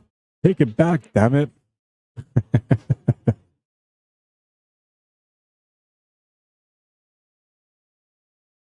Oh, the puzzle. The never-ending puzzle. Rack after rack. Trying to work out the details on this one.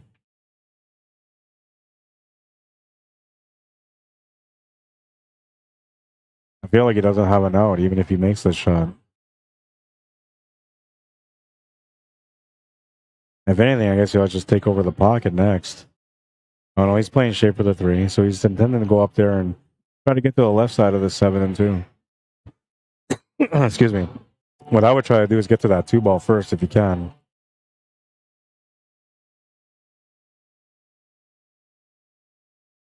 If you bump into the 7, it's a bonus, but if you bump into the 2, that's good. All right, so he didn't quite get the shot on the 2 ball that I would have liked to have got on. Because from the 2, I would have been able to come off the top rail and get around for that 7 ball next. But the way he's set up here, he's going to have no choice but to take this 1 ball on now. And now, ideally, you would like to draw back so you can get shape for that 2 ball or 7, but I don't think that's a possibility. Best you can do is crash into the 2 ball. That 7 ball is going to get stuck. So this may not be the time to finish this rack. But there isn't a lot of room for safety on this table with the way the layout is right now. If you can maybe jack up and poke draw to get onto the 7 ball, that could be the best case scenario. Looks like he decided that he can't do anything with it, so he's going to just try to take over the pocket. Maybe follow the shot through. You can see there the possibility is available. That 12 ball is fairly deep in the pocket. He's just going to take over the pocket instead. Didn't want that 2 ball to bounce off like it did, though.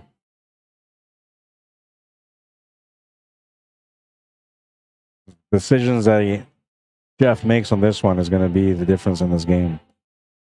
If he goes for something crazy, he may lose his match. If he plays smart and conservative here, he might be able to grind out the win on this one, get himself on the hill. That's what he was trying to do. Take over the pocket, drop the 2 ball. That's left Ricky with nothing except for a kick shot, and he needs to hit one of these balls or he's giving his opponent a ball in hand. Which falls into play here for what Jeff was planning. He wants Ricky to hit these balls so he can open things up. He's got a couple of escape shots. And the escape shots are great escape shots, but they're not very good breakout shots. So Ricky hitting these and opening things up might play into the plan. And Ricky's pretty accurate at these kick shots too, so he might try to take on a kick shot on the 7 ball.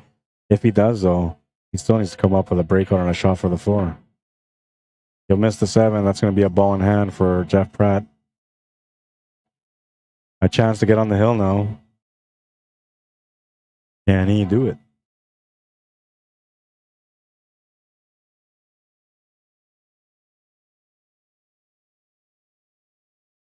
Updated the challenge bracket as well for those of you that are following on challenge. This is the last game anyway, so if you are following, there's no point of following anymore, but it has been updated for record purposes, so nobody bitches at me about it.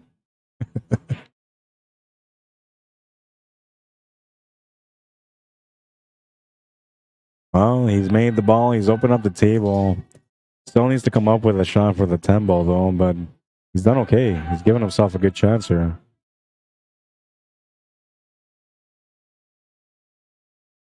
Vinny, welcome back. Says, good streaming, Rod, but from what I see with these players, wish them luck when us Northerners show up. Well, they have stacked teams, man, so you better be ready, because these guys, when it comes to these handicap tournaments, everybody in Winnipeg and Manitoba comes up with a really stacked team. Like, everybody. And they all look innocent. Every team looks innocent, man, but you start looking at the handicaps, you're like, oh my God. You just see Sandbagger written all over the paper. That's what makes the lower mode interesting, though. That's why I love that tournament, you know, because you get to see the true Sandbaggers come out. Great effort to try to get that 10 ball out, but he's going to miss it. I'm wondering if we can maybe cut this in. If anything, I might get called up to watch the shot because of that. There's a good chance I'm going to get called up to watch the shot. Eric says, won a 32 player field in Houston, $5 ahead, walked out with $240. Not bad. That's a pretty good day. That's a lot of pool, though, man. You have to win. Oh, yeah, he's going to call me up for the shot. I'm going to go watch this. I'll put it on side view. You guys won't really be able to see too well, you know, but I'll record it here on my phone. I'll be back.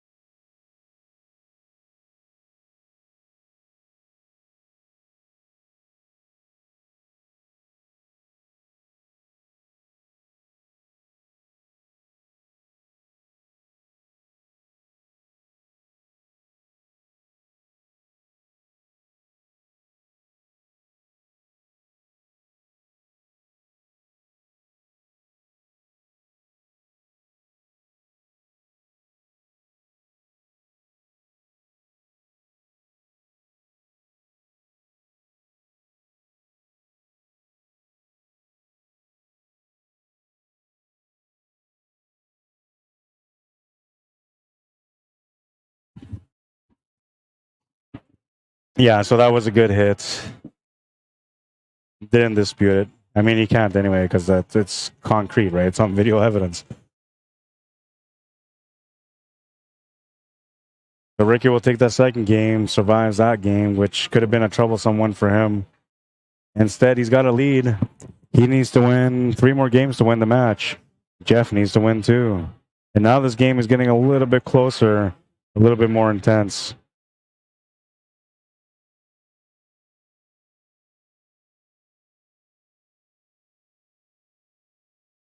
Plus, they spill a lot of the times too. Yeah, so that's another reason too why you don't see it. It's not that they always split, but there's a lot of times where these guys split. I think it just depends on the time of the night, whether or not the player works somewhere in the morning, right? And you might want to go home and get your rest. Or maybe, you know, like you thought you were going to come on, be bang, bang, and the next thing you know, you're here all night, right? So you're feeling guilty, you want to go home a little earlier. But there are times when guys do split. I thought this might have been one of those ones where they split because of the first set, but they're playing the second set, and I don't mind it. I enjoy it. I love it when these guys decide to square off. And that's basically what's going on here. You know, Ricky Roulette doesn't want to lose twice to this guy, so he's out to win this one and to get something of a redemption feeling here today, of feeling good with his game.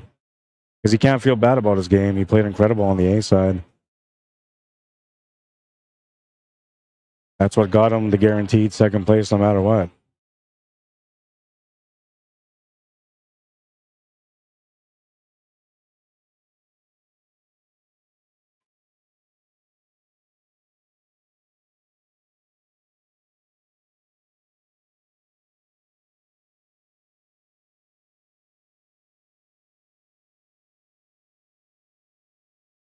Well, he'll come up short on that shot.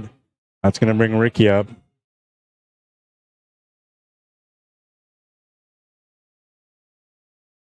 He's got the whole world in his hands. He just has to figure out what he wants to take.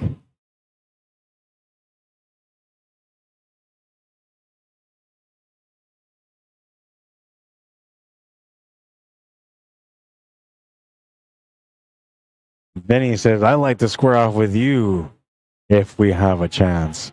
Are you sure, man? There's not many people that want to wish a loss against themselves. I'm kidding. I'm just talking smack like a pool player would. Yeah, I would love it, man. I would love to have a showdown. We'll see if that works out. I mean, it all depends on how you guys do in the tournament, and well, we'll see. We'll see how it all works out. But it would be nice for sure. And I'll tell you one thing, man. Whether I'm playing you, my family members, my kids, somebody that has a disadvantage somehow, I don't care who I'm playing against. I am playing my best. So be ready for that. I am not going easy on you, on anyone, period. It's the only way you get better, right? So that's the way I've been for a few years now, and minus COVID, you know, prior to that. Part of the reason why I was competing so good is because I decided that I'm just going to play my best all the time, every time I can, which is every time I play. There's days where I come out and it's just horrible. Nothing's going good. But I try not to let those days get to me. If anything, I understand that I just got to get to the table and keep working. But yeah, man, it'll be a good match for sure. And I would put up my dukes, you know, I'd be ready to go. Ready to go, man. Helm, chalk in hand.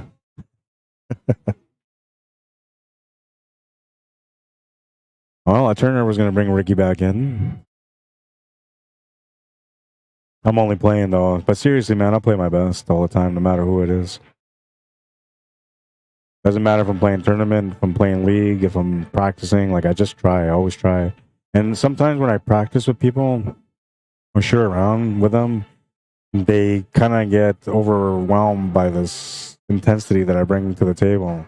They can't understand like why, right? But it's how you become a consistent player, right? You have to try the same way all the time. Otherwise, you're always going to have moments where you come up short because you're so used to just giving in when you have a chance. Right? Good players never do that. They just find a way through, and they always play consistently. Ricky Roulette will take that rack, and he's got a 2-game lead now, 3-1.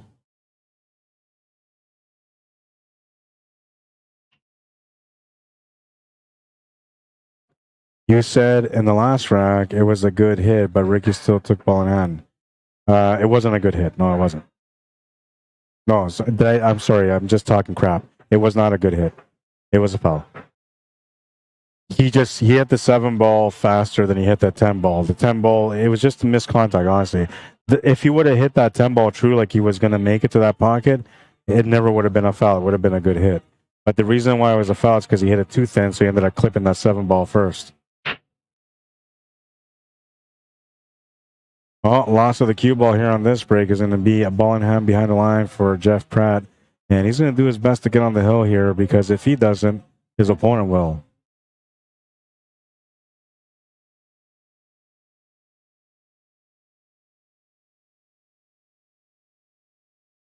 Yeah, I apologize, guys. I don't know. Sometimes I cross over my thoughts and my brain just blurts out something that's not correct. But I never do with the teaching, though. Just so you know. Or maybe. No, I don't think I do. No chalk for you, says Benny. No chalk for you. Well, that's the thing about this V10 chalk. It's so good that technically, if I was to chalk it really good the first time when I use it, I probably don't need to chalk again for the rest of the rack. I don't recommend it, you know, but for those players that are like that have that fast-paced style to them, V10 might be your answer. And for me, I'm still methodical. I still take my time. I still walk around. And I'll chalk extra times, you know, just because it's part of the habit. But yeah, no chalk for me. Eric says, I take no prisoners, LOL. Honestly, man, I'm so cutthroat. Like, one day, I don't know what it was. It was just one day I just sat there and I said to myself, like, okay, if you're going to win, you can't just win whenever you want to. You have to win all the time. And if you want to win all the time, you can't just try whenever you feel like it. You have to try all the time, right? So common sense applied. And I was like, okay, well, I'm going to try. You know, every time I play, no matter what, I'm going to try. And honestly, that changed my process. And next thing you know, I finished first in the SV1, finished in 13th in Premier, and I was running people out like crazy, man, because my mental structure was better, right? I was playing the right way all the time. That's going to be a scratch.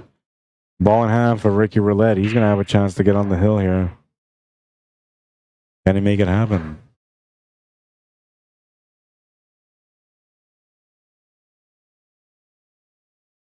How's it going, Nick Romaniac? I know I made the bad call. If we play, would expect nothing less. Honestly, it's the way I am, Lord. I always try my best, put my hardest effort in all the time, no matter what I do. I believe in myself. You know, and belief and confidence are two things that can never be taken away from a person. When they have that, they can create things that other people can never imagine because of that.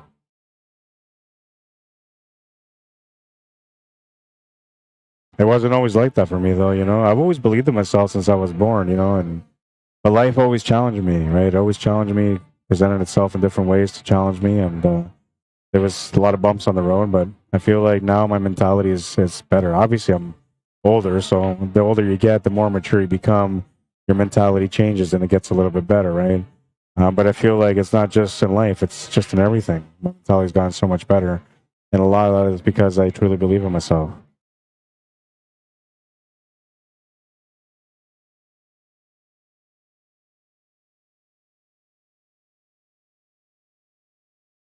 He's looking good for this one here. Just needs to either stun it here or draw back a little bit on this 4-ball, and you'll have the shot on the 1. You'll have to figure out what he wants to do for that 8-ball, so that's what he's looking at right now. And I'm thinking this 8-ball goes to the top left corner where he's standing now. If that's the case, then he can maybe shape up for this 1 so he can go off the top rail, off the right rail, down to the middle of the table, and then make this 8-ball in the top left corner.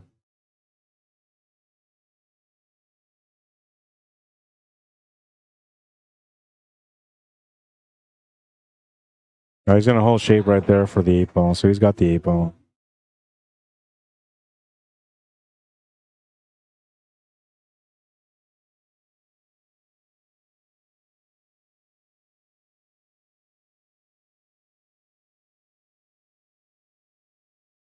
So he takes the game number 5, and he's on the hill now. 4-1.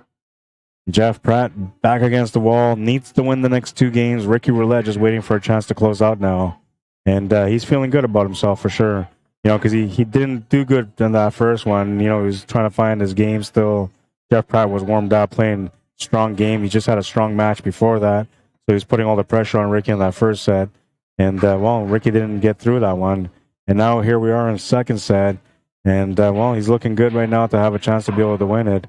But unfortunately, Jeff Pratt is the one breaking, so Ricky's going to have to wait for an opportunity here, either on this rack or he's going to be breaking for the match next. Rack number 6. Jeff Pratt to break.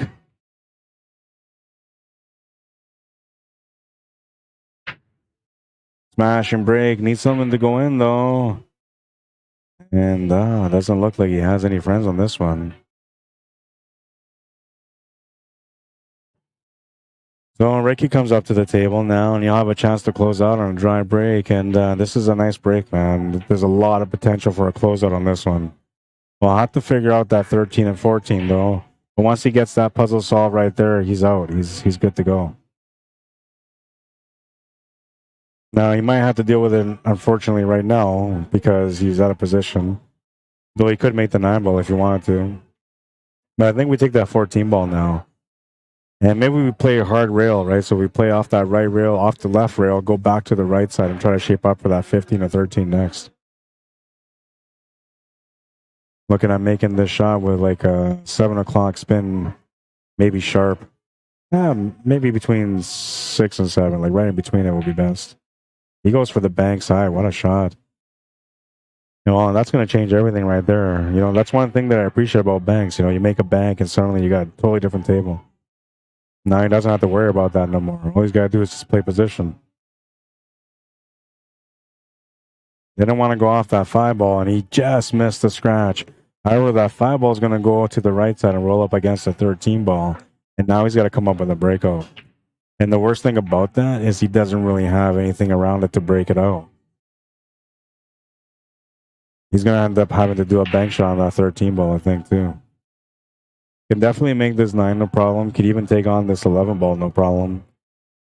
But none of those two are going to help him to be able to get that 13 ball out. Especially because of that 1 ball where it's at right now. It kind of blocks the path. Yeah, so he's going to go for the bank right now. Smart shot. If he makes it, he's out. I thought he would try to set up for a bank side instead. But the bank corner, I felt like, you know, if he had it, why not go for it? You got to go instinctively sometimes, especially when you made it this far, right? You didn't make it this far just with luck. You were being instinctive, and you trusted your instincts whenever you had to come up with shots like that. But the bank came up short. Nothing wrong with that. Though he might regret it if his opponent ends up coming up on this turn and winning this rack. He's going to come up short on the 7 ball, though. They didn't quite come up short on the leave. He's left them shooting over the ball. And I think the only thing he can really shoot at is the 9 ball, which is a tough cut. Even more so when you're shooting over the ball.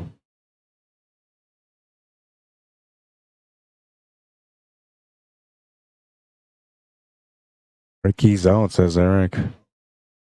And he also says, nice to meet you, bro. Similar interest. Right on, man. Pleasure to meet you as well.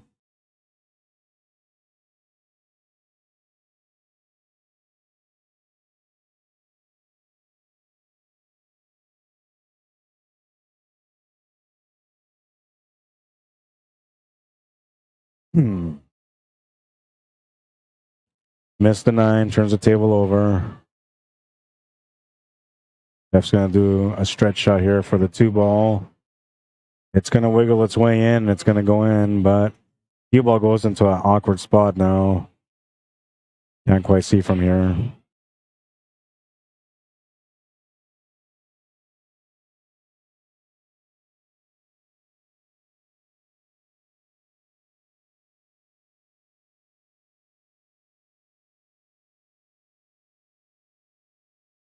Vinny says, consistency builds confidence. You told me that a while ago, Rod, and I believe that. Thanks.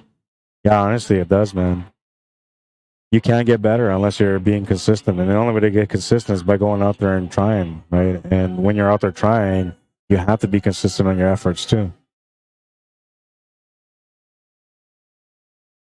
This game is a really difficult game that's not made for everyone to become a world champion. But you can get, you know, into a comfortable spot, enough where you can go out there and win some money in tournaments, right? If you want to become a world champion, well, that requires a lot of time, a lot of dedication, a lot of consistent efforts, a lot of them. But usually, you know, those players are the ones that are like 8 to 10 years old. They grew up playing pool all their lives, so they were kind of like destined for that. They have all these years of experience. Players that are a little bit older, you know, 20 plus, they usually don't tend to go after a professional career in pool. I'm not sure why, because really, like, most pool players don't win world championships until their mid-30s. I think it's just discouraging, right? Because you look at all the other sports out there and you're thinking, well, I'm too old to go after it. You need to be playing, you know, since you were 1 year old. That's not how it is in pool. You can be a person that never played pool all your life. You're 40 years old, you pick up a cue, you find out you're naturally good at it, a couple of coaches, you work on it for 5 years. In 5 years' time, you could be playing lights out, winning championships. You just never know until you try it.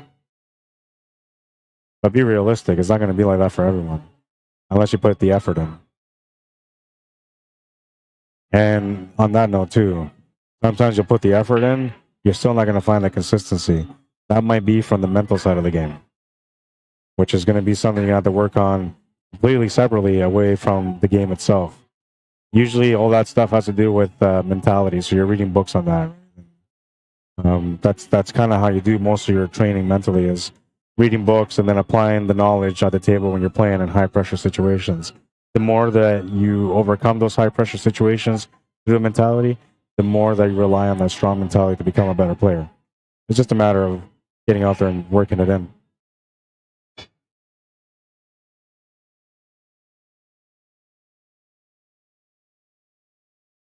Yeah, this table's gotten nasty here, man. It looks like it's a hill-hill matchup right now, the way it looks. It's set up here. And that's smart. He's going to play safety. Why not, right? Why not? You got nothing to lose. You know, you're on the hill right now. Your opponent's got to do some breakouts there if he wants to win. Maybe he goes for it. Maybe he doesn't. If he does, maybe he misses the breakout and you get a chance at the table again. Patience is key. I think if you apply the same kind of patience that he's applying right now on this table at this moment on the first set, then he wins that first set because he doesn't take that many risks and he doesn't waste that many opportunities. And I think that's a big part of why players usually lose that first set that won the A set. They're just not mentally ready for the battle. But when you lose that first set, you start thinking about all the people that are watching you on TV and you're thinking, well, I don't want to embarrass myself. I got to try. So then you start playing better, you try harder, and next thing you know, you win the second set. Safety again. He might have given him that shot on this 3 to the side.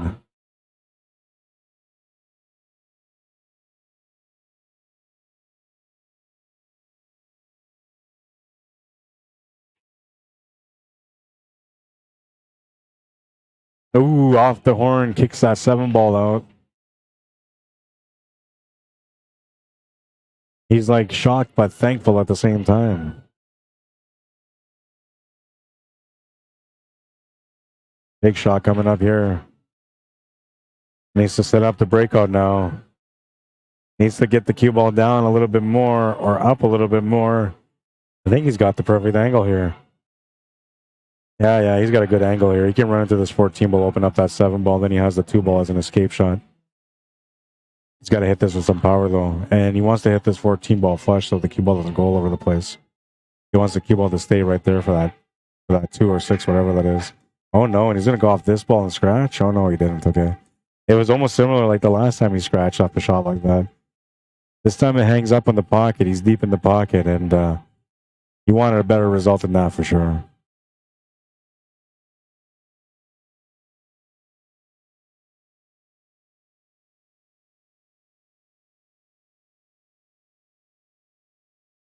Nice run out, Ricky said Bryce earlier. Nick says, enjoying the stream as I do every Sunday. Thanks for all you do, my friend. You're very welcome, man. It's my pleasure. I think this would have been a little bit more difficult of a thing for me to do in life if it wasn't something that I was truly passionate about. A great hit. That was a great hit right there. Saved himself a little bit there by not giving a ball in hand to his opponent. Dan Fatino, how you doing? Says, thanks for the stream, Rod. I appreciate what you do. You're very welcome, man, and I appreciate you guys tuning in to watch. Honestly, it's every week when I go home and I got to work on things for the next week, I think about all you guys. Think about everybody that tunes in to watch the stream. Think about, you know, what you guys are going to enjoy to see or learn about. And yeah, I appreciate you guys tuning in.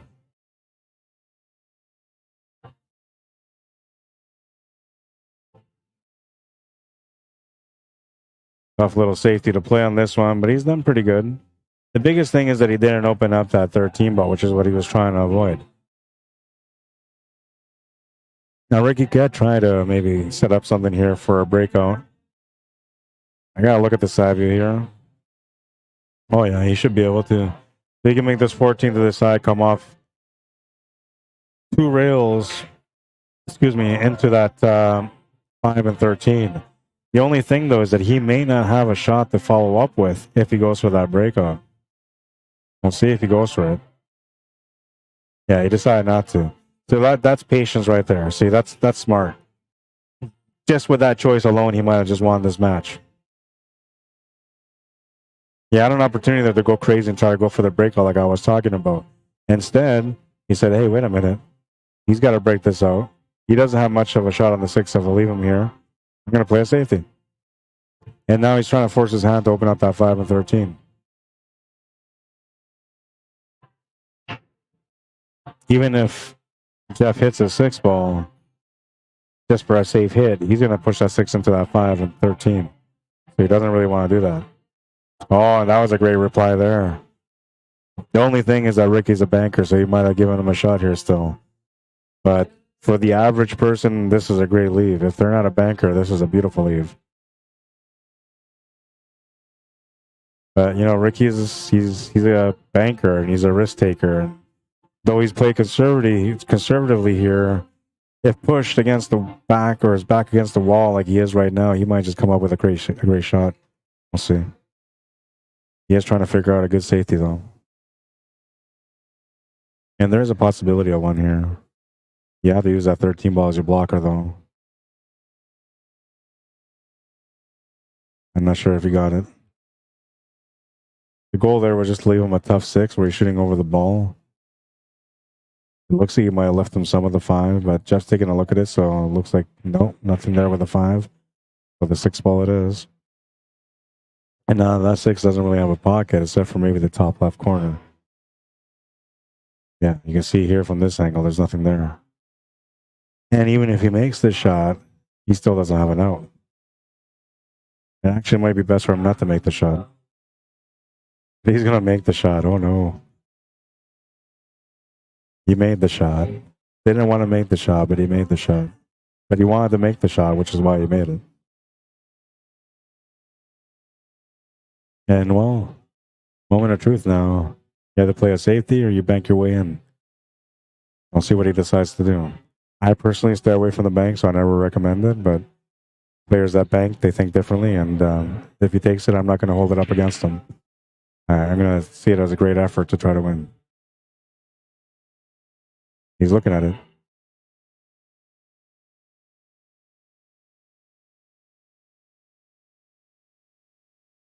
This is man control to Major Tom. I missed the lyrics, sir. Oh my God, and he went for it off the 2 horns. Oh man, the finish was there. Oh, what an effort. What an effort, man. He's playing some great pool today. Can't take that away from him. He's playing some great pool. Regardless of the result here, he's played some really great pool. I gotta find that highlight from earlier. If I recognize it again.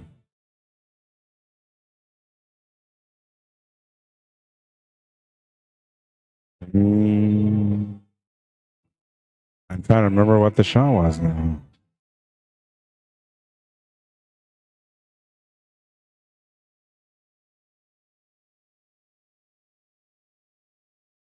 I know it was with the 7. 7 off the 1, I think it was, right? Was it this one? No. Not that one. Oh, it's this one. It's got to be this one. No, it's not that one either.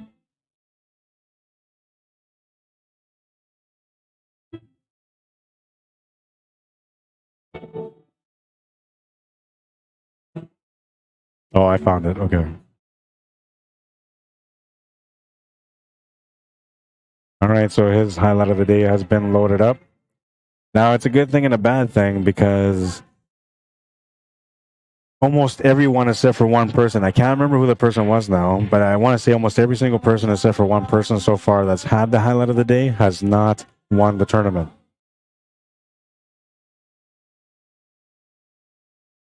Can he overcome the curse? The highlight of the day curse.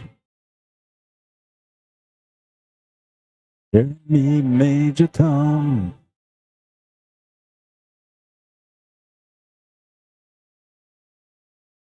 Oops, my autocorrect didn't correct my constituency to be constituent. Oh well. Benjamin Carl, how you doing? Says, always grateful for your streams, Rod. Thanks for the Sunday night entertainment. You're very welcome. I appreciate you guys tuning in. I hope you guys don't mind that I got my face on camera now. It might be a thing. It just might be. And the reason, like, I thought about it for a couple of different reasons. So one is because I had a few people that said to me, look, Rod, you need to get yourself out there so people know who you are. So that's why I put the camera on. First of all, it was one of the main reasons. But the real reason is for my little guy at home, you know, because he misses me all the time. And so when he misses me, my wife turns on the stream and lets him hear my voice, and that gives him a little bit of satisfaction. When he sees my face, that gives him a great smile from the inside out. And so that's what I'm doing for him, and that's kind of why I'm running the camera. It's going to be something that's going to be more consistent, because I don't want my little guy to miss me all the time. I want him to know that I'm out here working and trying to create a better world. Speaking of creating a better world, Ricky Roulette's going to come back and win that match, creating a better world for himself mentally, as he didn't lose the second set. 5-1, the final score. And it's a good matchup. It was a really good matchup. We usually see the same people rolling through here and playing in the finals, and every now and then we get different players coming out to play in the finals like today, and it's beautiful to see. Everybody gets a chance at the spotlight there. Ooh, good try. So congratulations to Ricky Roulette, who's going to be Sunday's champion. They're going to go up there, and I got to take their pictures. So I'm going to go tell them that I got to take their pictures. But before I do that, I'm going to show you guys a couple of things that I told you guys I was going to show you. So I'll keep my word, and I'm going to go up there, and I'll bring up my wireless mic, and we'll get set up right now. Keep that there. I got to mute this.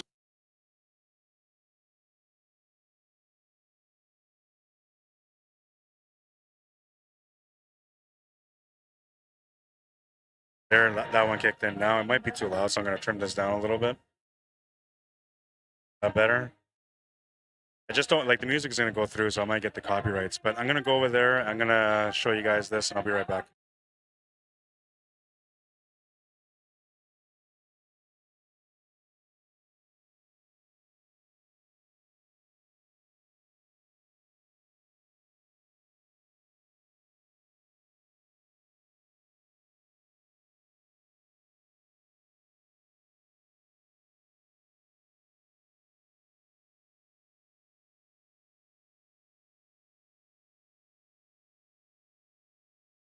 All right, so I'm going to take these guys' pictures first. I haven't warmed up, but I should be able to show you guys what I'm showing you without warming up. I'll be right back.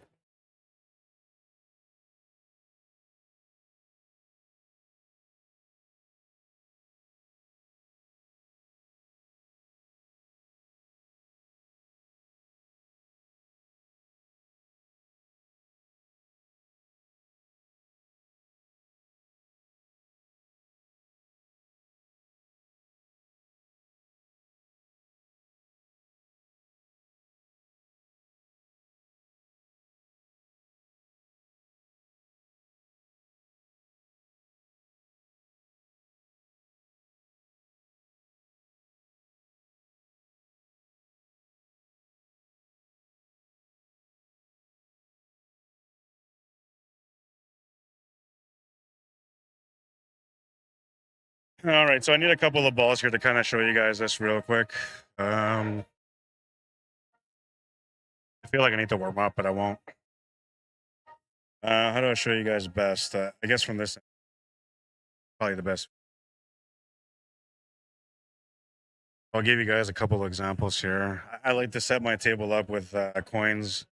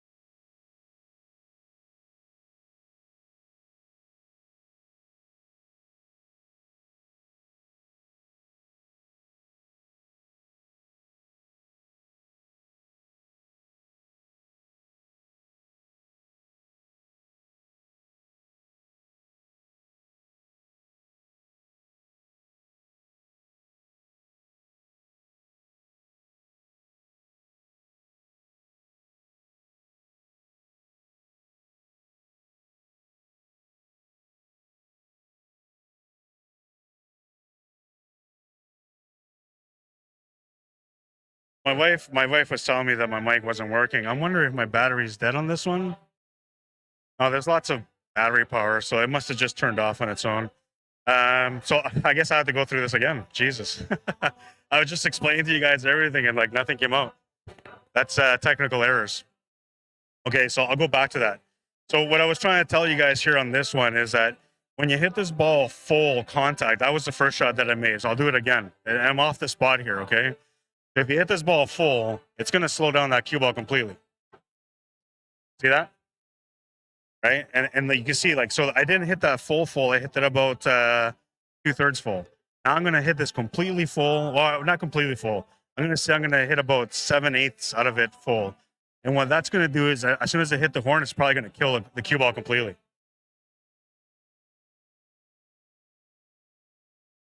See that? So learning how to hit this is important because a lot of times what people will do, I'll show you guys again what I showed you guys the last one here. But a lot of times people will do is they get this shot like this, and they'll just kind of like hammer it and hope for the best, right? So whatever you get, you get. Once again, it's going to kind of copy what happened the last time there, minus the scratch. Right? So every now and then you're going to get the position you want, but most of the times you're not going to get it. And that all has to do with because you're kind of, it's almost like you're wishing for the best while you're hammering the ball.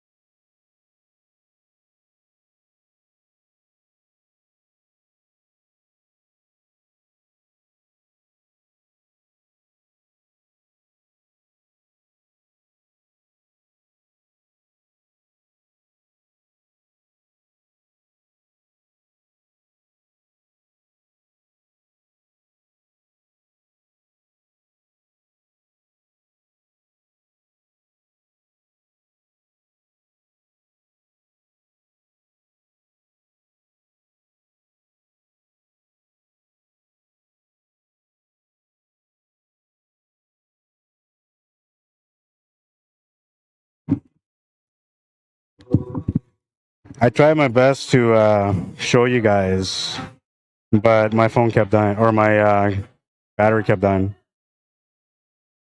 And this other microphone's not working. Hang on.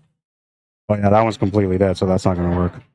Yeah, so I have no power. But what I was showing you guys there is if you go full ball, the cue ball comes off, slow. If you hit half ball, the cue ball come back a little bit faster. Also change the angle of where the cue ball comes off. If you hit quarter ball, you'll get more speed and the angle will change a little bit more. And as you start hitting a little bit thinner, the more speed you're going to gain. So it's just a good way to kind of learn about it. The other thing I was going to talk about is, okay, so I'm going to show you guys these shots once again. First, I'm going to put a ball over the pocket to follow it through with the cue ball. And you're going to see that I'm going to hit it with power at first. When you hit it with power on this table, on a diamond table, it's going to resist. It's going to create some resistance on the cue ball. So therefore, it's going to slow down the pace of the cue ball instead of getting what you want. It might also deviate the angle a little bit according to the power that you put on it. So the first shot will be that. The second shot's going to be me following the shot through with a proper stroke gaining way more speed with the cue ball and also more control with it. All right, so I'm going to show you both of those, and I'll give you 2 examples of it. So first shot will be when you hit the ball hard on the diamond table. Second shot will be when you hit the ball properly and follow through properly on the cue ball.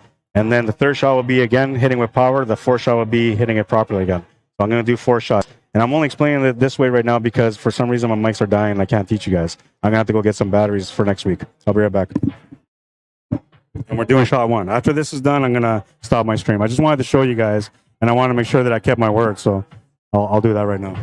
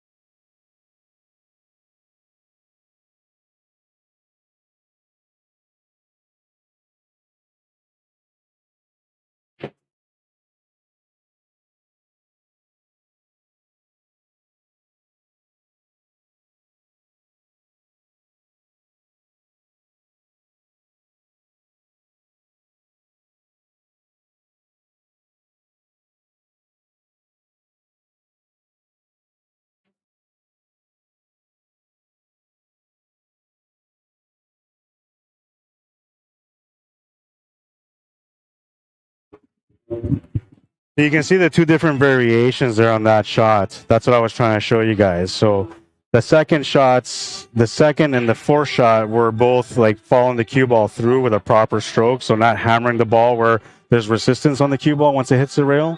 And the other ones were when you hit it, just powerful, man, just powerful. Not giving away too many secrets. We're doomed. No, that's it. Yeah. No, that's all I have for today because my microphones my batteries are dead.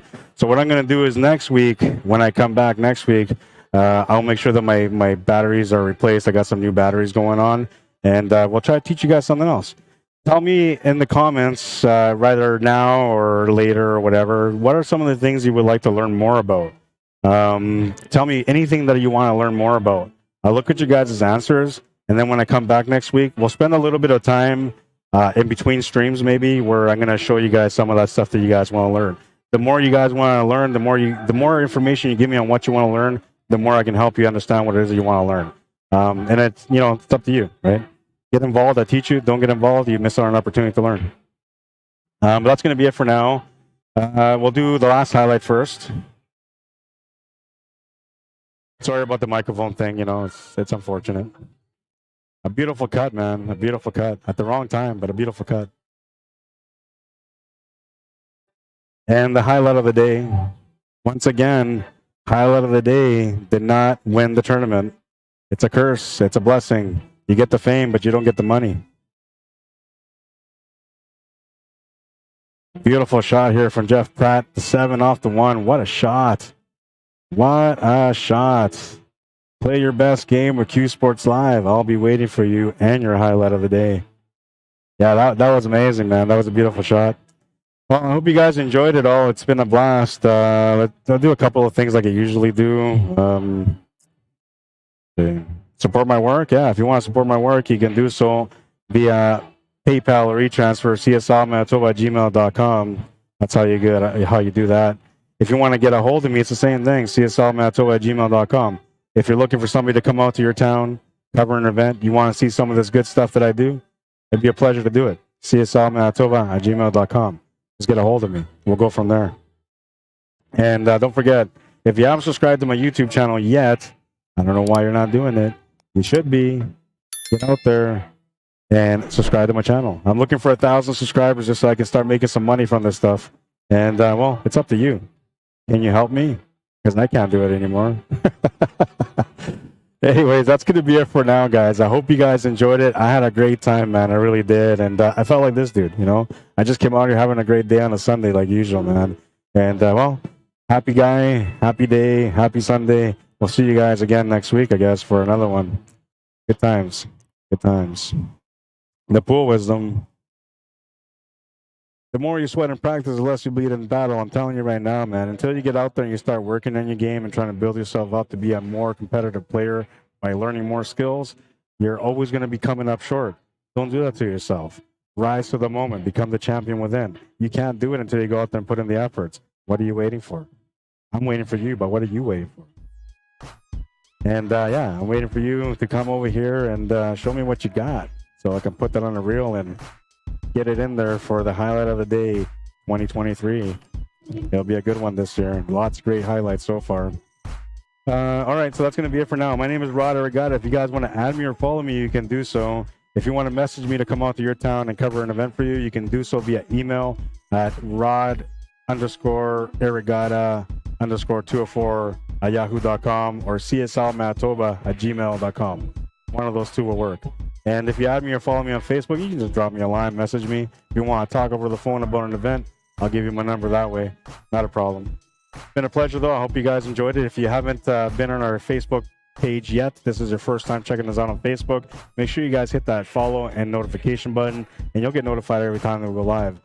Support my YouTube. You're going to have some awesome times when you support my YouTube because there'll be things on there that normally I wouldn't do on Q Sports Live. I would just do it on my own, like my training sessions, where you get a chance to learn.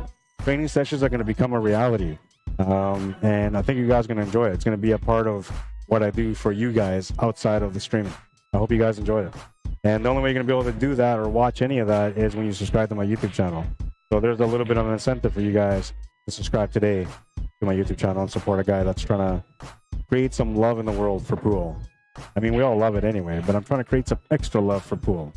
I hope you guys enjoyed it. That's going to be it for tonight. Thank you for tuning in. Thank you for liking. Thank you for sharing. Thank you for taking the time to interact with me. To those of you that I just met today for the first time, thank you for tuning in. I hope to see you guys again. It was a good time getting to know you guys, and I look forward to our chats in the future. Until next time, guys, have a good night. I'm Rod Arriagada. I'm out of here. Well, not really. I'm going to play a couple of racks, but I'm out of here after that.